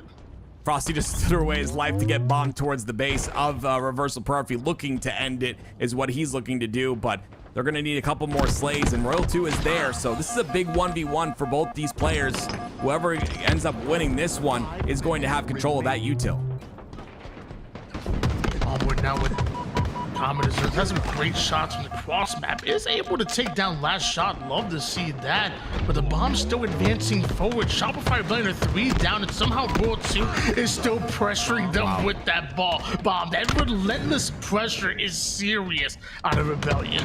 It forced 2 players from Reversal Perfy to come back for him. That's how much Royal 2 was being a nuisance, and he waited for Frosty to hit that P door as well. So just a great job by Shopify to continue to pressure through, and now it's Cycle in the base once again. It's games like this, especially on bomb, Like if you're a guy like me, I'm always running to like Halo Data Hive and like checking the stats and whatnot. And games like this are what going to really skew the stats in one direction. People are gonna look at who didn't watch the game and say Reversal Perfy didn't stand a chance. If they end up getting 3-0 here, still an opportunity. But I think that people that actually watched know how close that recharge match was, know how close that Slayer was, where they were winning for most of the game with Reversal Perfy, and it was Shopify Rebellion to clutch it out. It's bomb games that really like skew the stats in one direction, especially with a team like Shopify Rebellion. Yeah, it's been back and forth. I think the picture is pretty clear in terms of the slays. Definitely Shopify winning out in the slays, but Reversal Perfy have had so many chances inside the base. They played defense so well, but is it enough? 3 down for Shopify. I mean, they're here. Like you said, Shopify Rebellion with 3 down. That bomb is still on the move, but Frosty is such a tough kill. Breaking shot, using that distraction by Ryan in order to start the arm, but last shot not only makes the jump, but even gets the bomb off. They were 3 down. Oh, they can't throw the bomb up. They tried to throw the bomb up. It didn't work out. They tried to throw it up again. Breaking shot needs to go to the gym. It's unfortunate. The bomb does not make it up. All the spotters come out, and 3 down for Reversal Perfy. Not only was Shopify Rebellion and last shot with that clutch jump and kill making plays, but also Reversal Perfy not taking advantages of the opportunities that were given to him. You cannot throw those opportunities away. There's less than 3 minutes on the clock, and you have been getting slayed. Forget slayed. You've been getting fried. You said don't throw those opportunities. I want them to throw the opportunity harder. It was just so weak. They didn't get it into the window. You got to make sure you get that bomb in the window. There's no repulse here, obviously, but now it's an opportunity that you had to potentially bring it to a 2-1 with 3 minutes left, and now you have to fight again. There's so many slays that have to happen in this game for this to go into the favor of Reversal Perfy, and wow, Common cannot get the kill on the Camel player as well. This is just going badly for Reversal Perfy, Tony. He may have not gotten the kill, but I'm actually really impressed the fact that he was able to spot him out, man. Let me tell you, that is not easy to do, especially in a high-pressure situation like we're in, or like Reversal Perfy in right now. Love that out of them, but still down 0-2, less than 2 minutes on the clock, and that bomb has been, I would love to see like a heat map on how long the bomb has been on the side of Reversal Perfy. I'm gonna say a good 95.9% of the time that bomb is on their side, and the rest, baby, they had a chance to push Shopify Rebellion. It's just great offense, which is, I guess, their defense is Shopify Rebellion. Yeah, the offense out of Shopify Rebellion is massive. And, you know, Reversal Perfy are trying to make the right... Oh, that stinks. They're trying to make the right play where they let that bomb reset, right? But the problem is they're getting outslayed, so the bomb doesn't reset, and Shopify gets it once again. It's a 3-0, Tony. 3-0 in the series, 3-0 in the game. Shopify move on. Objective incoming. We saw some great potential here out of Reversal Perfy today against Shopify Rebellion, but Shopify Rebellion just take down yet another team as they make their way into the semifinals. Shopify Rebellion is just such an exciting team, in my opinion, to see. Just seeing Frosty and Royal 2 just, you know, push that top 2 this year is just pretty exciting. Any highlights that you want to, before we talk about Shopify Rebellion, any highlights that you want to bring up from Reversal Perfy in this series? Yeah, we got to get that bomb in the window next time. I mean, we tried twice, 3 times, I think, we tossed that bomb inside the window. That was their opportunity to get a bit of life in the game. But like Tony said, I mean, Shopify were in their base the entire time. That was the one chance they had with bomb on Shopify's side to get that plan and make it a 2-1. It's just unfortunate, right? That bomb is very heavy. You have to release it at a perfect point in your jump in order to get that bomb up higher. And unfortunately, it just didn't happen at that moment. Tony, we saw this team last week just have incredible series. A grand finals reset against OpTic Gaming. This team is looking scary. Shopify Rebellion is looking like they found the perfect team, the perfect environment to just blast through all the way to the top 1 potentially this year. What are your expectations for this squad? I mean, expectations are to win tournaments. Like, and I say that as someone who came into the offseason saying that they might have been the third best team in the world. At this point, I'm saying they might just be the best team in the world, and definitely going toe-to-toe with OpTic Gaming as for that #1 spot. I think Shopify Rebellion are absolutely incredible. I'm a fan of not only their ability to slay out and to play objective when they need to, but also I feel like the intangibles are there, the teamwork, the vibes, like just I feel like they just do so much right and are legitimately having fun while playing the game, and I think that's important. Like when somebody makes a play, you know Frosty's hyping them up. You know if there's like if there's a bad play being made, no, WR2's gonna roast you, but it's a quick joke and then it's a move on. It's a next man up mentality and always moving on to the next play, the next round, the next game. They're not going to linger. They're not going to lose their mental, and that to me is important. Well, Shopify Rebellion have secured their spot in the semifinals, and they will go up against either Space Station Gaming or Cloud9, which is our next series coming up in our broadcast today. Now, this is a game that Space Station Gaming needs to absolutely win. We've seen incredible consistency coming out from Cloud9. They got top 6 both last weekends, and here they are, Cloud9, a chance to prove that they could be ready to push in through that top 6, or at least land close to it by defeating a Space Station Gaming. Could this be possible for the squad? Better played Cloud9 last week, and it was a Game 5 series. This Cloud9 roster is nothing to forget about, right? They are here, and they're here to play. They look good. And I've said it before, when we talked about them earlier, I think that this squad meshes really well together. Boo Boo has found a team that makes him play more freely, I feel like. He just looks comfortable on the map, and everyone on this team has the ability to slay. Everyone on this team has the ability to play objective. There is no standout players here, but they're all solid enough to work together and have that chemistry show out in this series. Well, we know Space Station Gaming has what it takes.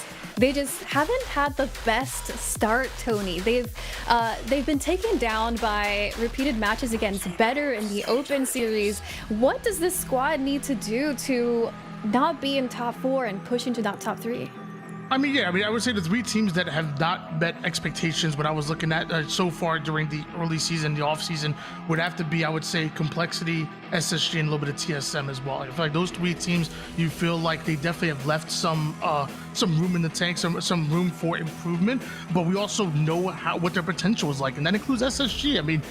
It's a 2 4th place in a row is not what we expected out of a team that's supposed to be contending for wins here. It's just an online tournament. It is super early in the season, so I'm not going to sit here and cast super doubt on them. It's not like that, but it's definitely something we're keeping our eyes on, and we want to see the continued growth, the continued improvement, and maybe that starts here with Space Station Gaming. Yeah, I agree with you. I think that this squad definitely has room for improvement, as does SSG. These two have played against each other. They actually played against each other last week, and we're going to see this a lot with the current seeding and the way the points work. You're going to see teams play against each other, at least for this last week, and it's Space Station that ended up winning that series 3-1. Now, things have changed just a little bit. Snakebite didn't get to play all week. I think that might make him fresh, to be honest. He might be in an even better spot than he was. I think a little break is definitely great for the mental, so we'll see how it pans out, but I think SSG take this one. Well, we'll see what happens in this series shortly. I want to remind everybody that you can support LVT Halo by picking up one of the last few remaining tees in our merch store. Less than 25 tees remain, and whoever picks up these tees will be able to receive them before Arlington, so you'll be able to be all geared up for that major. So go ahead and type in !merch in the chat. Click on the link lvthalo.com to support your Halo LVT squad. As a reminder, this is a community-funded broadcast, so all of your support goes directly into the production and us being able to cover the event in the major.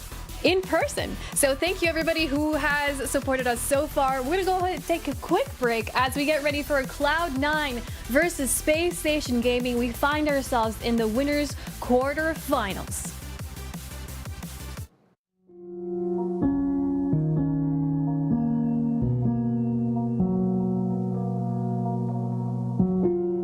Spit it out, just tell me honestly.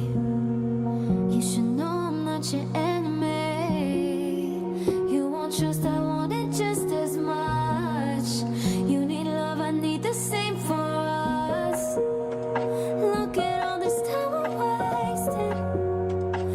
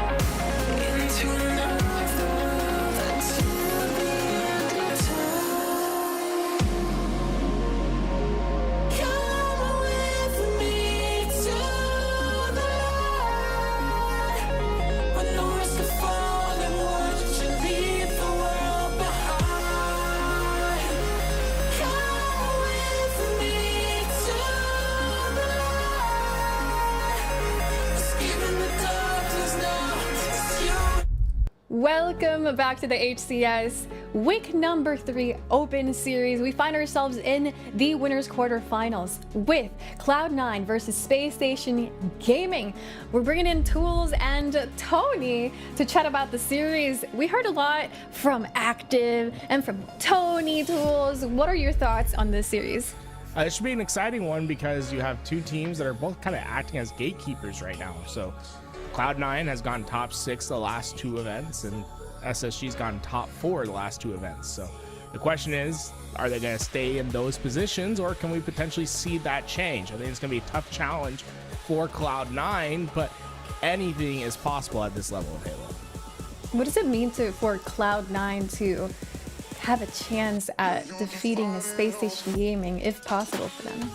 I think it means a lot because when you looked at last season on land, there's been multiple times where Cloud9 have been able to take some of the best into these clutch game 5s and moments where they should have won series against, for example, SSG in that round number 1 of the lower bracket.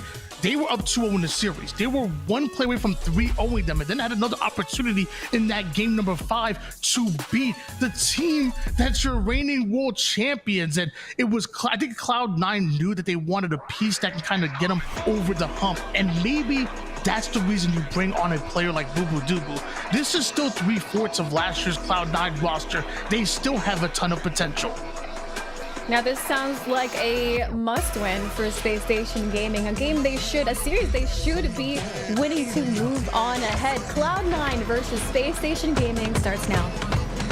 All right, ladies and gentlemen, C9 SSG, and we're gonna start on board with Septify, and clearly he's been warming up. That's some big shots, says Jeff Steitzer. I mean, everything just sounds perfect for Cloud9 to start. Not only are they getting all these kills, but they're staggering those kills as well. It's going to be a while for Space Station to be 4 strong. They got ball right away. They got camouflage and shock rifle. This is just about perfect. As of right now, Cloud9 have taken a whole bunch of space right now, presence toward the C and the pipe side, but having to give up their life, and Sab is going to find a spawning player from SSG. Although they were 3 down, it's Cloud9 scoring, and SSG still pushing up. And already, I mean, look, we have less than 20 seconds off the neutral clock. More than 40 seconds in ball time for Cloud9. This is hyper efficiency from them thus far, and SSG, they're just not getting the slays. They have 3 as a team. Everyone else on Cloud9 has 3 apiece. Oh, the final player alive for Space Station Gaming, and just when he was about to take down that ball carry, ends up getting back smacked by Sab, who immediately finds the exit route. And Eco gonna collect a whole new angle himself as finally SSG win a slays battle. But I mean, 50 seconds into the first round of oddball is like when they start winning some slays, and even then they haven't necessarily won control. Cloud9 can still battle back and find their answer. One key piece for SSG is going to be the shock rifle. Guess who? Stellar has it in hand. And that's probably the player that Cloud9 don't want to see it, because they immediately go 3 down, and now Stellar gets an opportunity to reposition. Camouflage is also coming up, and Snakebite right on the ball. It's that great damage in, and that's going to give information for SSG. The big part, though, is that camouflage should have been relatively for free. We are seeing chaos in the middle map, but SSG comes out on top. Septify using the 1v2. He jumped up, just got the angle, took down Snakebite, and that's a camouflage that does not go into Space Station's hands. The kills don't really matter at that point because they didn't get the camouflage. They're not close enough to pick up this ball right away. Nothing has gone right for them. The man has 8 kills already. I'm pretty sure 5 of them have been perfect shots on a Septify. Every time we've had him on screen, he's flying, but now it's Space Station Gaming rotating that ball over toward the A side. Their setup is really starting to formulate in front of our very eyes. Snakebite finally going to get some time for Space Station, but the question for Cloud9 is how quick can they be on this break? With that Shroud screen out, they're going to have quick access towards that middle of the map. They forced an early play ball by Snakebite. In fact, SSG going to completely give up the pipes for right now, trying to get together.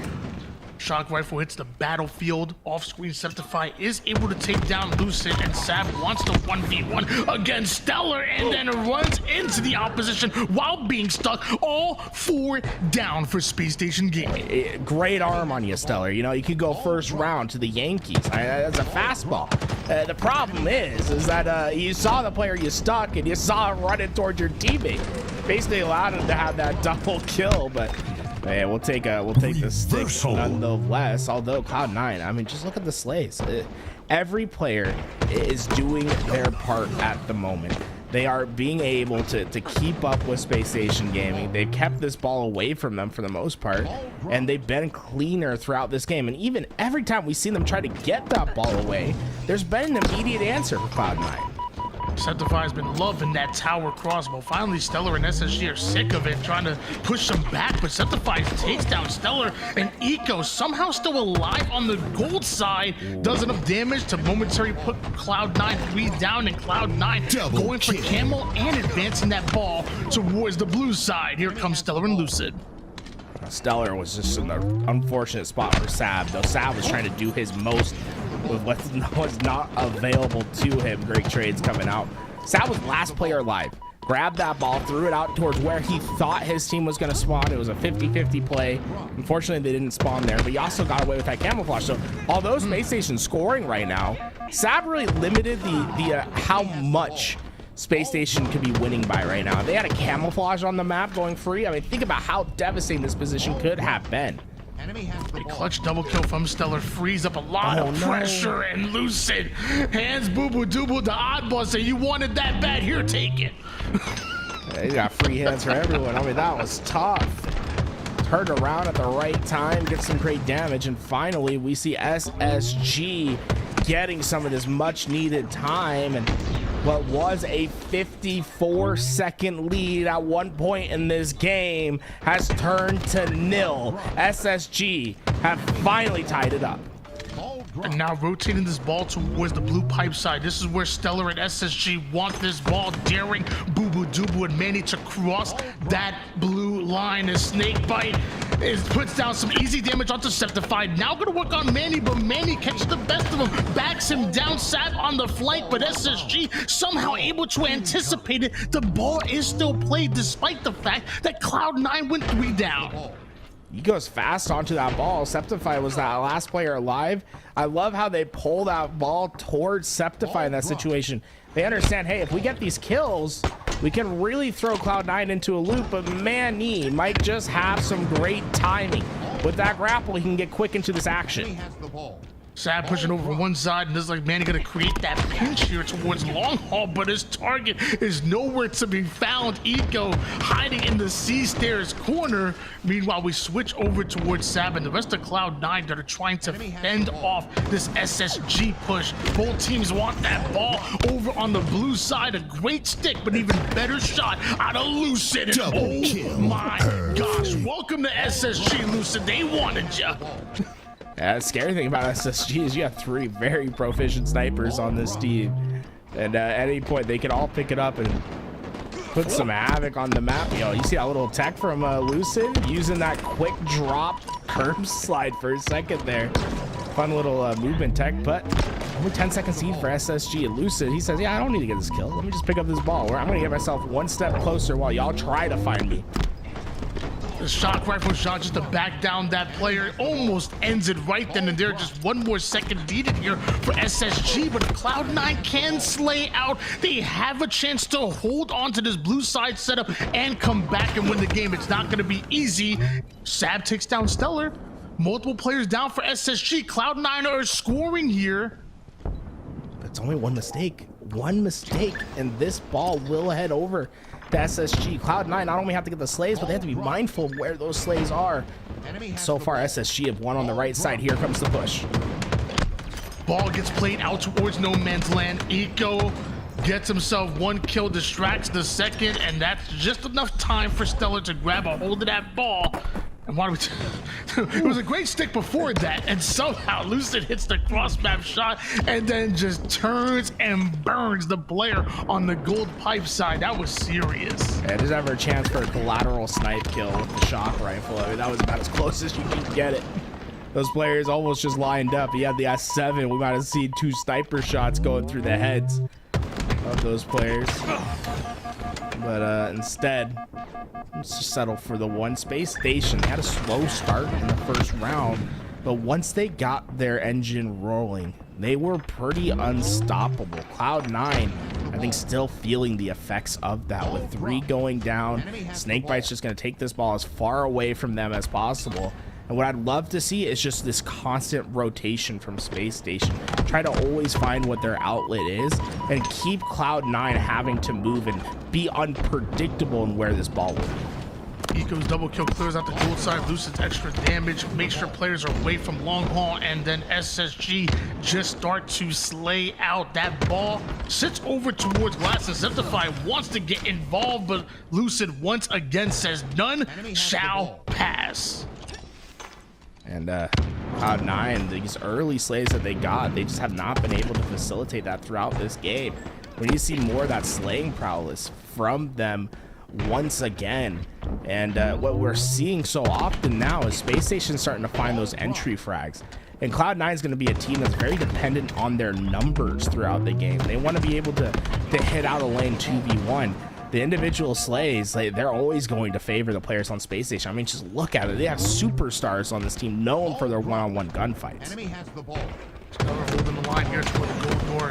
Thought he was in a 1v1, turned into a 1v2. Boo Boo Doobu's double almost turned to a triple, but Eco and Lucid coming in out of nowhere. Still 3 down for Space Station game. But that's where you're going to see Cloud9 be successful, right, Tony? What do we notice different about that play than the rest that we've seen throughout the end of that round 1 and the beginning of round 2? Unpredictable 2 hits, right? Stellar had no idea there was going to be 2 players there. If Cloud9 can partner up and overwhelm the isolated players on Space Station, that's how they're going to get their ball time throughout this game. Connected fights are important for Cloud9. 47-17 lead in favor of Space Station Gaming. We see Lucid and Snakebite going to take a lot of space here over toward the long haul. Excellent damage on Deceptify. Going to take a more direct route, but one that Manny was able to predict. Drops the ball, gets the headshot. Deceptify strafing faster than I've ever seen anybody do it. Sab on the cleanups now with Stellar, the final player alive. He's gone. Cloud9 scoring. Great expansion on the map from Cloud9. Look at how much space they're taking up, and Sab gonna work to partner up. So he had that presence at long haul. He leaves it, hoping that Space Station still respects him being there so that he can partner up with his team. Unfortunately for Cloud9, it's not gonna work this time. Look how decisive Space Station was. They recognized that rotation early. They overwhelmed the long haul. They got into pipes before Cloud9 could react, and just as Cloud9 has gotten the lead, it looks to be going the other way once again. There's been a well-balanced attack coming out of Space Station Gaming that has gotten them the lead once again here. Stellar with the shock. This has really been the determining factor of a lot of defense stance, and it may just be the determining factor of this one as well. Stellar goes at Boo Boo Doobu and immediately grapples out. The replacement there for Eco, that's just called the bait and switch, and Cloud9 can't handle it. SSG scoring. Really smart from Eco there to just take the challenge. He understands he's probably going to die, but he guarantees a trade. It put Cloud9 4 down, and more importantly, it staggered that last spawner. It takes a lot of the teeth out of their initial push. They're not going to be able just to overwhelm right away. Instead, a lot of fights are going to need to be won in the middle map, and so far, things are getting dicey between both these teams, and Cloud9 a couple down once again. Space Station Game have claimed control of the long haul side once again, preparing for a blue side transition, but Septify pulling up the rear here. He's gonna have both Snakebite and Eco to deal with, but not anymore, because Boo Boo Doobu goes at Eco. Now Lucid wants to win the 1v1. He's able to do so, but Manny seemingly come out of nowhere, and with that 3 down, that's gonna force SSG to play the ball, but 94 seconds, Tools. 3 minutes on the neutral clock though. So Cloud9, I wouldn't get too caught up on trying to make sure you get to this ball, but rather playing denial. You have 3 minutes of neutral time to play around with. Ensure that you play Slayer first and just make sure that you have that ball checked. As of right now, it's SSG winning the Slays battle. That's until Manny sneaks away with the kill and his life, trying to get some damage onto Stellar, who knows is pushing up, but doesn't know that Eco is coming right around the corner.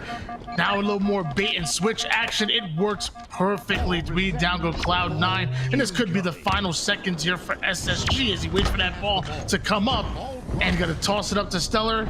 There it is. Space Station Gaming taking round number 2. Cloud9, not without a fight, but still it's SSG. Eco doesn't get a lot of kills to his name in that game, but he was terrorizing Cloud9 in the most crucial moments. Oftentimes when there was a player that needed to be in a spot that was unpredictable or catching Cloud9 off guard, it was Eco that was filling in those positions. A lot of times it ends up being a trade or him getting a lot of damage to help his teammates facilitate and assist. But those dirty plays, right? The ones that don't really show up on the stat screen were clearly playing an impact. But just look at his assists, 18 to his name in that game. And obviously we expect players like Lucid, Snakebite, and Stellar to be consistent with their kills. But Eco is a big part of the reason why those kills were being facilitated this game. I was really impressed with some of the flanking plays that he was making and some of these trade outs that he was forcing Cloud9 into. And I think that's the way to think about it, Tony. A lot of the plays that Eco makes is to force the other team to make something specific, make something that he wants to happen.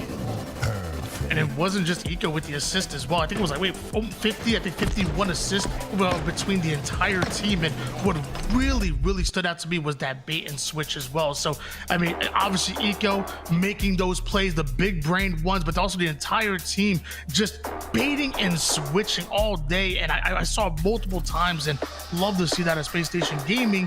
But now going into the Solitude game number 2, the question is, how does Cloud9 respond? If they lose too many camels or shocks, kind of like they did in that recharge, it could go the same way. However, if they claim some of those for themselves, they beat some shooters as well. Keep an eye out on Septify in particular in this game for Cloud9. If they're going to have a successful game, it's largely going to revolve around him. Last year, he had one of the highest KDs in Slayers. He's a very proficient Slayer player in particular. His KD throughout the year was like just underneath a 1.0 in the objectives. He was hitting like 1.17s, 1.2s in the Slayers. He's really proficient. As of right now, we're on board with Sab of Cloud9 and running the Bulls triangle offense, surrounded this cafe side. Surprised that they were able to sneak away. Kill was Lucid, and oh my gosh, Stellar with the moves and the thrust. Yeah, unfortunately, Jagger was not able to keep him going there. The thrust just kept him off guard for a second, but they are eventually able to find that camouflage, and Cloud9 is putting on some great displays early on, and Septify a big part of that. At the beginning game, they went 3 down. Septify had 3 assists. He was helping his team stay in it, and now they have a chance to attack. Eco with some incredible move in order to stay alive. I thought he was going to run into a 1v2, but he plays it perfectly and eventually steals away 1. That trade is going to work out really well for Space Station Gaming. As camouflage is coming up, both teams are going to reset. So easy when you're one shot like that to accidentally give up your life, not to extract the maximum value. Eco said, no. I'm not sure I'm going to take one player down with me. And so far, Cloud9 have been able to keep this scrappy, but with them going 3 down, the spawns are going to be known for Space Station. Now, can they execute and collapse upon them? As of right now, Cloud9 have one thing in mind, and that is taking over the tram side. But once again, it's that bait and switch. But eventually, Stellar does end up going down, and Snakebite doesn't have the shields. So what does Eco do? He gets the cleanup. The cleanup crew is here, and right now they're wiping off the streets of Solitude as Cloud9 being sent to spawn, and Septify not able to win that gunfight. He's going back down to the S1 side. Really has been a lot of bait and switches that we've seen between both these teams. That engagement over at Loop, it was a bait and switch from Cloud9 that got met by a bait and switch from Space Station that ended up being in their favor. You see that bait and switch style from both these teams is keeping this game very close. But then you'll notice, look at all the deaths on the lobby. Everyone's kind of about the same. Lucid maybe leading his team by a little bit more, but he's been awfully aggressive to create that Stellar. Not quite able to get that triple, but We'll keep it even. 23 all. It has been answer for answer all game long. Shock is coming up right now, and Sab has an incredible cross map, but has to give it up. Too many eyes on him, so drops down to the low ground, which is exactly where Stellar wants him. Too quickly hitting the black screen for Space Station Gaming, and Snakebite is covering Eco's back from across the map. Yeah, don't let Snakebite slither behind you. Once he gets into that back rank, he will cause chaos. And unfortunately for Cloud9, this looks like this might be the moment where we start to see a lead grow for Space Station. They've really done a great job at keeping Cloud9 separated. Boo Boo Doo the critical player, they forgot about him. Perfect. Boo Boo Doo with the shock. This is gonna be dangerous. Almost lines up that player towards the S4 side, but it's Lucid and Eco. They're looking to not only stay alive, but also to force Cloud9 back. Just a 2-kill game, despite the uncharacteristic-like start from Lucid. 3 and 10. These are not the stats that we've come accustomed to when talking about the former MVP, but he and Eco doing some max damage here. Double Eco kill, laying down the law with the people's elbow. That's gonna be a killing spree. Stellar wants to get his as well, and just like that, SSG are starting to heat up. This is Eco at his best. What he's able to play around his team and just be in the moment to either help or finish in these gunfights, he thrives. And so far, that's been this game. It's been a lot of bait and switching between Cloud9 and Space Station.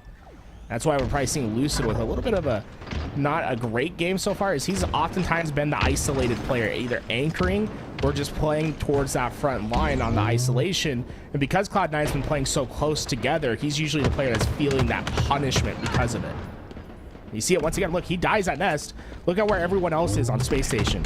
They're trying to collapse in, playing together on the opposite side. So Lucid, he's not having the greatest stats, but that's because he's playing a very hard role right now. He's isolated on an island trying to do his best, but Cloud9, they don't leave each other. They always have an answer. We know Cloud9 are playing the role of just push together and overwhelm the players of Space Station Gaming, and man, it is working. 39-37 in favor of Cloud9 as we're back on board with Boo Boo Doo, the leading KD man for the squad. 12 and 8, 3 assists, and right now just a thorn in the side of Space Station Gaming. 2-kill lead. Cloud9 could tie things up. Cloud9 eclipsed the 40 kill mark first. They're leading the charge into this end game, but they're condensed on the map. Look, every player is stuck over at blue. This is going to be an opportunity for a collapse, and Stellar just threw Manny into the wall. That puts Cloud9 down numbers, and they don't have anywhere to move. Camo, Sniper coming up. SSG has so much advantage on just the spacing in the map to make plays for these. All 4 players up for both squads. Cloud9 elected to 4-man push. It seems like through the yard side, they're going to push up together, but a trade out in line is not what they're looking for. Sab finds a cleanup onto Eco, and now is staying alive towards Zucher. Notice how Boo Boo Doo was pushing up Tram. That means Sab is pushing up as well. A pinch, and a perfect one at that. Now he gets the shot. It's 45-42. Cloud9 looking to pull off an upset, and mind you, unselfishly giving that shock away. Give it to Sab. Hey, love that. Let him control your destiny. And look at this. Look at how all these kills are just coming in assisted at the moment. Eco, yeah, Eco, you're in trouble. There's nothing he can do. This is just perfect play from Cloud9, and they're just a couple kills away. But Lucid gets a clutch double. Now it's 48-44. Just 2 more kills needed here for Cloud9, but easier said than done against a team like SSG, who are not backing down. In fact, they're pushing forward, but Stellar biting off a bit more than he can chew, and the nades are going down in the one-shot. Eco this time will not find the exit route. Cloud9 successfully pull off an upset in game number 2 to tie up the series. Space Station was constantly looking for that advantage throughout the fights, right? Where can we find the isolated player? Where can we find the mistake that Cloud9 is going to make? The problem arose is that Cloud9 just really never left those spots open for Space Station to take advantage of. They consistently had each other's help. Look at the assist call. 3 players at 9. Boo Boo with a 4 assists to his name. They constantly had each other's help, and the one thing, like, they all kept their deaths in check. How many deaths do you get a game, Tony? In a game of Slayer, how many deaths are you allowed? I mean, if everybody gets 12, you're going to have a tough time winning. Exactly. What did Cloud9 do? They kept everyone under 12. No one eclipsed that 12 mark, and that's just a clean game of Slayer. That's everyone keeping connected. They're trading out their kills. No one's going rogue and getting caught out in the isolation. And it's a clean game throughout. I mean, look how even it is between everyone. Boo had the most kills, but I mean, he had the least assists, the least deaths. He's the one that's benefiting a lot from the aggressive play of Septify and Sab. That's just a clean game. I really got to give the props to Cloud9. And once again, I wanted to point out who was the player I told you to worry about. Septify, although he's on the bottom of the KD, he is on the top damage dealt. He is a force in Slayer. I'm telling you, if you really want to get to know some of these players in the top 12 and some of the impacts that they can make, watch Septify play Slayer, man. He is really, really such a special and gifted player when it comes to the Slayer and having that freedom to work on the map. He just understands his spot so well. He definitely shines in the Slayer, but I mean, just his overall game as well. Like he finds a way to get kills, stay alive, and just keeps playing. It just plays so well around this team. And this is an entire Cloud9 roster, dude. Even go back to last year in that year 3. Cloud9 were excellent in the Slayers and maybe missing out on some opportunities in the game 5s, obviously, and not able to clutch it out against some of the best teams in the world. But remember, it was against the likes of SSGs. It was against the likes of the OpTic Gamings and whatnot. Against everybody else, Cloud9 were looking damn good and almost pulled off some major upsets. Well, now they have a chance to do that again. And against the Space Station Gaming roster, we switch over to Neutral Bomb on Aquarius. And what do you got to do, a ton of you? You got to slay in order to plant the bomb. I'd like to see Cloud9 keep playing together, keep playing that assist game. It's easy for the objective to influence players' positions, though. It's a lot easier to do that on the Slayer. Immediate 3 down is how we start things here for Cloud9. Camouflage still being fought over, though. I love the fact that Boo Boo Doo was able to defend this camouflage against Lucid for so long, but eventually Lucid and SSG are going to grab a hold of that camo. That bomb in the hands of Space Station Gaming, and this is not good for C9. They had no idea. Stellar took on the weak side of the map, right? We saw all that pressure on the P side trying to contest camouflage. Stellar grabbed ball, went into the util lane, never exposed his position, and just walked that ball up while there's so much distraction in the middle map. He was arming when they got the 3 down. So he had perfect timing to get that first detonation, and we're talking about 30 seconds into the game. 1-0 lead here for Space Station Gaming, but this Cloud9 that advanced that bomb towards SSG territory, but having to go 3 down in order to do so. Septify will have to wait for his teammates to spawn up. And Septify trying to keep himself a little bit in line here. He doesn't want to get too far forward, and Stellar's trying to sneak it up again. This time not going to work. Septify working back towards his team was able to find him, but the big thing Cloud9 will need throughout this game is just slays. They will facilitate all the movement for this team, and so far, Lucid has been just a pain in their side on trying to deal with those slays. He is just a machine on this map. Look at the damage that he's been able to do. 5 kills. He was the reason that they got the camouflage at the start. He was a distraction while they moved that ball up. He stops the 3 down from being a nuisance for Space Station by getting a couple of kills and the assist for the 3rd. Lucid making up for a little bit of a lackluster game too already. SSG were able to advance that bomb over towards Cloud9 territory, but it's back to focusing on that camouflage for both of these rosters. Sab takes height. The final player alive, he is able to pop that camouflage, not able to get away, but denies an important resource from SSG. But guess who to take care of him right away? It's Lucid again, and Lucid just won another one-on-one against Manny in the back base. Lucid has been on a tear. 8 kills to his name. And I don't think you can hide for much longer, Seth. You throw those nades, it's inevitable. Lucid's coming for you. Lucid with the easy kill. SSG moving that bomb forward, and nobody from Cloud9 able to contest for this. Oh wait, there's one more. It's Manny coming out of nowhere, but even he's not enough. 2-0 start for Space Station Gaming. That's a tough spot for Manny because you almost have to make the play of just giving up on that bomb, because it was more necessary for him to be alive and to help his team battle out of the base. Because he went down, they haven't had 4 up, and Lucid is still terrorizing them in the back base. He's hit number 11. Cloud9 trying to defend SSG out of their base here, and it's Lucid that's forcibly backed down. That bomb is here, and so are 3 members of Space Station Gaming. Eagle's able to go at Septify, but Lucid gets absolutely obliterated by that grenade, and the cross-map shots from Stellar is not gonna be enough. Excellent defense by C9.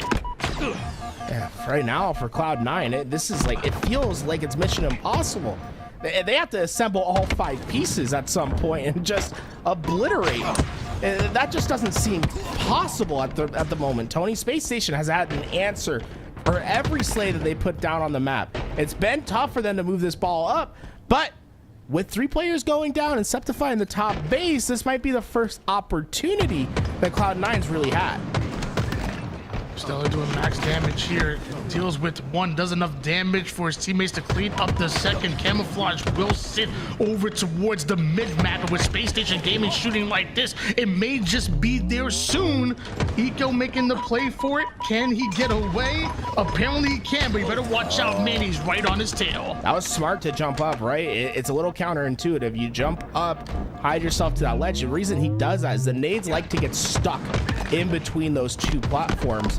He's able to dodge the grenade damage just enough to stay alive and repeat that camo just a little bit more value than it would have gotten if it was immediately burned. The problem for Cloud9 so far has been the follow-up. They've gotten 3 down a couple times now, but Space Station has always battled off their spawn so well. If they can get a back-to-back, right, the overslay in the base, then Cloud9 will have a chance at a detonation.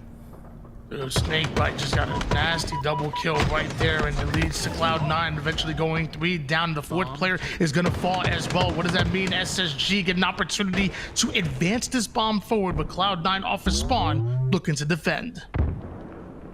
Well, we've seen Cloud9 is starting to move much slower than what we've seen in the past. They are very cautious about players getting behind them. That's because it's been costing them so dearly in this game. Remember how that first bomb detonation went off? It was because Stellar was able to get through an empty lane. Cloud9 are slowing down and starting to watch those lanes, but the Space Station doesn't necessarily have to reciprocate. They can just keep playing fast, keep bruising them, and the slays, they're just dominant in them so far. All 4 players of Space Station have eclipsed double digits. Cloud9 been attempting to do that information gathering, but somehow it's always a player that sneaks behind enemy lines. So it looks like Sab gonna take a play out of their playbook. Gets a nasty flank, and who says the jiggle peek is gone? I love that out of Sab. Yeah, that's like a jiggle jab right flick. That's like all 3 strafes at once right there. Tony tried to get into his bag, but unfortunately there's just not much he could do in that spot. Another camouflage that heads over to Space Station, and oh, Tony, they weren't able to get the kill on it either. They're ready to detonate. They're in the base. All 3 players are going to have to try to do something special. I just don't think it's going to happen. 6 minutes. Go down, and that's all it took in order for SSG to come out with the 3-0 win right there. And that felt like a quick one. For Bomb, I would say a game type that normally goes the distance. That was a fairly fast game for Space Station Gaming against a Cloud9 who stayed scrappy, who stayed in it almost the entire time. But man, it's tough. What are these stats telling you? I mean, obviously the slays play a big factor, but think back about what we saw in game 2 and what was successful for Cloud9. It was a lot of the running as duos, the 2-2 splits that were helping them on the map. They had a lot of bait and switching that worked. Now, when we think about what worked against them in that oddball game, it was the 2-2 splits. It was splitting on the map, and that reason it worked against them was because they were leaving empty lanes on the map. And Space Station were quick to identify what those empty lanes were, get behind them, and nullify the effect of the bait and switch, right? If you have a player shooting you in the back, there is no longer a bait and switch to be found, right? So Cloud9, they don't have that potency ensuring that they always got those trades, that their assists were up. They were starting to get just pelted in that back lane. Lucid in particular was so effective. And right, Lucid was trying to do the same thing on the Slayer game, right? We saw him in the isolation behind enemy lines a lot of times, but there wasn't that objective to orient around. There wasn't that objective for Lucid to be like, okay, I know they're not going to be looking this way because Bomb is distracting them. And because of that, Lucid just pops off, right? We're seeing the complete different situation from game 2 to game 3 because of the objective and how that freedom that Slayer gives you isn't necessarily there in Bomb. Well, going into Fortress, capture the flag is going to be our game number 4, and one in which SSG have the opportunity to close things out here. We're going to have a much different map that we've seen as far as our pool. Now we have 2 snipers, 1 on each side. And although we know, you said it before, that anybody on the Space Station Gaming roster can snipe, well, Cloud9, they ain't slacking either. And if either one of these teams can grab both snipers, you know it is going to be a tough time for the opposition. I mean, the Space Station, you let them have, if you let 2 players in particular, Lucid and Stellar, have both those snipers at the same time, I mean, you might as well say goodnight. Mission critical for Cloud9 is to prevent sniper control from really dropping to the other side. Now, that being said, I mean, any team gets 2 snipers, they can make a lot of work happen.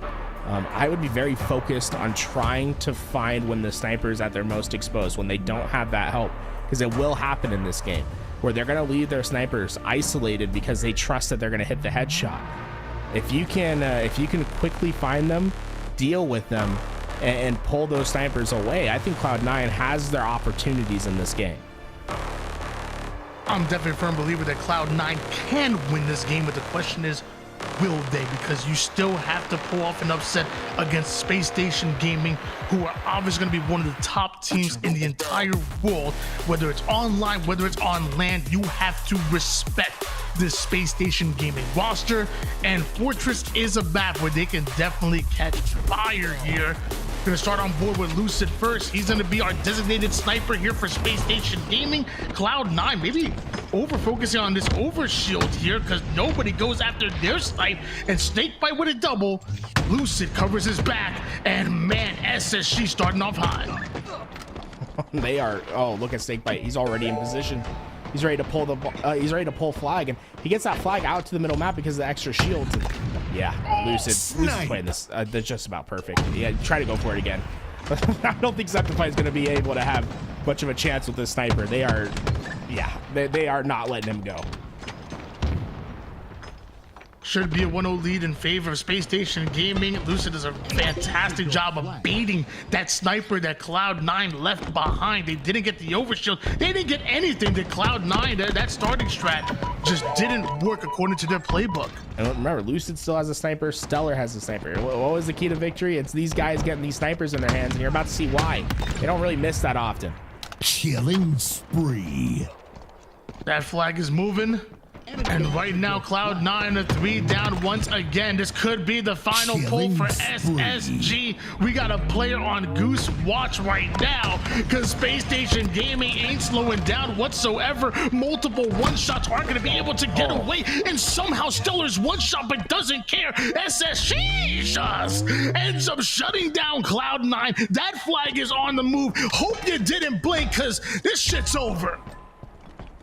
Set the time, 1:51 p.m. Pacific, time of death. Book it. I blinked. I definitely blinked. Did anybody blink? I blinked. I missed it.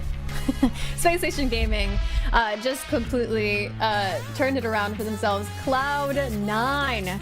Although they had an incredible start to their first bomb game, leading charge into that first round, Space Station Gaming just came back on top, showing us that they are the top 4 squad here this year. Cloud9, though, they showed incredible potential, I believe. Great moments, right? We saw moments in these games, except for this last one, right? Well, they only got 3 kills between them, but I think that was more of a what we know SSG's ceiling can be. But Cloud9, I think there's a lot to love, especially in the first game and the Slayer.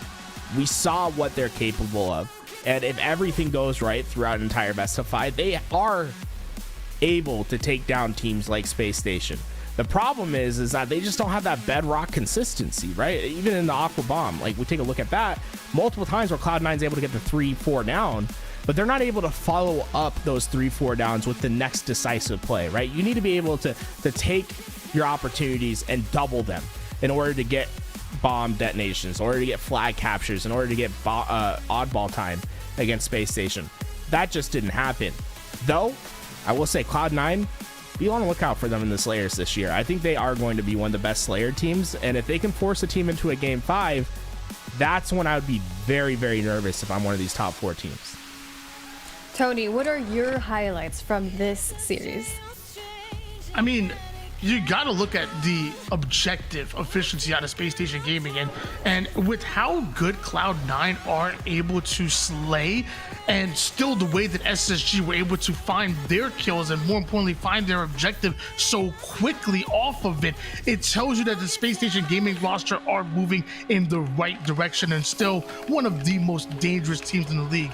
My problem is with Cloud9 is that series aren't won through Slayers. They have to figure out a way to go toe-to-toe with these teams in objective. We know how good this Cloud9 roster can be. We know what their potential is, and now it's time to see them step into it, because we all are believers, but at least this series, I would say today, but at least this series goes to SSG. That was big. Absolutely. I think what's something I'd like to point out is that Cloud9 is only 200-ish points away, separating them from Space Station Gaming in the top 4. So Cloud9, this was definitely an important series for them, but what does this say about the team sitting in top 6 and what separates them from being within that top 4? It's consistency, right? The teams that are in the top 6, they lack the consistency of the teams in the top 4. Space Station, they're going to play about the same each game. It's just whether you can take advantage of the opportunities that they'll give you. And then when Space Station hits their stride, I mean, we know what the ceiling is. I mean, that Fortress flag in, that might be the fastest in pro play history. What we saw there. I mean, put the speedrun.com. Let's get it listed. That's one thing I would love for someone to start tracking throughout the year is the fastest and longest games of the HCS, because that I guarantee is number 1 right now for pro play, Fortress flag, and I don't know if there's gonna be much more opportunity to beat that. I mean, they were so efficient.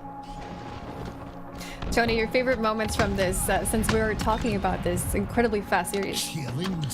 I mean, for me, I think it was these plays from with Stellar with the snipe over towards his back base. Like, he's one shot. The man is one shot and somehow is still able, it might be coming up soon, actually, now that I mentioned it, and still able to come up with a clutch kill. This is it right here. Look at this. The man's one shot. If he dies and Sab stays alive, maybe Sab is able to put up more resistance in order to stop that flag from going forward. But he doesn't, and ultimately that flag ends up being the 3rd capture, and where maybe if Sab able to get a kill, he buys enough time for his teammates to come off his spawn. Like, hitting plays like that when you're weak, man, that's ice. That's clutch right there. It looked like their demise was at the beginning of the game when Cloud9 just didn't get the start that they wanted, and it was incredible to see Space Station Gaming completely run away with it after that just one mistake. It kind of shows us what Space Station Gaming is capable of. Now we get to see what OpTic Gaming versus Complexity, what these teams are capable of. Complexity, this is a tough series for them. Complexity, this is the test, right? We talked about what their potential could be. Them having some really rough start in the first 2 weeks. They had a great game against TSM in which they were able to 3-0, and pretty convincingly 3-0. If they want to prove that this is a team that's going to stick and have chances at some high finishes this year, taking games off OpTic Gaming is priority. Take a series off OpTic Gaming, then hey, we have a very serious discussion about who can be in the top 6 come Arlington. Tony, your thoughts on this series? I mean, I obviously OpTic are the favorites, going into this matchup, but I will say, man, I really did enjoy what we saw from Complexity over the last couple of rounds, and they were definitely one of those squads that we looked at that maybe underperformed a little bit so far in this, in the off season, the early season, and one that we wanted to see more of. Well, I think we saw an excellent complexity against TSM, and I think this is a matchup that really is going to be a great test for them. So, complexity versus OpTic Gaming, I'm all about it, but let's not mistake that as, OpTic are the favorites, and I think everybody knows that. Absolutely. I think Complexity knows where they are in the leaderboards right now. They are currently in a, one of the scariest spots to be here points wise, because they are on the edge of, needing a lot of points needing points in order to secure themselves a spot in pool play, or maybe even being a contender for that travel coverage. Where if they don't get to win this series, where does that place them? Man, I honestly, I don't think I can answer. Like I feel like so much this year is so up in the air with all these teams. Like even when we just look at like how top 2, how top 4, how top 6, how top 8 are competing with each other, it's like it almost feels like everything can be so interchangeable in those tiers. Here we take a look at the leaderboards in case you all hadn't seen it before. These are where these teams stand. This is the Arlington major pool play contenders, and as these teams stand, you can see where Complexity is with 3,520 points, and in order to qualify for pool play, you need to get top 8 next weekend in the qualifiers, and then the 2 remaining North America spots will go to the remaining teams that have the highest points within this leaderboard. So it's a scary spot to absolutely be in. So we're gonna go ahead and get ready for this next series, OpTic Gaming versus Complexity, up next.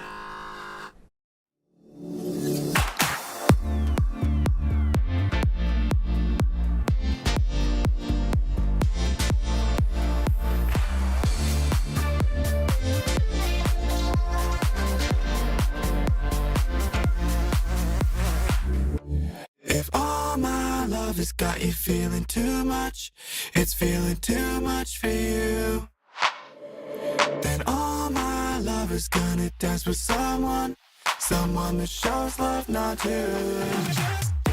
If all my love has got you feeling too much, it's feeling too much for you, then all my love is gonna dance with someone that shows love, not you. Just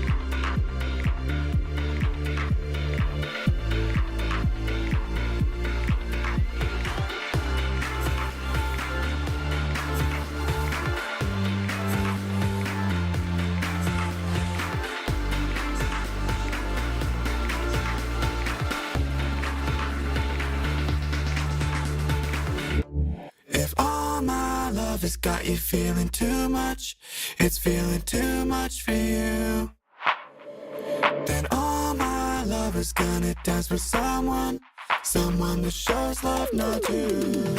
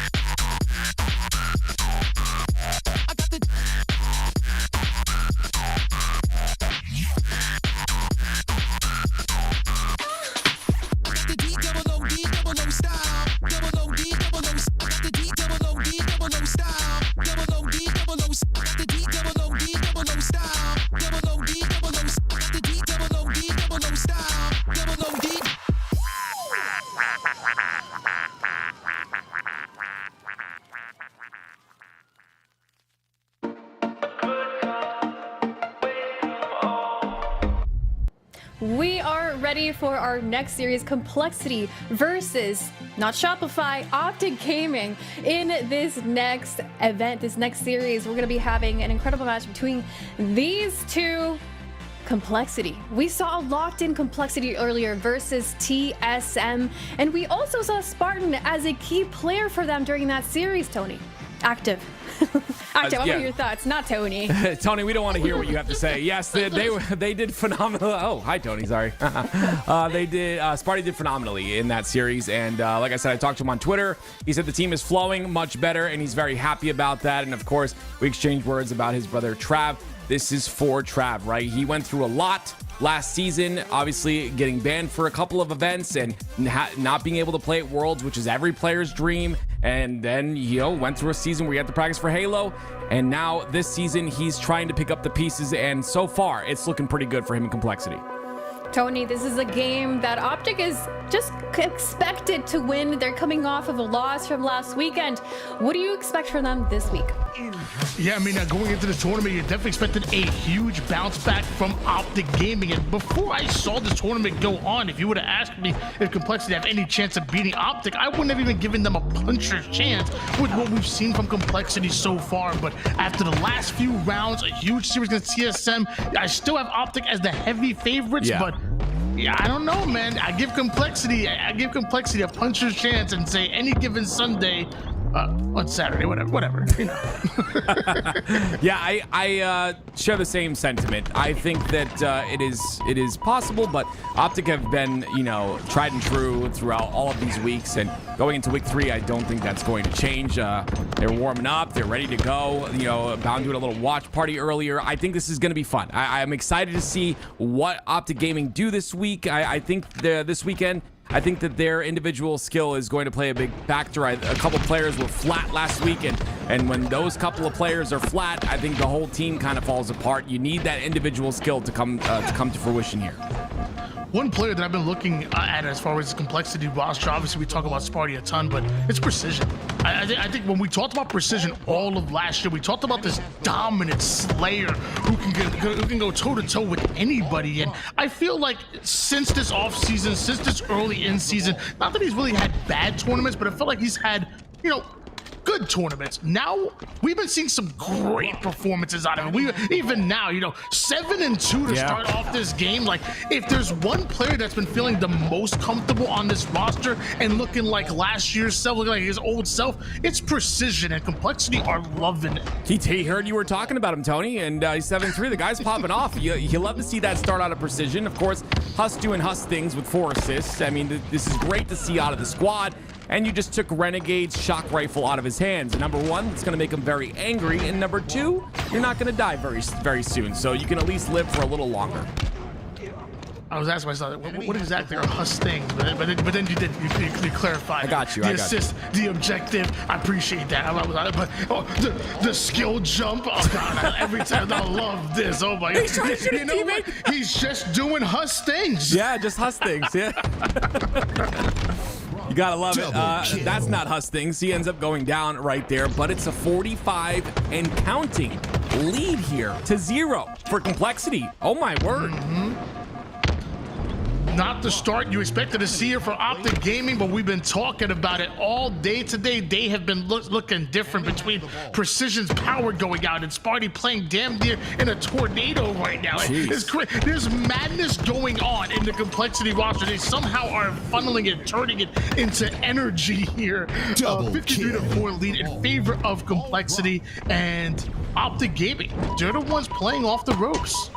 Now they start to get some points here, and this is where you worry just a bit, because when OpTic have that ball and they have that setup, it's really difficult to break. You've got the aggressive individual playmakers taking space on the map, like you see Renegade doing right here. That's his last shock rifle. I'm sorry, his last grapple that he can use. But I mean, this is where OpTic start to come back. Look how hard it is to break this setup. It's 3 down again. And the crazy thing to me is like the ease of play that you're seeing right now. Like Complexity really had to scrap to get that 53 seconds worth of ball time, which was well deserved, but OpTic just kind of find their way right back into it, and they almost make it look easy. Obviously not so, but it's just a very smooth transition from Slays into the objective, into their setup. I'm liking that from OpTic Gaming. It's really cool to see, and we're seeing different objective play out of the guys too. Obviously, everyone on this OpTic Gaming roster is very fluid in what they're supposed to do at what times, and now you're seeing Formal with a whole bunch of ball time to start this game off. It's just cool to see how well-rounded they are. You would expect, looking at this team on paper, that it would just be, once again, heavy slays, no objective efficiency, but that's not the case here. They are objective efficient, and they just got the lead. Three-man push come out of Complexity through the long haul side. They go. Bound and OpTic anticipated. So the question is, are they able to defend against it, or will this be a rotation as Formal with some early shots backs down right back and misses the stick, and it's gonna be Mental that takes him down. Sparty aggressive, that nade is going to deny the play ball, and that's going to be some time for Complexity. I really like that by Bound, though. You see, he was kind of waiting for Formal on bottom tower to see if he won that 1v1, and if he did, that's an open rotation to A, but because he lost it, Bound had to come back through pipes, and because of that native, like you said, Tony, he wasn't able to play that ball. So great job by Complexity. A nice little solid break there. What else can they do, though? It's Formal who wins the fight against Sparty. It's a tricky shot. That strafe is insane, brother. Yes. Good God, Sparty must have been working on that one. 75-56 lead in favor of OpTic Gaming right now. Complexity not far behind, but just 25 more seconds in order for OpTic to take round one. I talked about the Slayer slaying on this OpTic roster this weekend, and so far it's looking good. Legend 17-11 to start this game off. Renegade positive 10-9, so very good stats to start off here, and they'll still maintain the lead and Shock Rifle in 15 seconds. So Complexity can get this ball inside of pipes and a couple slays. This could be good for them. Huss was getting ready to throw to get that ball tossed up over towards Bad Ledge, but knew that OpTic were coming in quick.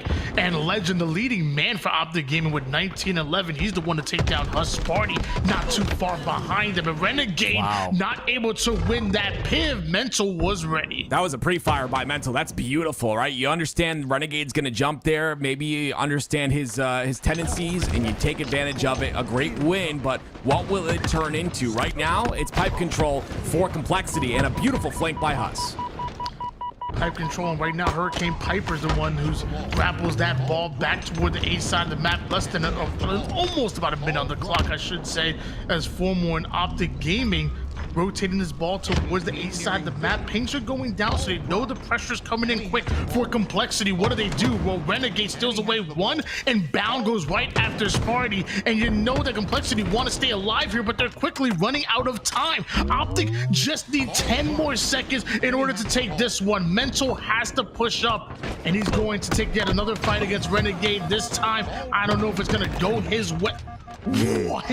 That's huge. I didn't expect that at all, Tony. I honestly, there was 2 down multiple times for Complexity. OpTic Gaming had a nice hold on to Elevator somehow, some way. It's Complexity that find a break at the last second. There's 45 seconds on the neutral clock. These slays were important. Huss gets the first. Complexity not only able to slay out, not only able to survive, but look at all this ball time they're able to accumulate. Mental staying alive might have been the play of the game, as crazy as it sounds, but notice how Bound was able to take down Mental Precision, who wanted to set up early towards the blue side and had to settle for playing the ball off the map. Meanwhile, the rest of Complexity are being chased out of gold side by the Demon. Eventually, Huss gets the shot with the shock. I don't even know what that angle was.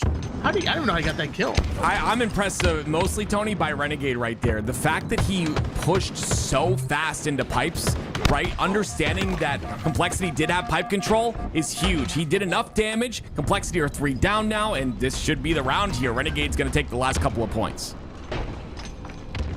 And there it is. Round number 1 does end up going to OpTic Gaming, but once again, got us. So, how does... What is he? Was there a downed weapon on Bad Ledge? Did he shoot the downed weapon? Like that shot grenade, that shot did bounce off of something, right? Yeah, I believe so. I don't know. I'm not sure, but it was also a good trade too on top of that, so with that nade onto Huss. But crazy things still happening in year 4, Tony. Sparty. 13 and 18, a little bit slow to start here. Huss still with high assists, but there's a large amount of deaths. And again, this comes down to the other side. 25 and 14 out of Legend. 1-0 lead here as far as rounds go for OpTic Gaming. Multiple members of Complexity are up. Mental's over toward the top glass side, but Bound wants to push forward, but ends up pushing right into 2 members of Complexity, setting the trap. That's Complexity, and looks like OpTic might have ran into it 3 quickly going down. Yeah, a little bit of a trap is exactly right, Tony, and a bit of aggression out of Bound. He thought Formal was going to have the timing for him, but he didn't. And now Complexity hold the ball inside of Pipes, and a full rotation allowed here towards A if Precision needs that. But looks like he's just looking to see where the spawns are coming out. He sees Huss on that long haul side, which means not a lot of pressure is coming that way. And I like how Precision's playing this, watching his teammates, waiting for that pressure to come either side, and when he feels that pressure, the ball gets played. Recognize the situation, playing that ball towards the mid-map and giving Complexity another chance to fight for that ball, but OpTic lay out heavily, and somehow Renegade always able to sniff out the one-shot players. Yeah, Renegade continuously is in fights where, yes, those one-shot players go down, and also he's able to get multiple kills for every life that he lives in this game, right? Every spawn, you know he's gonna come up and get multiple kills, and that's honestly what you need out of a player like Renegade. We didn't see that too much last week. I mean, he had his moments, but in that grand final is a little bit different. So he's my X Factor player here for OpTic Gaming. If he can catch fire, I think OpTic are unstoppable. I felt like another player we're seeing that out of his Legend who just went down there. I mean, the man's 27 to 17, so clearly getting a few 2-for-1s out of his life right now. I haven't had him much on screen just yet. He does his work quietly. Another kill out of him. God, that was loud. 28 and 17 now with 10 assists. Sparty, though, continuing to grind forward, and it just looks like once again, a bit disconnected is this Complexity roster. They're kind of taking some individual fights, and I think the less individual fights you take against an OpTic roster like this, I think the better you end up, right? You'll survive a lot longer.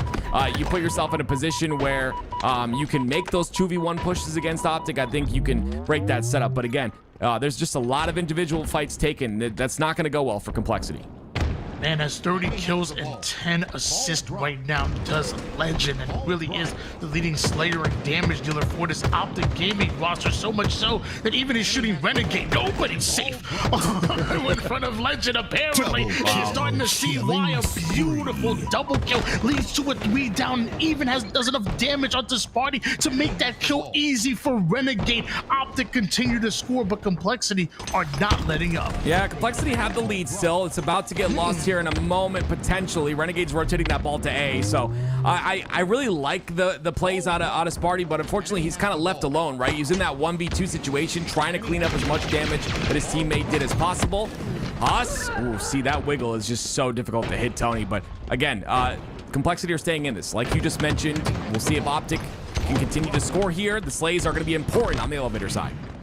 Well, that was them momentarily going 4 down. There are 2 that spawn up quick. It's going to be Formal and Renegade. They push up immediately off of spawn. Now Sparty has an opportunity to maybe turn this into a flank, but needs to get there in time. Legend's able to take down one, but ends up going down himself. Sparty earns himself a wingman medal, but not before getting taken out. Right now, trading blow for blow are Complexity and OpTic, trying to get any clear control, or instead rotating the ball towards your spawning players. That's a winning strategy for Complexity. I love this, and again, you see the aggression out of Bound. You see the rest of the OpTic players behind on the bottom center, I believe, so Bound is going to have a nice little flank here on these blue pipe players, and again, it's trades back and forth, but OpTic find themselves 4 dead again. Complexity, this is great by them. They're going to have control. No, Legend spawns on A. This is really bad here for Mental. He's got to get this kill on the Legend. They're in a 2v1. They have to chow.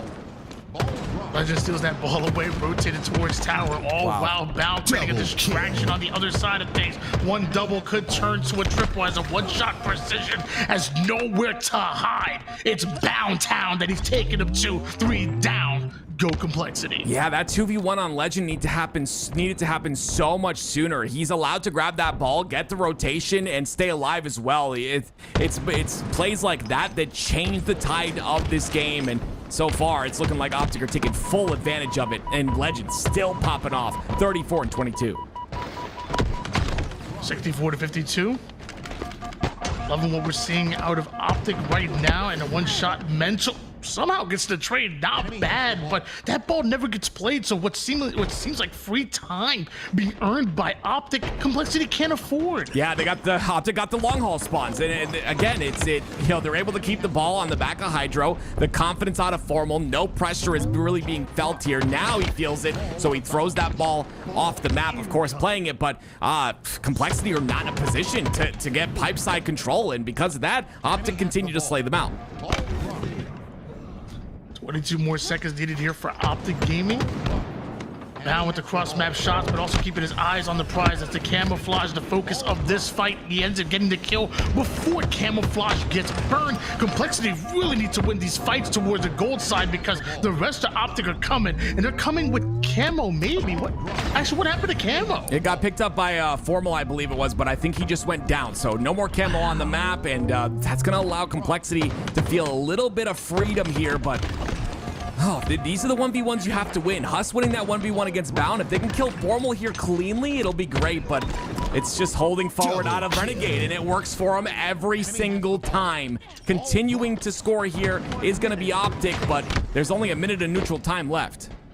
That's going to become really important because Complexity really needs to up the pace here, and that's where OpTic gets you the most. When they know that you have to beeline it towards the ball, they can set those traps. But as I say that, OpTic are the ones that end up going 3 down. Renegade still baiting that ball. The shots to mental will keep them over toward the tower side while Renegade continues to take space. Green gun in hands, Sparty in sight. You better watch out. Here comes Renegade. The green gun misses. Both teams trade, and both teams are 3 down. Yeah, I was really wanting to see that where the grapple was. It was actually on Bat Ledge, but I was gonna be really impressed if Complexity were to get able to get that ball on the blue pipe side. It was a free rotation of blue pipes. They were all on this side of the map, but they couldn't get it there in time. Instead, it's a long rotation through long haul, and now Sparty, he's the player of contact. He's the most important player right now. If he can stay alive and get some slays here, they'll be in a good spot. But again, 3 go down for Complexity, and now OpTic look to close it out. It was momentarily tied up at 78 apiece in a must-win pivotal battles between Complexity and OpTic, and Complexity just weren't able to get the kills. OpTic just waiting. That timer hits 4 seconds. They throw the ball off the map. It's mathematically impossible for Complexity to grab a hold of it. 2-0 for OpTic Gaming. It looked good at moments there for Complexity, but like you said, Tony, it's almost like there's a bit of it's just a bit easier for OpTic to grab that ball and hold the setup. But right at the beginning of round number 1, it was 56 seconds right away, I believe it was, for Complexity. OpTic, 1 break, and they've got a solidified hold to take the lead back. So let's take a look at the stats real quick. Legend looking like this is a matchmaking lobby. 42 kills in a pro game. I mean, that's insane. And we're not talking about 3 rounds here. We're talking about 2, a 15-minute game, and he got 40 kills. That's insane. And the funny thing is, I talked about, the improvement that we're seeing from precision, or really not improvement more, but I would say comfortable, because we saw this last year. We've seen this all throughout the lifespan of Halo Infinite, but it seems like precision really been stepping up his game. And that matchup specifically, 36 kills, like he was doing his damn thing for the Complexity roster, but it was overshadowed by Legend dropping 42 kills, like you said, in 2 rounds. If that was to go to round 3, I mean, does he end with like 65 kills? Does he end with almost 70 kills? What are we talking about here? He was paced for that. He wasn't losing fights, and I know that this, common sense, right? He has a lot of kills, means he wasn't losing fights, but so many individual pivs being won, a lot of doubles like this in a scenario where even before he goes down, he's doing damage to a third player, like 2 shots in. That's a player you love to have on your team, right? If he's able to wipe half the team and then make one of the last 2 players weak for you, oh, I'm happy with that. Give me that all day. But here we go. It's game number 2. Think about how fantastic of a talent you must be. You know, this young man from France, been around the block a few times. We see him in Halo 5, a bunch of the 4v4s, but especially in the 2v2s. And you're so damn good that an org snatches you up from another country, brings you over to the US and puts you on a top, what then might have been a top 3 roster, ended up being the #1 roster in the world, winning every tournament but one and becoming a world champion and MVP. What kind of talent that must be? Legend? Dude, they don't make much like him. There's the one and only, I would actually say. If he keeps on the pace, it'll be a generational talent. He is something special, let me tell you. And when he got emotional at Worlds, I did as well. I think the guy deserves it. You put in that hard work, and and you have that talent. I mean, anything is possible, right? And Legend showcases that. I think he's going to have a very beautiful season here in Season 4 as well. I'm excited to see what him and OpTic do. But on the other end of things, it's Complexity that want a bit of spotlight, Tony, because they're in the lead right now. 9-6 in favor of Complexity, and Sparty hasn't died a single time yet. And bro, how do you even see? It's unreal, man. I'm not even playing. I can't see it. I have the daggone overlay, and I can't see the camouflage. You didn't eat your carrots as a kid, Tony. Your mom always told you to eat your carrots. Man. Yeah, corn. Well, you gotta eat those carrots. I can't see that camo either. I'm gonna be honest with you. It's really crazy that some of these players can see it so well. Sparty, dude, having a really good start to the game though. 4-2-2 so far. He ended up dying 2 times in a row, so that momentum is stopped just a bit, and so is Complexity's momentum. They go 3 dead. Precision by himself toward the dip side, expecting the push from Cafe, but Legend catches him by surprise, and now it's OpTic Gaming back in the driver's seat. You're gonna see Bound and Renegade work together. Actually, no, Bound's taking a direct right route right through the mid-map. He goes. Complexity, you better watch out. Here comes Bound.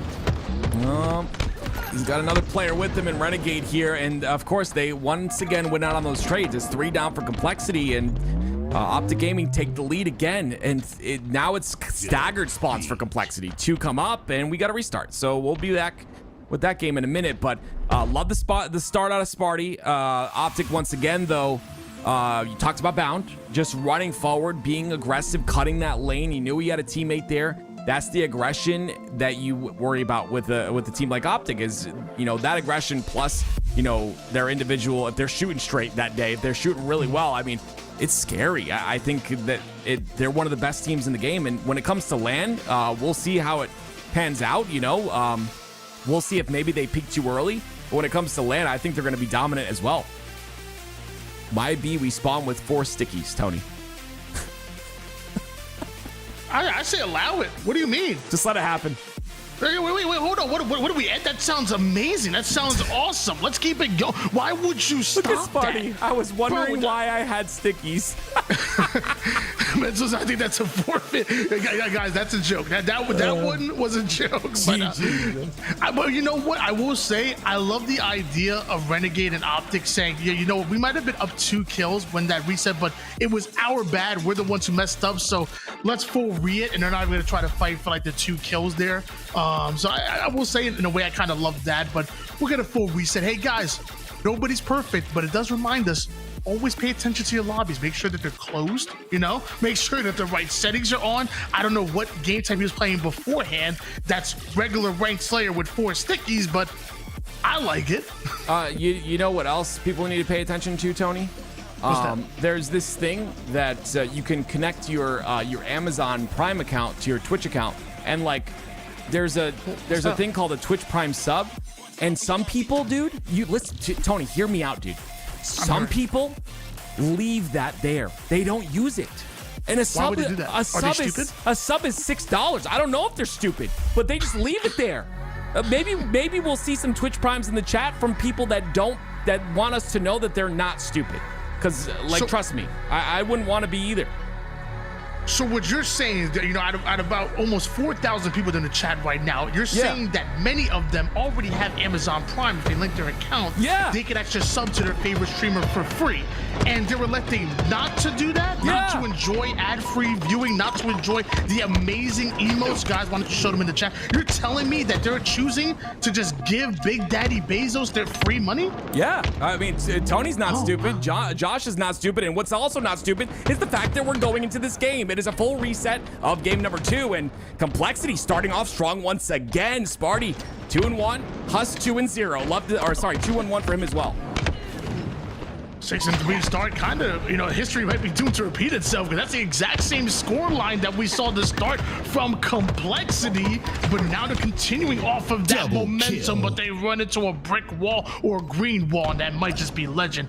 Excellent double out of him. I think it's going to be so entertaining, guys. This is Halo, man. It's going to be so entertaining to watch this OpTic roster on LAN. Of course, the Complexity roster as well, but I just think, these are players on OpTic, they're game changers. Like, all of them have a chance to literally turn the tide of a game because of the fact that their mechanical and individual skill is that good. On the side of Complexity, there are players that I think, like I said before, have other reasons to win. That, that Tony, I always talk about it, the intangibles, right? And that's also another thing that's going to bring fire to this HCS Season 4. I am so excited for this season and how it continues.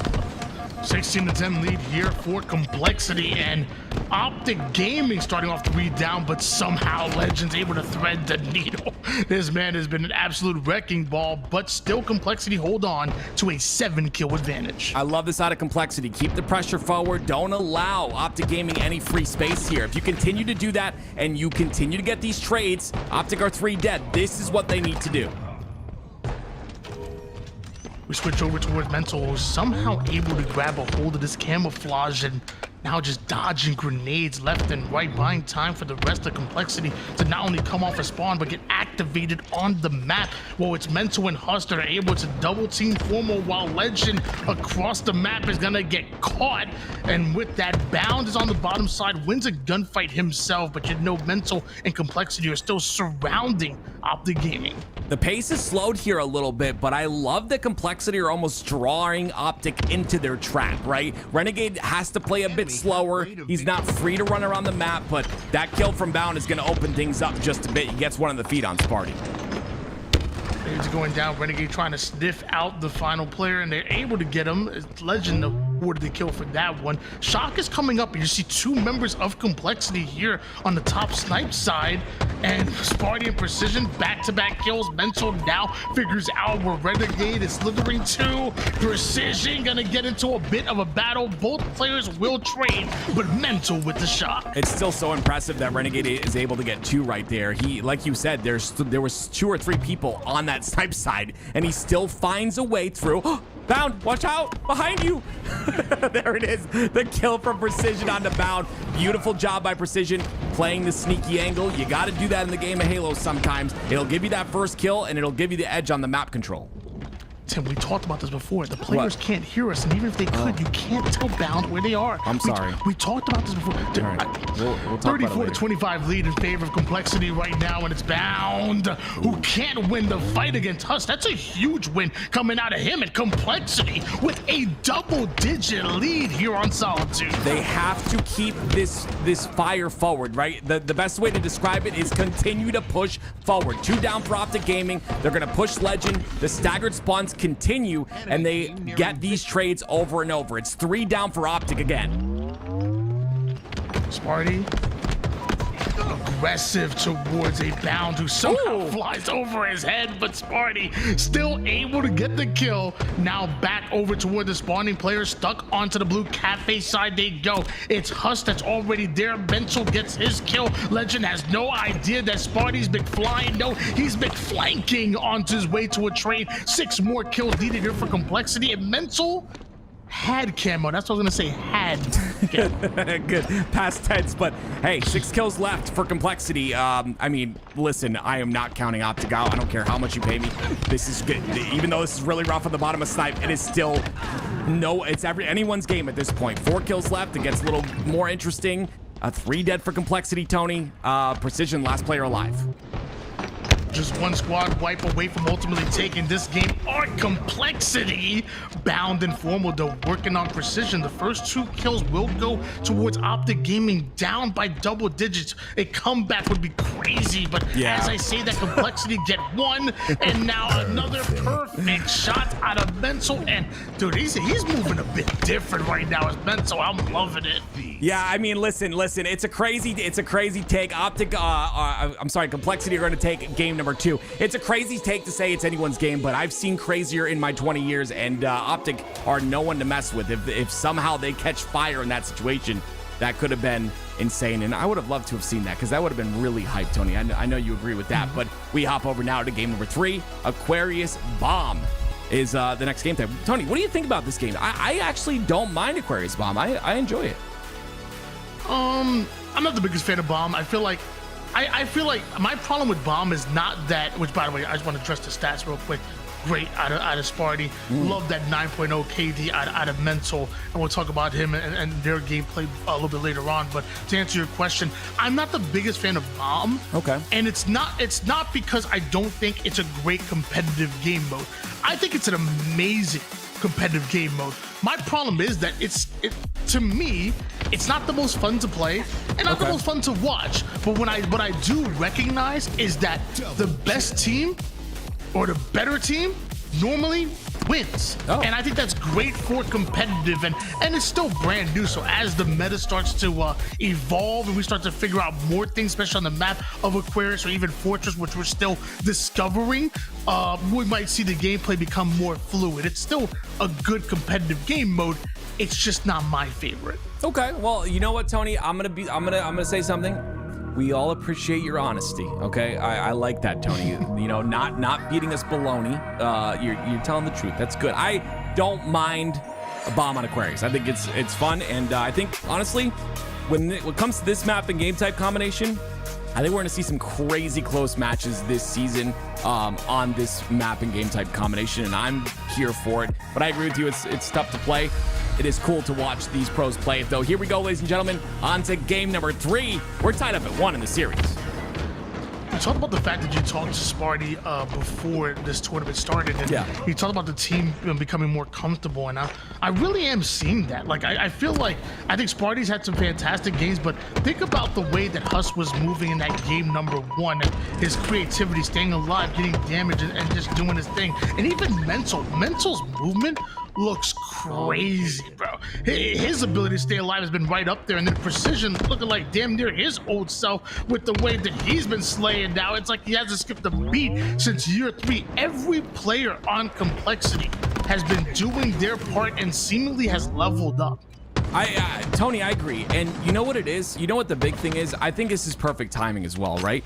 This is not the last chance qualifier. That's of course the next chance that anyone has to get into pool play, but it's a big tournament for Complexity. They find themselves on the bubble at the very bottom of that pool play, of getting a pool play spot. So these games are must wins for them, and I think they're honestly putting it all on the line today, and I'm sure they've done that bot review. They put in the work, and it shows. It showcased. We see it. It was Shopify Rebellion who have put in a ton of work and were the first ones to scrim and stuff at the beginning of the season. I think, you know, the more work you put in, the longer this season goes on, I think you're going to start to see some teams shift around. And Complexity, they're looking really solid this weekend. Multiple go down for Complexity as we switch on over to Bound. He's going to have a Mental player in front of him, and it's going to be Formal that gets the clean up. Right back to the BR he goes, trying to push up alongside Formal here on the P side. Precision, better be careful. Here comes Bound. Here comes the rest of OpTic Gaming. They've successfully infiltrated the base of Complexity. Yeah, Huss though moving this bomb away, and that's exactly what he needs to do, right? Just create the time, you know, force them to use more time to grind that bomb forward. Anytime in bomb, we talk about it often, you're gonna have to get a multiple rounds of slays. So the further that bomb is away, the more slays you need to get. On board now with Legend. Pings are going down, trying to command the troops here. He knows the player toward the car side. You know what? I'll just do it myself. Gets himself the easy kill. Allows Bound to move that bomb forward. There's still 2 members of Complexity onto the back base. Ooh. And it's Sparty that gets the kill, but goes down before throwing that bomb out. That means OpTic have a chance to go for the arm. Complexity clutch with their defense. Great job by Huss right there. He escaped through the P door and then did the jump from the P door, like going from base to the P door to the jump. And he was able to live for a pretty long period of time. And on top of that, he drew the attention of Renegade as well. So great job by Huss in that play. Kill goes down. That means Legend's pushing forward. He's going to run into Mental towards the back base, but Mental has no shields to work with. Formal takes him down. Legend back on the arm. Complexity gave up everything in order to get that bomb out once. Well, they can't do it again. OpTic up 1-0. Off their spawn, they're going to take space on the map here, and they get 2 kills as well. So this is really good for Complexity. It's all 4 down for OpTic, and it's their chance to grind this bomb forward again. Objective ready. Switch over towards Sparty. He's right behind the spawning players. They're spawning over towards Fringe, and Spartan knows it, so easy damage goes down. Able to soften up Formal. The denial grenade says watch out for the jump, and then tries to take down the one-shot Formal, but both Legend and Formal survive with no shields. Yeah, it's unfortunate. Hussa was taken out of no shields there as well. You'd have liked him to challenge with Sparty, but maybe he just didn't know that Sparty was going to take such an aggressive play, and because of that, that is everything flipped on its head. It's now OpTic Gaming pushing this ball towards the base of Complexity. 1-0 lead still here for OpTic Gaming. Plenty of time to play with, but it is tough on a game type like Bomb. It takes multiple rounds of slays before you're able to go for the arm, and Renegade and the rest of OpTic are forcing Complexity back. Not only does that nade connect, but curve slides and flies with the bomb does Renegade. His teammates around him are finding kills, and now Renegade has this bomb over towards Complexity's utility. Doesn't have the timing though, so the spawns do come out in the back of base, and they just gotta slay out once again. It's only 2 back there, and you see the pinch coming from Formal too. I don't know if Renegade has the timing. He doesn't, so he has to back up now. This is really good for Complexity. They're able to withstand a bit of pressure, and now they can try to walk out of their base and get some slays. Feels like Complexity did take down the most important player there, which was Renegade, forcibly pushed up. Eventually, the first domino falls, and so do many afterwards. I don't know where that grenade just came from, but Formal just threw a GB nade from across the map. That was crazy. It connected, and again, this bomb ends up at car 1, so we'll see what happens with it. It's got to be Sparty that stays alive here, but oh wow, with the radar, Tony. That was with the radar on Formal. Wow. Bomb taken. And Formal, he's shooting right now, 13 and 6 assists to go along with it, and Legend, the rest of the crew, happy that he's flying like this, allowing to grab that bomb towards Uto's side, only up 1-0, but with OpTic's offense always in the base of Complexity, eventually this could turn into 2 or more, because that's a 3 down for Complexity, and Mental is stuck on the P side, and he will not find an angle here. Legend will get the arm. This will be 2-0. Complexity coming off a spawn, and mind you, even the spawners aren't safe. Now watch out. Oops. Oh man, I want to talk about something that you say often, Tony, that I kind of see here. It's the bend but don't break strategy that Complexity is utilizing, but they're breaking, right? The aggression out of OpTic Gaming to consistently put that bomb in their base. Complexity just have no room to move, and even when they get 3 down for OpTic, they still have to work up the map, and they're just not able to do so.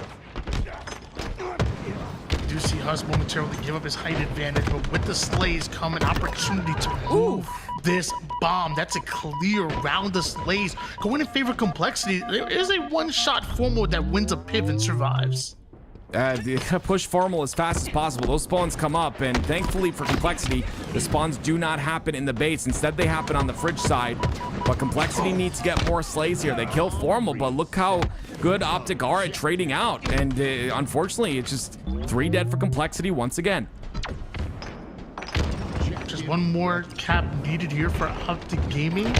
Mind you, just over 5 minutes on the clock of neutral time for Complexity to play with, but it's hard for them to get an arm when OpTic are always on the offense, always pushing and forcing them back. And now Bound on a flank, he is spotted, does a decent amount of damage, but Complexity are able to clear him along with 3 members of OpTic. Legend won't go down easy, but Mental doesn't care. He's like, you know what, you can stay in my base. I'm gonna bring the bomb to yours. He's got a couple players from OpTic to deal with, though. You see all 3 spawns happen inside the base. Mental's not aware of the flank on the bottom side, and because of that, he'll go down really quickly. It's 2 down for Complexity once again. Every time they try to get aggressive, OpTic shut it down. Yep, everything's been answered by Complexity. Legend and OpTic Gaming have been absolutely fantastic as far as continuing to pressure Complexity. The only moments I remember Complexity getting like clear and good round of slays were on their side of the map. Yeah, that's what it's been. And once again, it's 4 down for Complexity and a camo for Formal, which makes things even more difficult. There's only 4 minutes left. This bomb is very difficult to get a score with, and you know, 4 minutes, I don't know if that's enough time with how the slays have been going. Yeah, it feels like theoretically 4 minutes is enough time for anything to happen here, but I mean, it's hard to cap bombs when you're always on the respawn screen, and that's what it feels like. They've been creating a home at Complexity, and with that, there's no shot they're going to be able to take down Legend, who's arming that bomb. It's just too little too late. OpTic Gaming going up 2-1 in the series. That's a decisive win out of OpTic Gaming, and again, a new map. A new game type to have been worked on for both squads. But OpTic definitely, their slays favored them there. They were able to get those bomb plants pretty quickly, 2 consecutive, and then 1 a little bit later. Now we go to Fortress CTF, Tony. But taking a look at the stats, you know, Renegade once again 20-11. Formal 25-11. I mean, this is what I was looking for. And 10 assists, by the way. This is what I was looking for out of this OpTic roster. I said if they can slay like we know they can, I think they'll win this week. Yeah, and this might be like maybe a faded take from me, but I'm gonna put it out there. Go ahead. I feel like Neutral Bomb plays so much unlike any objective game mode that it's almost just a Slayer, just a really long game of Slayer. Like, you don't have to be, in my opinion, you don't have to be objective efficient in order to win on Neutral Bomb. You have to be able to just outslay your opponent off of multiple rounds of slays. Like, it is just a really, really long game of Slayer, and over time, if you can't keep up in the kills, you lose. Yeah, but to me, Neutral Bomb is Slayer. But Tony, you need someone to grab the bomb. That's why I always ask you to do it. You got to have that person too. Are you saying that I can? Yeah, you're right. Here we go. Fortress CTF. I actually don't mind this game type. I think it's really fun. I like it a lot more than Bomb. I don't know. I haven't seen Bomb yet today, so maybe getting a couple changes. But regardless, really excited to see this map. I think it's really well made. And the overshield still on the ground. It'll get picked up by Legend. So far, OpTic Gaming have been excellent on their opening breaks on Fortress. We've seen multiple different looks that people have sent OpTic. They've gone for their sniper, they've gone for their opponent's sniper. They've done a few different options, but somehow OpTic still end up winning out their snipe and overshield, and usually able to convert it into their opponents. But right now, Sparty just waiting to hit the right shot. It simply won't come. And Renegade has 1 sniper, and OpTic may just get the second. Yeah, 3 down for Complexity. That's exactly what happens. This is where things get a bit scary here for Complexity, and you see how Bound is always that forward player. Legend is there with them from a different angle. 2 snipers, the spawns come out, that flag getting run. Flag sits over towards the mid-map. Legend wants to try to relay, but the nades from Sparty are going to deny access, but nobody accounts for Renegade with the snipe. A beautiful headshot out of him, and Legend, despite being 1 shot, is still confident that his teammates have his back. 1-0 for OpTic Gaming. I like that bottom sniper out as well, just in case people overextended past the tower. He's kind of safe, as you said, as a 1-shot player to take that flag forward. It's like you said, 1-0, and again, it's immediate tower control and immediate aggression. Tony, that flag went in. 2 OpTic players are still on the base of Complexity right now. This is what I'm talking about. Pure aggression out of this squad. Yeah, you got to think, normally in order to cap a flag, you have to give up bodies in order to do so. OpTic never left the base of complexity as Overshield is about to come up.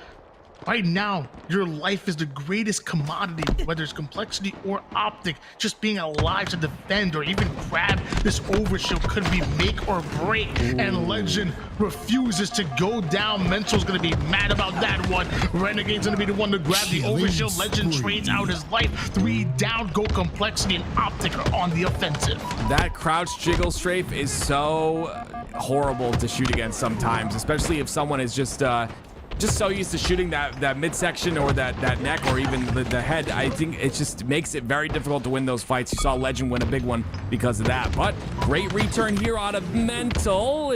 Never mind, that flag is still alive. Little curb slide action coming in for precision. Notice how Sparty did end up getting a double kill. Now moving in for the triple, does some damage. And I think he wanted to clear up over towards that top base, but hey, you know, I gotta do some chin-ups, you know? They're getting very desperate for this flag. I worry about it because now it's up to Formal. He gets the biggest double of the game so far, and he gets that flag touch as well. They'll kill him, but that flag continues forward. Complexity very antsy on trying to get that flag return, and it's really not paying off until just now. Somehow Huss stays alive. 2 members of OpTic did end up going in for that flag and end up getting naded by Sparty. One goes down to one shot, creating an opportunity for OpTic to play forward. 3 down though, go OpTic, and complexity gonna get the return. Still have that sniper. I was gonna say could turn into much more, but wait, did he get the return? No. Oh no. It's just, it's very slop. I gotta call it how it is, Tony. Very sloppy play out of complexity. Oh yeah. You gotta get those slays first, but you see it's just staggered pushes over and over and over because that flag is in OpTic space, and you feel like you have to. But if you just control spawns, it's a little bit harder said than done. Then you can set yourself up to grab that. But OS coming up right now, and Renegade's got the snipe. OpTic Gaming not only 1 cap away from taking this game, but also ultimately taking the series. It's them up 2-1, and Renegade with the sniper, with their enemies back against the wall. This is not what complexity want, because that's a 4 down. An Overshield in the hands of Legend. Curb slides it right through the middle, and complexity, you've been playing damn good. Well, you have to continue to play through the lower bracket. OpTic Gaming with the 3-0. So impressive by OpTic. I'd love to see what they were able to do there. Absolutely great game there from OpTic Gaming as they continue on focused on getting themselves into the grand finals for that revenge match against whoever opposes them up there. Complexity was a tough match for them from the very beginning, but the team did not go down without giving a fight, stealing at least 1 game from the brick wall. OpTic looking, as expected, incredibly strong. Complexity going down to the lower bracket. Highlights from, I feel like when we see these top 4 teams in the last game of the series, we see a complete, Space Station Gaming did it, OpTic Gaming did it. It's almost like they just want to close out this series and be done with it. It seems like that is the case, and you know, really impressed by OpTic. This team, we always tout their individual skill, but the reason that they need to have hot weapons coming into these games, like they have to be on fire, all of them have to be shooting well, is just due to the fact that if they are shooting well, that aggression works, their play style works. And again, that's what makes them a scary team. But you know, last weekend in that grand finals, even though they got that reset, that grand finals reset, they didn't look so hot, so to speak. So excited to see how this story kind of evolves as the tournament goes on. Absolutely. The winners semifinals will continue tomorrow. Today we move on to the lower bracket. Shopify Rebellion and Space Station Gaming will be the first winner semifinals that we will be seeing tomorrow at 12 p.m. Eastern time. Then OpTic Gaming versus Better, another incredible matchup. Moving on to the lower bracket, we have what's left of our teams. Our next game will be either Eclipse. Do we have the teams? We were waiting on the results for our next series. We had Eclipse won. All right, we have Eclipse versus, it was either Ascending Baseline or Dark Inside. A game that is still ongoing. That's where we're heading next, to the lower bracket. As we wait for the results of that series, we have the stats here on the screen.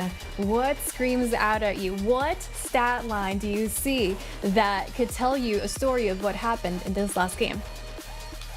I mean, honestly, what's crazy to me is how the damage wasn't that far ahead of OpTic in favor of OpTic Gaming. Like, as far as damage dealt, like, I think that's kind of surprising to me. Like, you look at complexity, their numbers are right in it, and then you look at the left-hand side of your screen, you see it's a 3-0 in favor of OpTic Gaming. So I guess the question becomes, what are you able to do with that damage? Do you convert it into sniper control? Do you convert it into overshield control? Because once you have a double sniper or one sniper and an overshield, you know, at this level of gameplay, it's almost guaranteed a cap. Active, do you have anything that you wanted to shout out from this last series? I'm gonna say complexity are gonna do really well in this lower bracket. I'm definitely gonna be paying attention to them tomorrow and see how they do. I think, you know, if they come with the same fire they came with today, I think they have a good chance to go really far, and it's necessary based on where the points are currently in that leaderboard. So we'll see how complexity do, but OpTic Gaming looks strong as well. Excited to see them tomorrow. Excited to see what the teams do in the lower bracket. Hey, everybody who's listening, did you know that over 60% of people watching last week were not subbed to our YouTube channel? What? Mm-hmm. And I bet 80% of them watch every week. That's right, guys. There's a subscribe button that you guys can click and subscribe so that you do not miss another LVT stream on the YouTube channel. If you guys are watching on Twitch, yeah, we do multi-streaming. You can watch the stream both on YouTube and on Twitch for whenever you feel like swapping it up. The two streams are available there for you all. So go ahead and click on that subscribe button so that you do not miss anything. If you guys are on the Twitch side and you haven't followed, what the heck are you doing? Go ahead and do it now. Also, we have teas. Yes, I know we have not talked about the fact that we don't have about the fact that we have merch at all. You didn't know this. We haven't mentioned it that much at all. We only have 24 t-shirts remaining in our stock. That's it. And the best part about it is that all of these t-shirts sold will be received before Arlington. So everybody buying them will be able to wear them for Arlington. So go ahead and pick them up. I believe there were 10 mediums and only 8 smalls left. There's 24 tees remaining. So go ahead and do not miss your chance at getting this sweet tee. Our very first merch launch, by the way. So go ahead and do that. Guys, we're gonna get ready for our next series. Ascending Baseline versus Dark Inside will be what we're waiting the results on to see what our next series will be. We'll go ahead and take a quick break as we get ready for us moving into the lower brackets today. See you guys after this.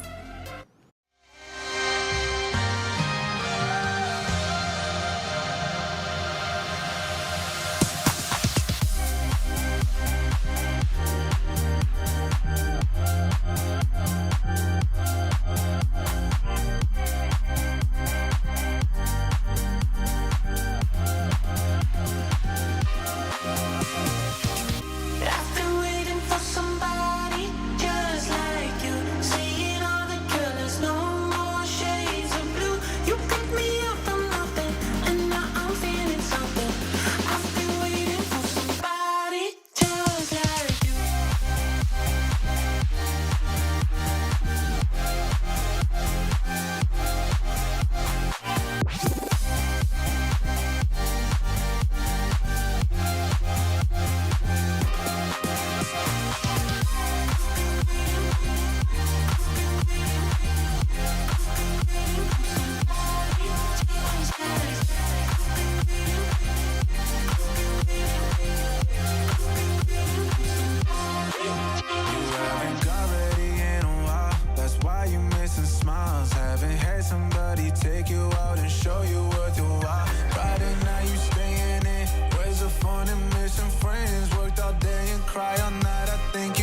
somewhere to send. Shy in public, but a threat. All these girls are staring, checking you.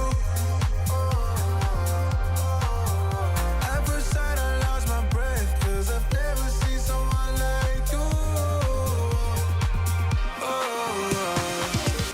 I've been waiting for somebody just like you. Seeing all the colors, no more shades of blue. You pick me up from nothing, and now I'm feeling something. I've been waiting for somebody just like you.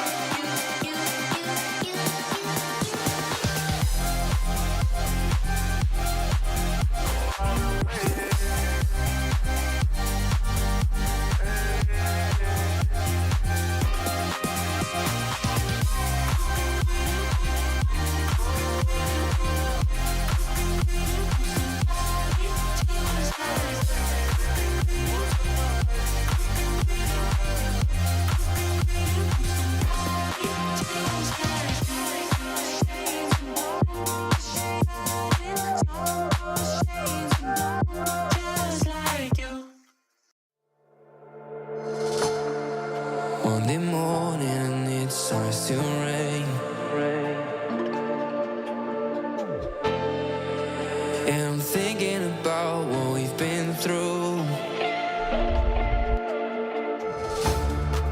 It's getting cold and light starts to fade.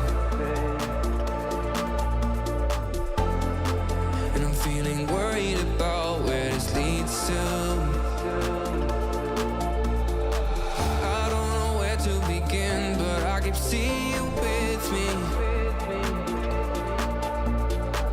I slowly start to admit that you're the one that I'm missing. I don't know what I should do, 'cause you're ignoring my texting. So could you tell me the truth so I can stop making guesses? 'Cause now I'm losing my mind. Keep on running till I find a way to ease my mind. So could you tell me the truth so I can stop making guesses? I don't know what I should do, 'cause you're ignoring my texting. So could you tell me the truth so I can stop making guesses? Is it hard to make up your mind? Doesn't the fun that we have make it easy? Is it true? Do you still need time? Or are you scared to commit and be with me? 'Cause what we have is real hard to find. And all I want you to be is happy. I don't know where to begin, but I keep seeing you with me. I slowly start to admit that you're the one that I'm missing. I don't know what I should do, 'cause you're ignoring my texting. So could you tell me the truth so I can stop making guesses? 'Cause now I'm losing my mind. I keep on running till I find a way to ease my mind. So could you tell me the truth so I can stop making guesses? I don't know what I should do, 'cause you're ignoring my texting.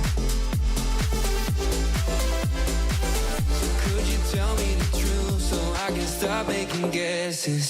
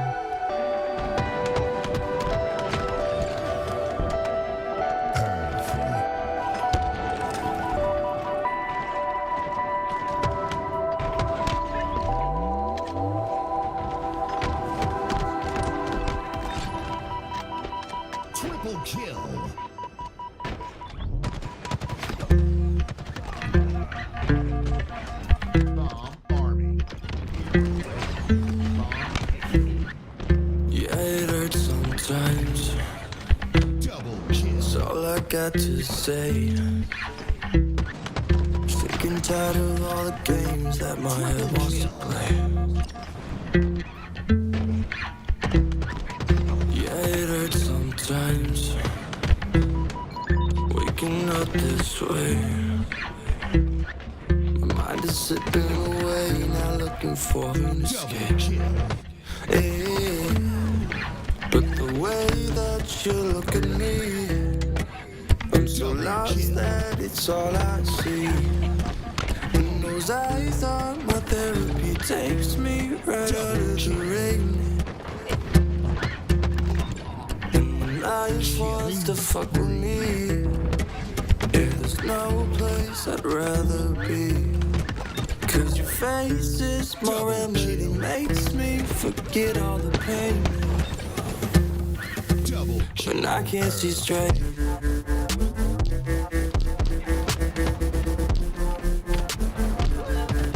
when I can't see straight.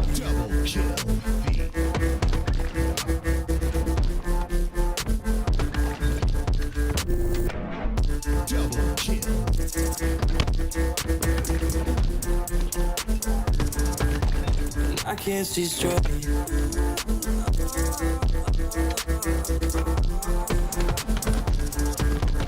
I can't see straight.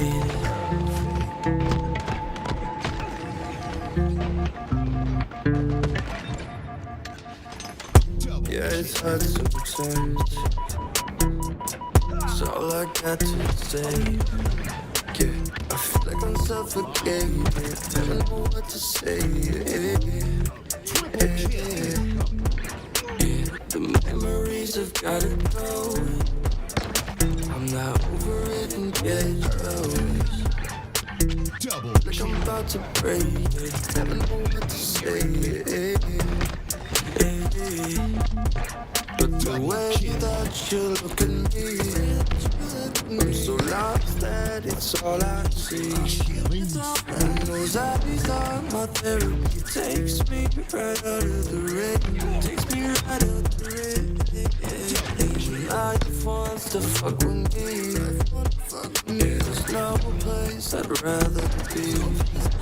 Cause your face is my remedy, makes me forget all the pain. When I can't see straight.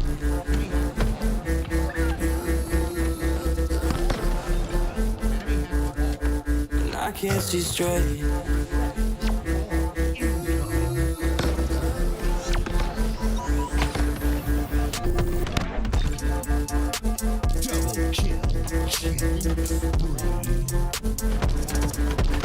I can't see straight.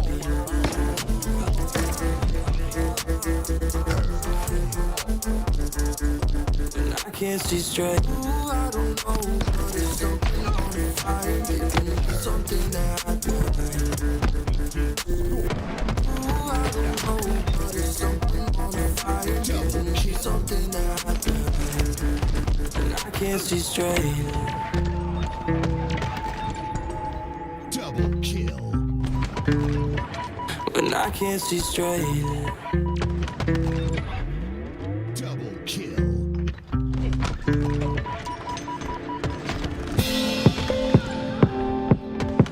Double kill.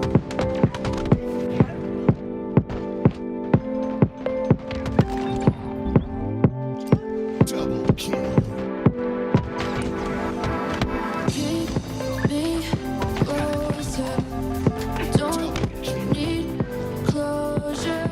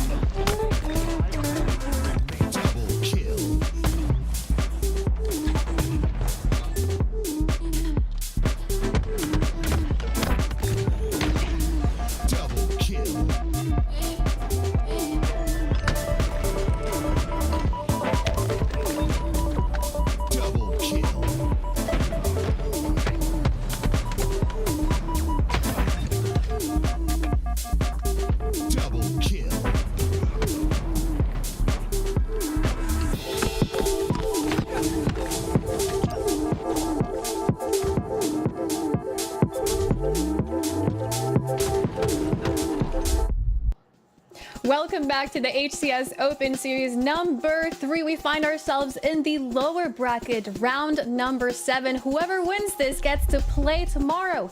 Eclipse versus Ascending Baseline. Now we have Ascending Baseline, a team who's currently in the danger zone in that top 12 and is fighting to be able to be either a contender for travel coverage or potentially be in that pool play. Standing in their way is Eclipse, a team that is on the outside trying to get in, guys. This next series means everything to these guys. Today we'll find out if they play on Sunday, guys. Take it away. Here we go, ladies and gentlemen. It's Eclipse versus Ascending Baseline. This Ascending Baseline roster is one that I'm definitely looking to in this series to make something happen. I love the twins and Uzi and Zuzi. I think there is that twin energy that I've talked about so many times, and I think it might come to play here. Eclipse 3, make that 4 down already. There's a lot of hype between some of these players in this lobby, right? When you think about some up-and-comers, Crew comes to mind. I'm very excited to see how he's playing, and then always, whenever we see this Ascending Baseline roster, it's always important to think about how long these guys have been playing with each other, years in, and so far that chemistry is working well. Not only do they find that collapse, they get them 4 down, but they're pulling the flag as those spawns come up. There's just no chance for these players on Eclipse to even challenge the flag carrier. Hayda's gonna put the first one home. Yeah, and you're talking about players that have been together for years. Hayda is the newest member of this roster, and he's fitting in like a glove. I think his play style, everything about how he plays fits perfectly with this roster, and you see that first cap does go in, and they're immediately going to aggress towards the other side once again, but it is Eclipse who flipped the map, and now it's going to be a 2v3 on the blue side of the map. Deep in, Tony's going to be able to just check into the back. They are almost surprised at how little presence they're finding back here. But Ascending Baseline, they had plans of their own. Not only do they have the mid-map control, they're pulling a flag on the other side. So Karubu and Tony going to have a lot of work ahead of them to help not only facilitate this flag run, but to get a flag return. Yeah, just a beautiful job overall, and that's going to be Hayda, who's attempting the jump, but he's going to end up missing it. Eclipse have a open route, kind of an open route towards that flag cap, but it's not going to happen just yet. There is a chance for Ascending Baseline to get that return, but there isn't. It's going to be spawns on the back of base. That flag's going to go in. We're tied at 1. I think Ascending Baseline just got a little too caught up in the moment, tried to desperate their way forward when it wasn't necessary in that moment. They could have played their lives a little bit better there and potentially still had a chance for that return. Instead, they played risky, they went down, and now Ascending Baseline might have a double dose of what's to come. Remember, it was so fast to get that first flag capture off those kills, they might just be doing it again.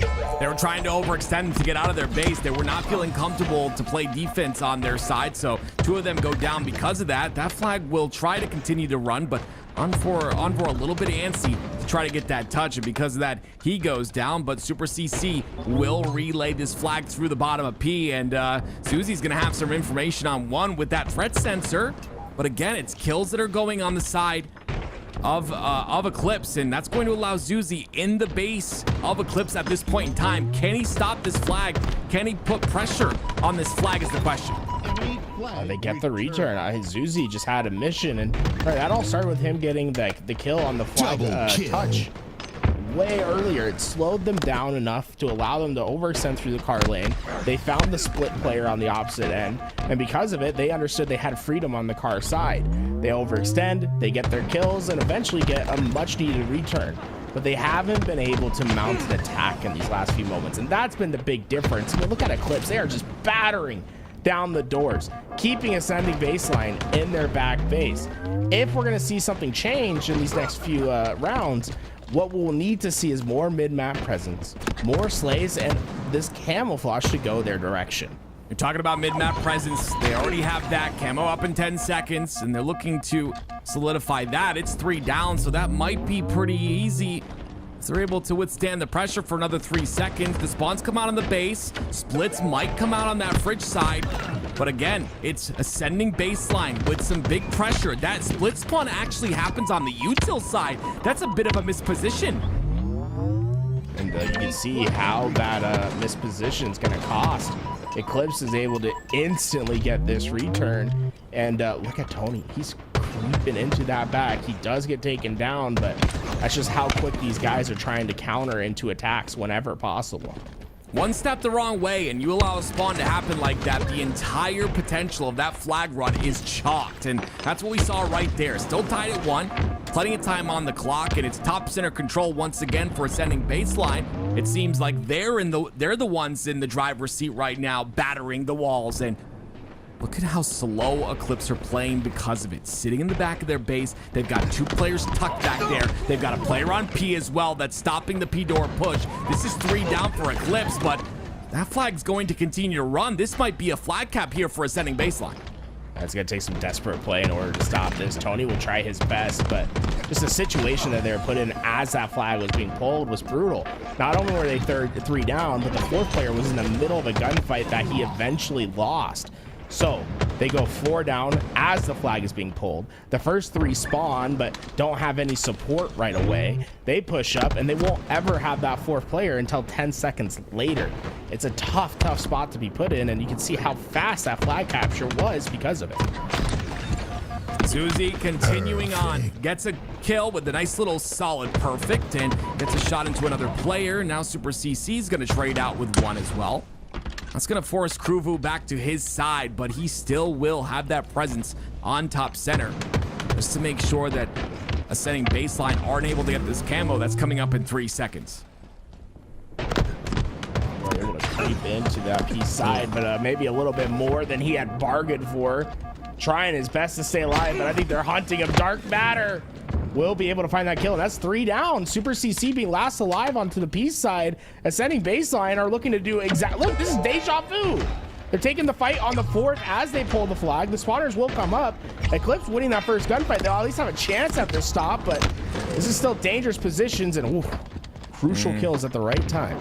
Yeah, that's clinical. I'm really interested in that flag route right there. I feel like maybe Cart 2 would have been a little bit safer, but that nade was perfect to stop that. I think they're run. trusting their team to get kills, right? He was very much betting on his teammates just getting those kills and being fast with that flag run, but I think you're on to something, Tim, where that's not a necessary risk. Like a Car 2 run would have accomplished the same thing. Envoy goes towards top P, and it'll be 3 down once again for Eclipse. He's gonna instead play the aggressive angle. He's gonna go towards the base of ascending baseline. But a question to me is are they aware of him in this base? Right now, not really providing a lot of value, but his teammates are getting kills. At least trades there you see in the feed. And it will be Tony 2 turn that attempts to get this flag return, and he will. It's a bit surprising that they're able to get that return with how out of the fight Onboard was. He was playing for that overextend, find a player with the back turn towards them, get the easy kill. So it was essentially a 3v4 for everyone else on the map, and they're still able to get that return. Envoy once again, a bit of a scrappy pull here with 2 of his teammates down, but it'll at least pull the attention of Hadev, who's going to take this 1v1, and oh my goodness, a massive win by Envoy. Stays alive as well. Zuzi out in the middle of no man's land on the top center of the map. Not going to be able to clean up Envoy, and Envoy will get a spawn for his teammate. I believe that was his teammate on the Car 2 side. Not sure if that was a spawn or not, but regardless, that help will come through. And Envoy will fall. So it was 3 down momentarily for Eclipse. I think we're seeing maybe a little bit too much of the overextend from Eclipse. A couple times now we've seen Onboard just much further up on the map than the rest of his team, and it hasn't facilitated in much. Even then, that return that they got, Onboard wasn't a part of that gunfight. He pulls that flag, but he's never quite able to join back with his team. Whereas ascending baseline, we're never really seeing them separate off each other too much. They always have each other's help. They're being a little bit quicker with their flag runs, and I think it's making them just a little bit more effective in this game. Envoy's got to be frustrated right now, as the effectiveness of his life is minimized due to the fact that he was naded and he's about to get his shields back.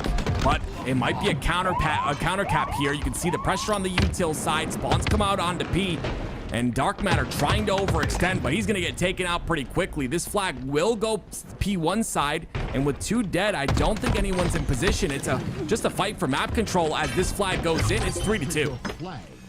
Same baseline recognized that just about as early as they could, that we're not really going to get a chance at stopping this. Let's just play for that mid-map and do our best. So far, that fight's been 50-50. We've been seeing trade outs left and right. Envoy will control the P side, but Uzi and the team will control car.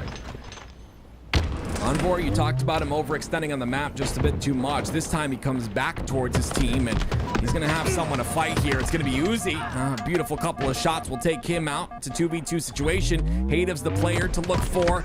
Envoy gets his shields, trades with him as well. 2-on-2 on the map again. Dark Matter has a chance to maybe sneak in. But if you do make these deep plays to get behind the opposing team, you must be decisive with them. It's not just enough to be behind enemy lines. You must be doing something with your life while you're back here. Well, they're doing something. It's Dark Matter and his teammate pushing on through, and they'll get that first kill. Is that enough for them to feel confident in this flagpole? It's Super CC that goes directly into... The jiggle is so nasty. My goodness. Super CC's movement bailed him out of a pretty tough spot there. He got caught throwing a grenade and should have 100% died there, but sometimes it's just enough to make the opponent miss is all that's necessary. That strafe certainly did that. That's a tough one to hit.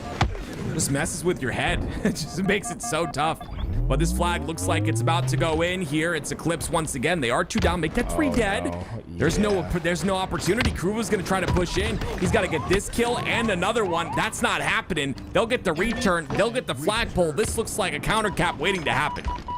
And once again, maybe it's just a little bit too desperate on trying to get that flag forward. They had everyone where they needed them to be, but they didn't necessarily get there in the right timings. Because of that, they need to work for a couple more kills before they can run that flag. And you see what the devastating effects were. They went down, and I wish I did damage. I'm just telling you, I wish it did. Doesn't do damage. Dark Matter will fall. 2 down for each squad once again. We're going to see a lot more trades than what we see in that upper bracket with those top teams. These guys are a lot more scrappy. There's a lot more trades that happen throughout the game. But it's good. It's good to get those trades for your teammates always. Maybe your teammate's a bit out of position. You go in, make sure to trade out that kill. That way, you're not ending up in a scenario where you're down in numbers for the entirety of the time. It looks like 2 down for ascending baseline right now. And Uzi's going to try to sneak on through. He's going to deal with Envoy here. But he's on that... I'm sorry, no, he's on the opposite car side. So he's in their utility. If he can live, he will be a thorn in their side right now. And he's able to get the kill. Great job by Uzi. Uzi comes in to save him as well. It's 3 down Eclipse. Enemy flag return. Oh, they got the return right away, too. There's just nothing they could do. 3-2. Ascending baseline are able to basically withstand a lot of great pressure from Eclipse throughout that game. Yeah. We saw plenty of opportunities for Eclipse to pull flags. They just weren't quite effective at working them back home, though. Yeah, it's you got to have those slays that help pull that flag through as well. And I think, honestly, Ascending Baseline did a better job at making sure to get that mid-map control. I think that was a big factor in that game for me. Getting that mid-map control, a couple of overextensions by a couple players on Eclipse that really didn't work out in their favor. But there are times where those overextensions work out. There are times where you can play in someone's base, like you see out of a previous APG, for instance, where he plays in the back of their base. It's there, waits for a couple kills, and then he's in the opportunity to pull that flag immediately. So there are times where it works out, but you have to understand when that will work and when it doesn't. Tools, we get to go to your favorite and my favorite map in the game. It's going to be Origin Slayer coming up next. I'm curious what people are thinking about this. Hey, chat. Scale 1 to 5. 1 being the worst, 5 being the best. What do you want, 1 through 10? Yes, you have to do a 1 through 10. Okay, 1 through 10. I'm sorry, chat. 1 being the worst, 10 being the best. Where do you put Origin? How have you been enjoying it as you've been playing it? I honestly, I wouldn't say it's like the best map in Infinite just yet, but I would say it's up there in my top 3 personally. These are the kind of maps we need, and I think that the Midship remake would have been the same. I think that would have been a great map as well if they were able to figure out the issues with it. I think that would have been another phenomenal map. But Origin will do for now. I just hope we get a Midship remake as well in the future, maybe with different textures or whatever needs to happen. But I mean, we're looking for ball maps. That Midship map plays real well with ball from what I remember. I don't know if it will in Infinite, but it did in Halo 2. Origin, Slayer, a lot of easy spawn traps on this map. Though it is a very expanded map. What you can expect to see is a lot of split spawning. It's whether the teams are aware of it that'll make a big difference on this map, right? If you can split spawn and then collapse on the first bit of damage, it's really effective. But if you split spawn and decide to stand still and play the middle map, that's when you can find some problems.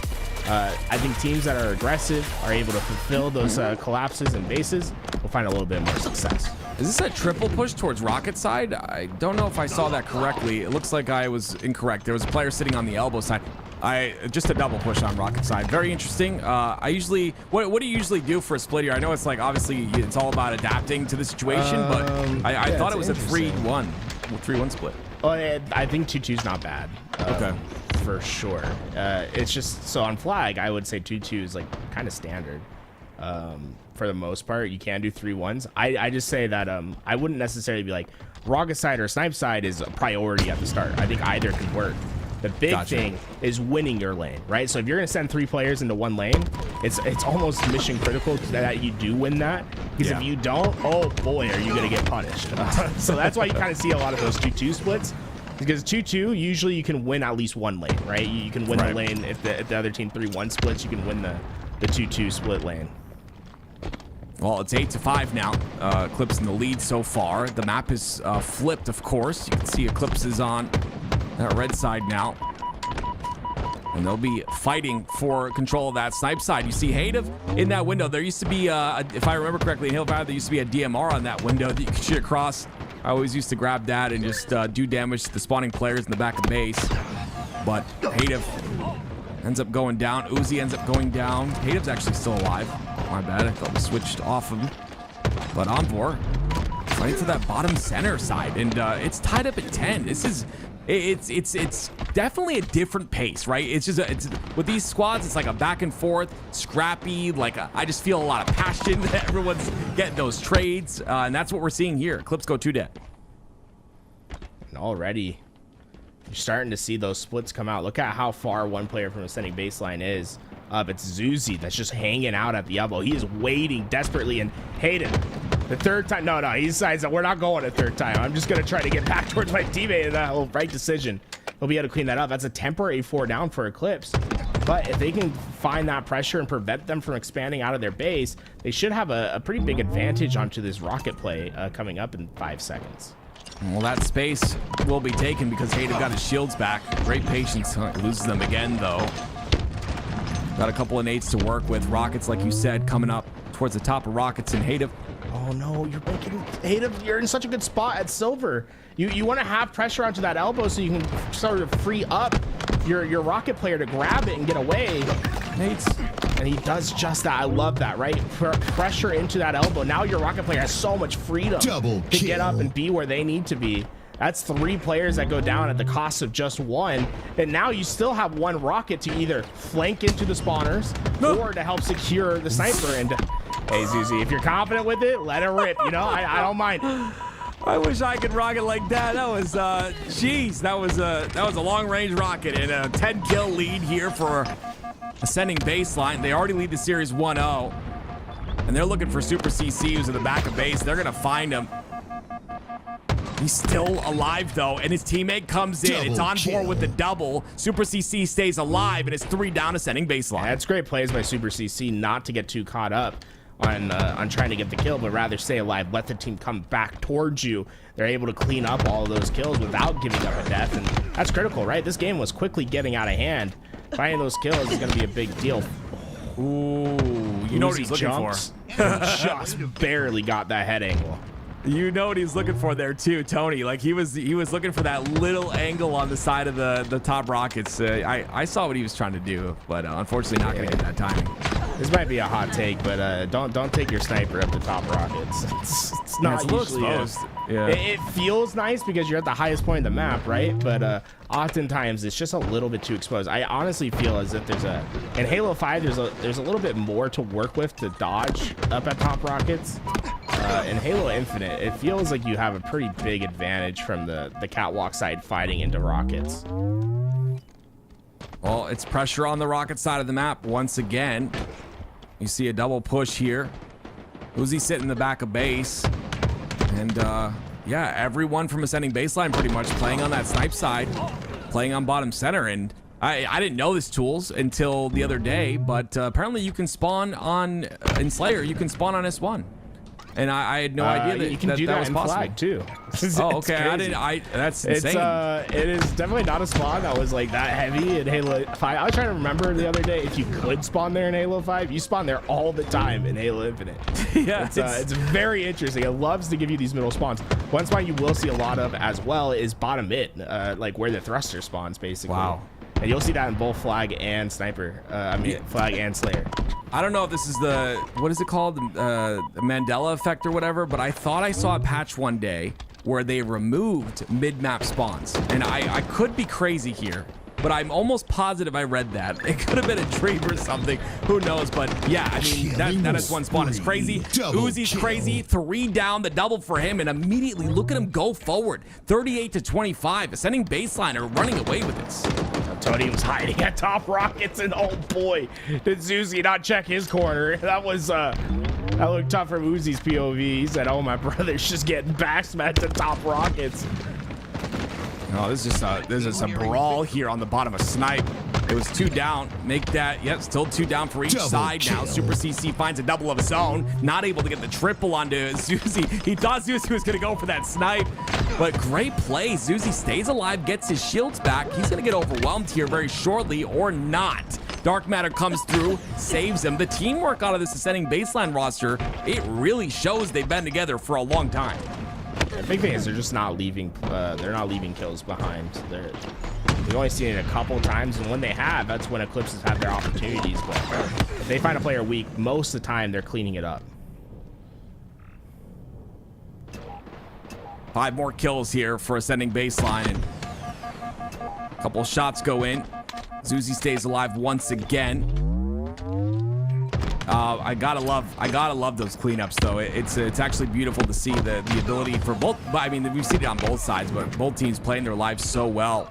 But it's obviously ascending baseline that have come out on top of so many of these trades. 49 to 36 now. The snipe in the hands of Dark Matter. He wants to end it with a headshot. Can he do it? Is the question. That's a beautiful flick. Dark Matter ends the game, and ascending baseline go up 2-0. I don't think Tony saw the light. I think he just died before his HUD was even up, unfortunately for him. That elbow spawn very prevalent, especially in the Slayers. There's lots of opportunities for you to get that nasty angle onto them. It's something that Frosty did so well back in the day, and it's something that you should expect to see a lot of into the future on that map.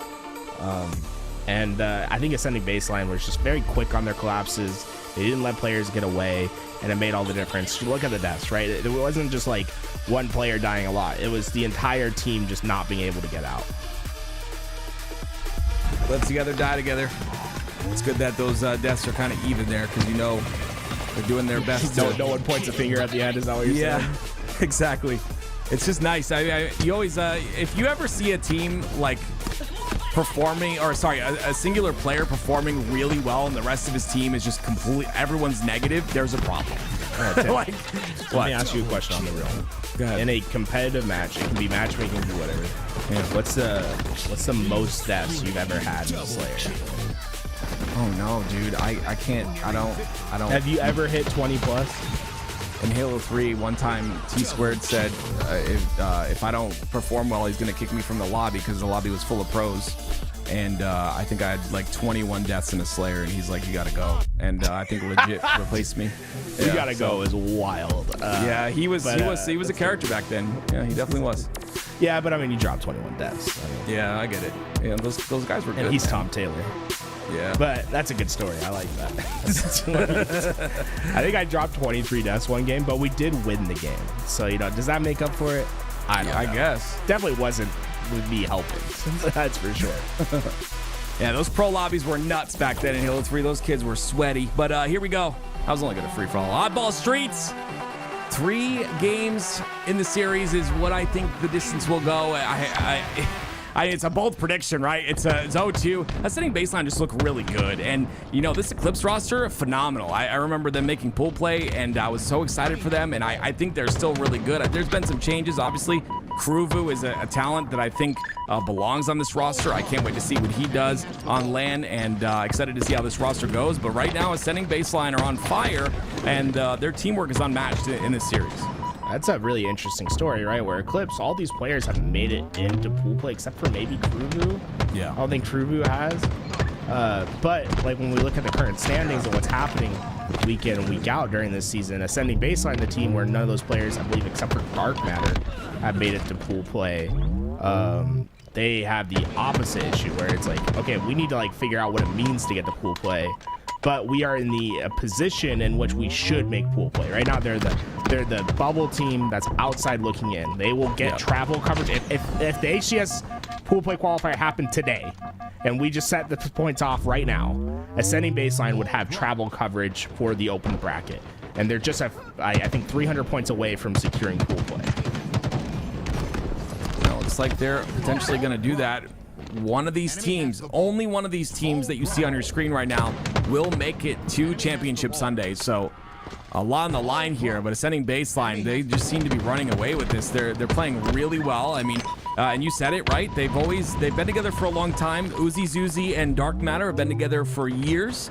Hadev being the newest member, and like I said earlier, he fits like a glove. I think Hadev's like a massive fit to this team, and I forgot the man he replaced. I'm so sorry, but he ended up replacing someone who had work obligations and couldn't do competitive Halo anymore. So I believe that's the story. If I'm mistaken, I apologize. Someone correct me. But yeah, I mean, Hadev's the perfect fit. I think he plays the same role that player played, and this team, it looks like it took a step up with Hadev.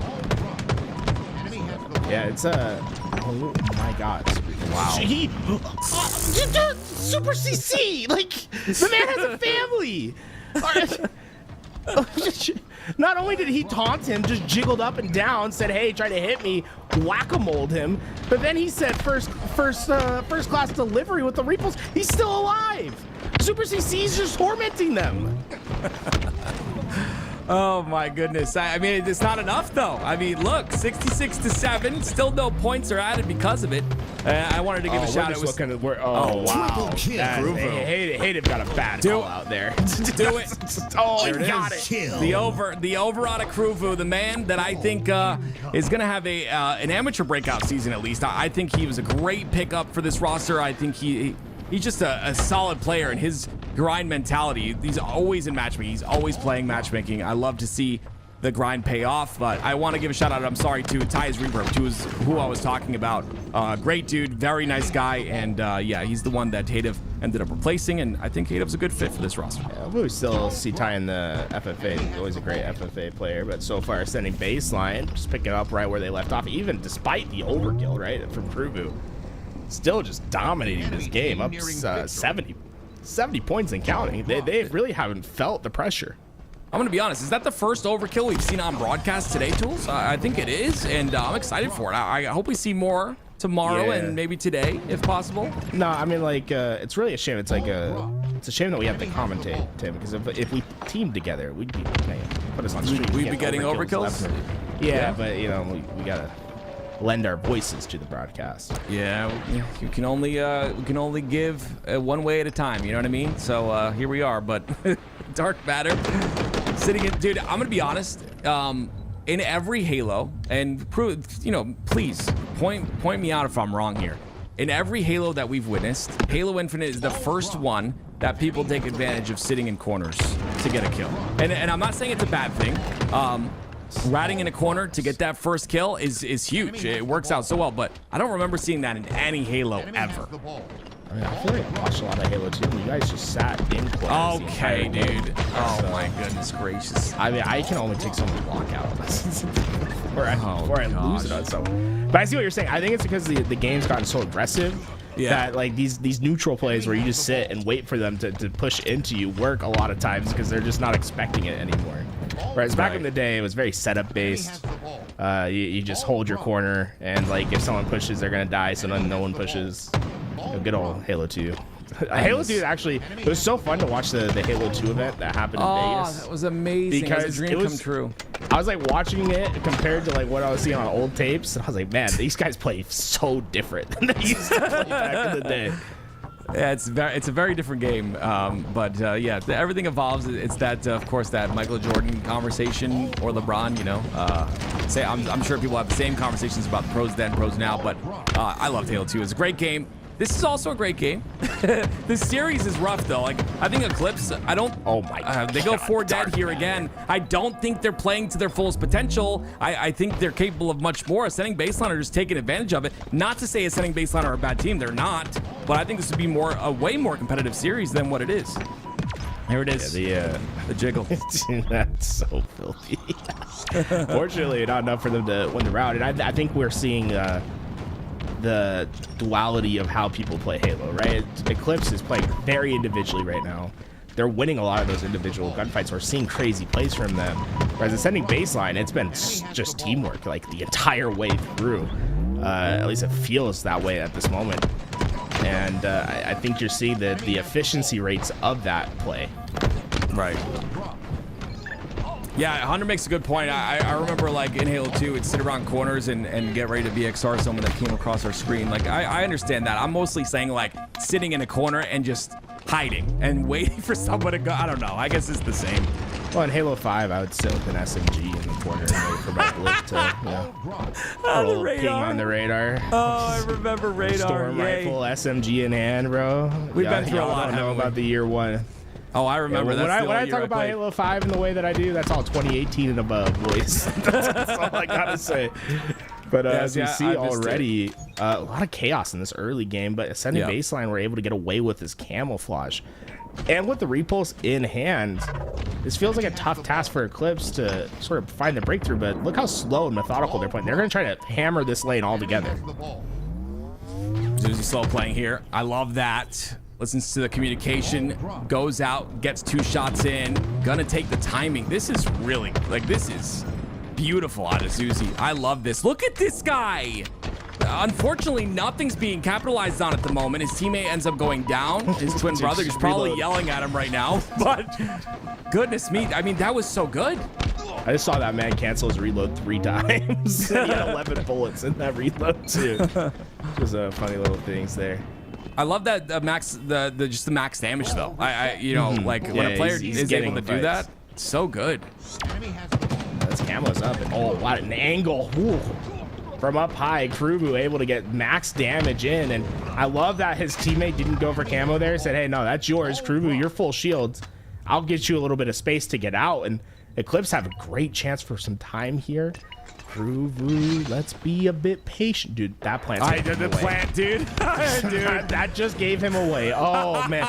Such a good play. And fortunately, a little fern is what takes him out. I love it. I love it. It's so good. Just like this little crate right here. You got to break that every time you get into B because it's always in the way. You got to beat it down. Nothing's worse than, what was that map? Bazaar. All the tables and the fruit baskets going everywhere, bro. Yep. So good. In the pre-patch before they fix shock grenades, you throw a shock grenade, it duplicates like 800 million times because it's hitting the different objects. Oh man, 26-16. Ascending Baseline still with that first round lead, of course, and a 2-0 lead in the series. For those of you guys that are just joining us, one of these teams will not make it to tomorrow, guys. And if you're looking at these players, you know, some of you that don't know ball would say, who are these guys? Where are the pros? Where's OpTic? When does OpTic play? But these guys are great. I mean, everyone on both these rosters has been in the Halo game for a while and honestly has proven themselves as a top amateur player and have a lot of skill. And, you know, you always see him in matchmaking, always see him grinding, putting in the work. And now it's being put to the test, but Ascending Baseline, that chemistry really shining through today. Eclipse is starting to give them a little bit of trouble. Super CC, man. I think we got a job for you lined up at the Postal Service, man. Oh my God, he just sent another one. Dude, he sees any type of mail coming his way. He says, back to sender. God, I swear, sometimes you just want to send something to someone and it just never gets there, man. Never gets there. Or they just don't read it, Tools. I hate to break it to you, but they might have just not read it. Is that an option? Can you, like, purposely return the sender? I think you can, yeah. I don't know. Dude, you are breaking my... That's why she never got back to me? Oh, no, dude. Oh, no. Envoy on your screen, he's trying to find a lane towards B, but look at Dark Matter sitting on the arcade. It's a little bit of a setup onto B. And I'm looking to see if there's like an off lane player that's going to play through on the purple side, but it looks like as of right now, everyone on this B side just kind of holding down. Oh, like two players go down bottom C. They're going to flank towards B side, it looks like. So Zuzi and Hadev have to do something here, but Hadev goes down. Zuzi somehow finds a kill, and that's all he's going to find right now. That'll be Eclipse with the ball in their hand now. Yeah, sometimes Halo is like a Michael Jackson record. Sometimes it just plays better on the B side. It's just like, man, it's so smooth back there. The way that these guys played it. Clean rotations through, super CC. Once they get that ball, that thing just creeped a little bit away too far from him, and they'll eventually establish themselves well inside this A. And so far, I mean, this has been a completely different Eclipse team, but we have been seeing a lot more action throughout the night. It's a lot more scrappier. The ascending baseline is still being able to find their moments, but I think this is a much better Eclipse in this round. I really like that by Hadev right there, right? You know, finding the timing, making sure to get that into C. The only problem is he's got to rotate it out. It rotates itself out as it rolls down the stairs, but I think it's going to be Eclipse getting it back and bringing it back towards C as all of the setting baseline on the other side of the map, spawning up on the A side, and this will be a chance for Eclipse to bring this round back at least. They've got another one to win in round 3 if they end up pulling this one out, but Tony two-turn with that it is difficult. The Snakebite was talking about that earlier, I think it was yesterday, talking about how difficult it is to hit that shot with the Stalker. The last shot is so just tough to hit when there are no shields. Yeah, man, it's the Stalker. That's definitely the weapon that takes the most precision, and it is the weapon that when you hit the 3-shot, when you're not supposed to hit the 3-shot, boy oh boy, do you get a little dopamine from it. Oh, it's so tough. It is I think that's the gun that has the highest reward when you're hitting good, but man, it can feel bad when you're trying to hit the 1-shot. If there was a different crosshair on it, I'd be so much better with it, but obviously that crosshair is there See, for a I don't reason. get that, because like the crosshair, why would you be better with it? The crosshair is just weird to me. If it had like a sniper It's crosshair, pinpoint. it'd be so much easier for me. It's pinpoint. I don't know. It's a dot. Yeah, I know, but you can't. I need to see. I don't know. I You can't just want explain. bigger magnetism, is what you No, want. I know. You want it to be easier. Man. I Tim, need to be able Tim wants Halo to be easy. He wants it to I be like for to see babies. through. I like to see through my crosshair, and the crosshair completely blocks the entire head. It's just weird. I don't know. I can't. 30 explain it. seconds, neutral time, ball for ascending baseline. They're just 10 seconds away from tying this up. This is going to come down to a final push and who wins it. And so far, Eclipse is trying to pressure on both ends, but with Hayden getting that first pick, it's going to be tough. Yeah, Hayden gets traded out right there from Tony two-turn, though. It's going to be more time here for ascending baseline. Unfortunately, Zuzi's in a position right now where he doesn't have an option to play time and put that ball down, so he's just gonna kind of sit and wait and play that ball at the last very second. They'll get a good stretch of time here, but they are 2 down and an opportunity for Kruvu and Eclipse to try and get some time for themselves with 20 seconds left. The big thing is you buy yourself an extra 10 seconds to at least get a push going here. So it's not done yet, but this is certainly going to be tough for ascending baseline, especially if they lose the camouflage, but they're not losing anything. They just won 2 great gunfights, and the lead has officially changed hands. I would have maybe kept that up high. They throw it out, and this is going to be ascending baseline that runs through the middle of the map. They're trying to find their kills. 2 seconds that separate, but Onboard and the rest of Eclipse have their bandits ready on the ball. That was a really good play right there. It puts the ball directly in the bottom center. They let him get it. Oh my gosh, Zuzi finds a way to get the ball. 3, 2, 1, and that is it. Ascending baseline 3-0. We'll move on to tomorrow.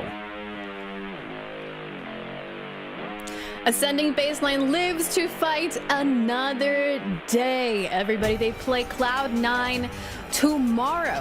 What does it mean for Ascending baseline to make it to Sunday?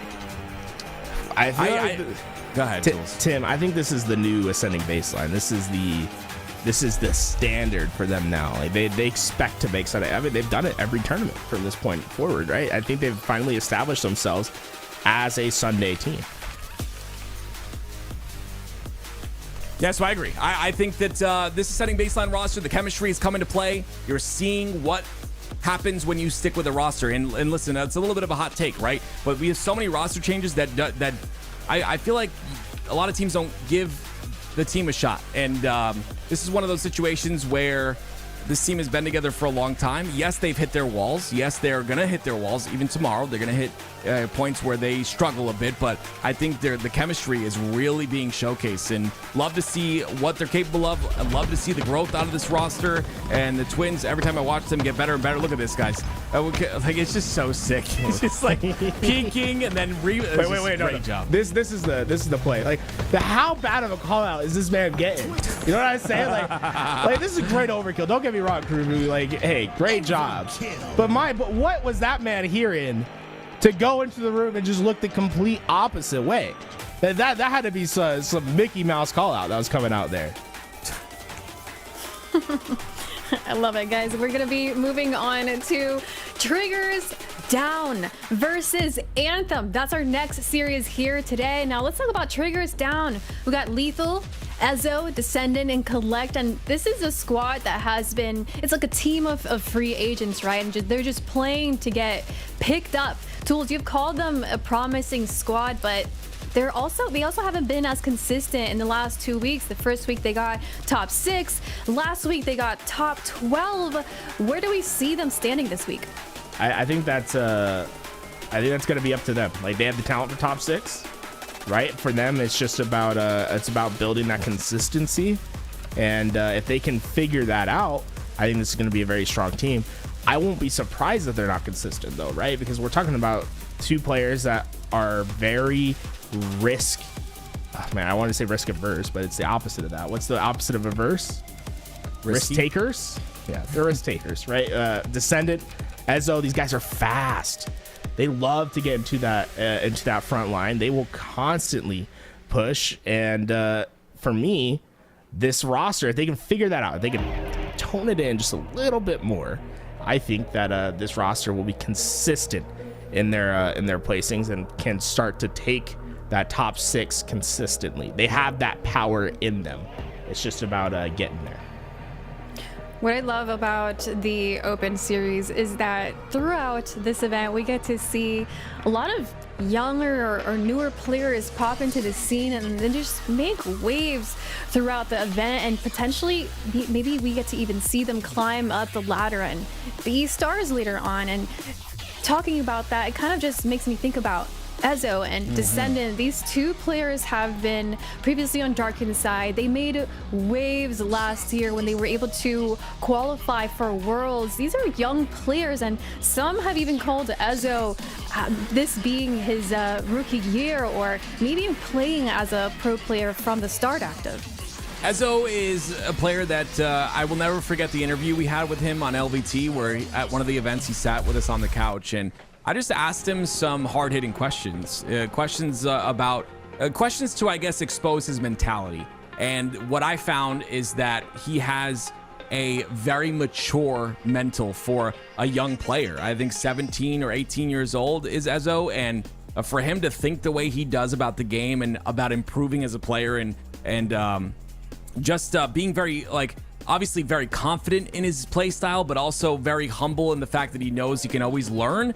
All of that is so important. And yeah, I would say that this could be his breakout year. This Triggers Down roster, I would assume they all stick together for the first event. But again, this roster has a potential to get maybe an org that is not in Halo currently, like Tools was saying earlier. I think it's a big pickup. This roster is filled with talent, and I really love, like you had mentioned, Ezo and Descendant, and of course Collect and Lethal that are obviously mainstays in the scene. Well, everybody, Triggers Down versus Anthem. This series is already underway, so we're going to switch gears into letting you guys know what will be happening tomorrow. Shopify Rebellion versus Space Station Gaming will be our winner semis series to start the day. So get ready, because tomorrow we're going to start with a hot start. And then we're going to be moving on to OpTic Gaming versus Better, which will follow immediately after. I am so excited to see this winner semis, because it's kind of flipped, right? I feel like we saw Shopify Rebellion versus OpTic last time, and then a rematch. It's flipped at this time around. So I cannot wait to see what the results of these series will be. Thoughts on how we will start tomorrow? We have Space Station Gaming, eager to be seen as that top 3 squad, but they have 3 other squads to push through. Yeah, I mean, like I keep saying, people are sleeping on SSG, in my humble opinion, and maybe I'm proven wrong at that very first event, and that's okay. I think this roster is filled with players that know what plays are correct and are very calculated, I guess you could say is the right word. They looked really solid today with what we got to watch, and that was with Snakebite obviously going through what he did and having to having not been able to play for a week. So I'm excited to see what they do tomorrow. I need to see something more out of them. This is the very last Open series before the last chance qualifier, and which means I would say, I mean, it's pretty obvious Space Station has solidified their pool play spot. Where they end up in pools depends on tomorrow. I think they can make a real run and give themselves a bit more points going into that first event. Shopify Rebellion will be after that grand finals and that back-to-back win tomorrow. So exciting to see what will happen with that one. Now moving on to the OpTic Gaming versus Better squad. We have Better, who are after that 3rd top placement here. But I feel like Space Station Gaming, after looking at the scrims, Space Station Gaming was playing really well against Better, so I wouldn't be surprised if after a potential loss with OpTic, we could see a bit of a switch up here. Yeah, I think Space Station's looking a lot better today than what we've seen in the past. I think that might give Better some pauses, but Better is a team that I think has the potential to upset anyone, right? So OpTic Gaming can't just come in and expect to breeze through this. There are some intense slaying opportunities for Better throughout that game. If they can figure it out and take down OpTic Gaming, then they can really establish themselves as a contender. Although they've been in that top 3 spot, they really haven't been able to show themselves to be a team that can win an event this year because of their struggles against Rebellion and OpTic Gaming. I would love for them to change that narrative this week. Find a big upset throughout the bracket at some point. But I think this is going to be Better's hardest tournament yet. OpTic Gaming are monsters. They just came off of 2nd place. I don't think they're very happy with 2nd place. And I think that Space Station looked the best that we've seen them yet. Remember, they won a flag game in less than 1 minute and 50 seconds. So this might be a brutal tournament for them, but the best teams are forged out of these tough fires, right? You can see a much better I don't think that works, guys. Can we change the name Better? Come on, anything else? But somebody pick these guys up, please. Yeah, someone. How are they top 4 and Orgless? Orgless, yeah, it's absolute Orgless? shame that we are seeing an Orgless organization for Better. Absolutely wild. Everybody, this will be how we start our day tomorrow. Shopify Rebellion versus Space Station Gaming, our first series of the day. OpTic versus Team Better immediately after. Now it's my turn to remind you all to support the LVT channel by picking up the last few remaining t-shirts in our store.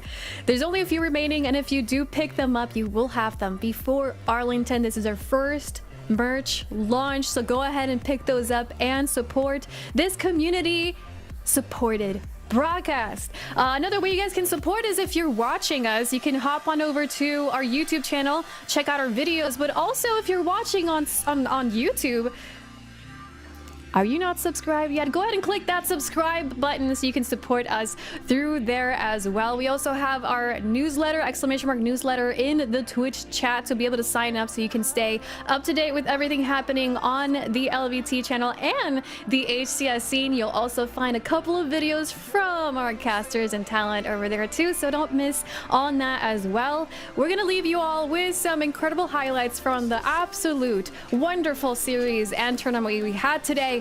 We will be seeing you guys tomorrow, starting with Shopify Rebellion versus Space Station Gaming. Enjoy the highlights, everybody.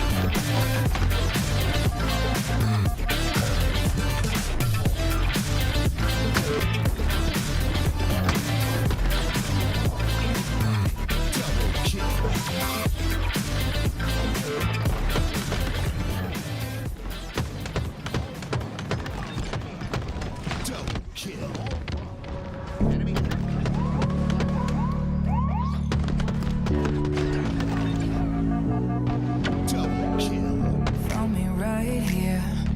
I'm running out of air. Coming up from the deep. Drowning right here. But you're the one who cared. Showing up like you did. No matter what I said or did, you breathe me back to life. Felt like I was dead inside, but you breathe me back to life. One touch, and now you're back like I never left my heart. It's whole again, I got you to make it. I'm coming back like I never left, 'cause you breathe me back. You breathe me back to life. And now you're back like I never left my heart. It's whole again, I got you to make it. I'm coming back like I never left, 'cause you breathe me back. You breathe me back to life. Reversal. Getting closer, knowing I'm okay. Kill. 'Cause you got me to be. It ain't over. All I hear you say, that is all that you see. No matter what I said or did, you breathe me back to life. Felt like I was dead inside, but you breathe me back to life. One touch, and I am back like I never left.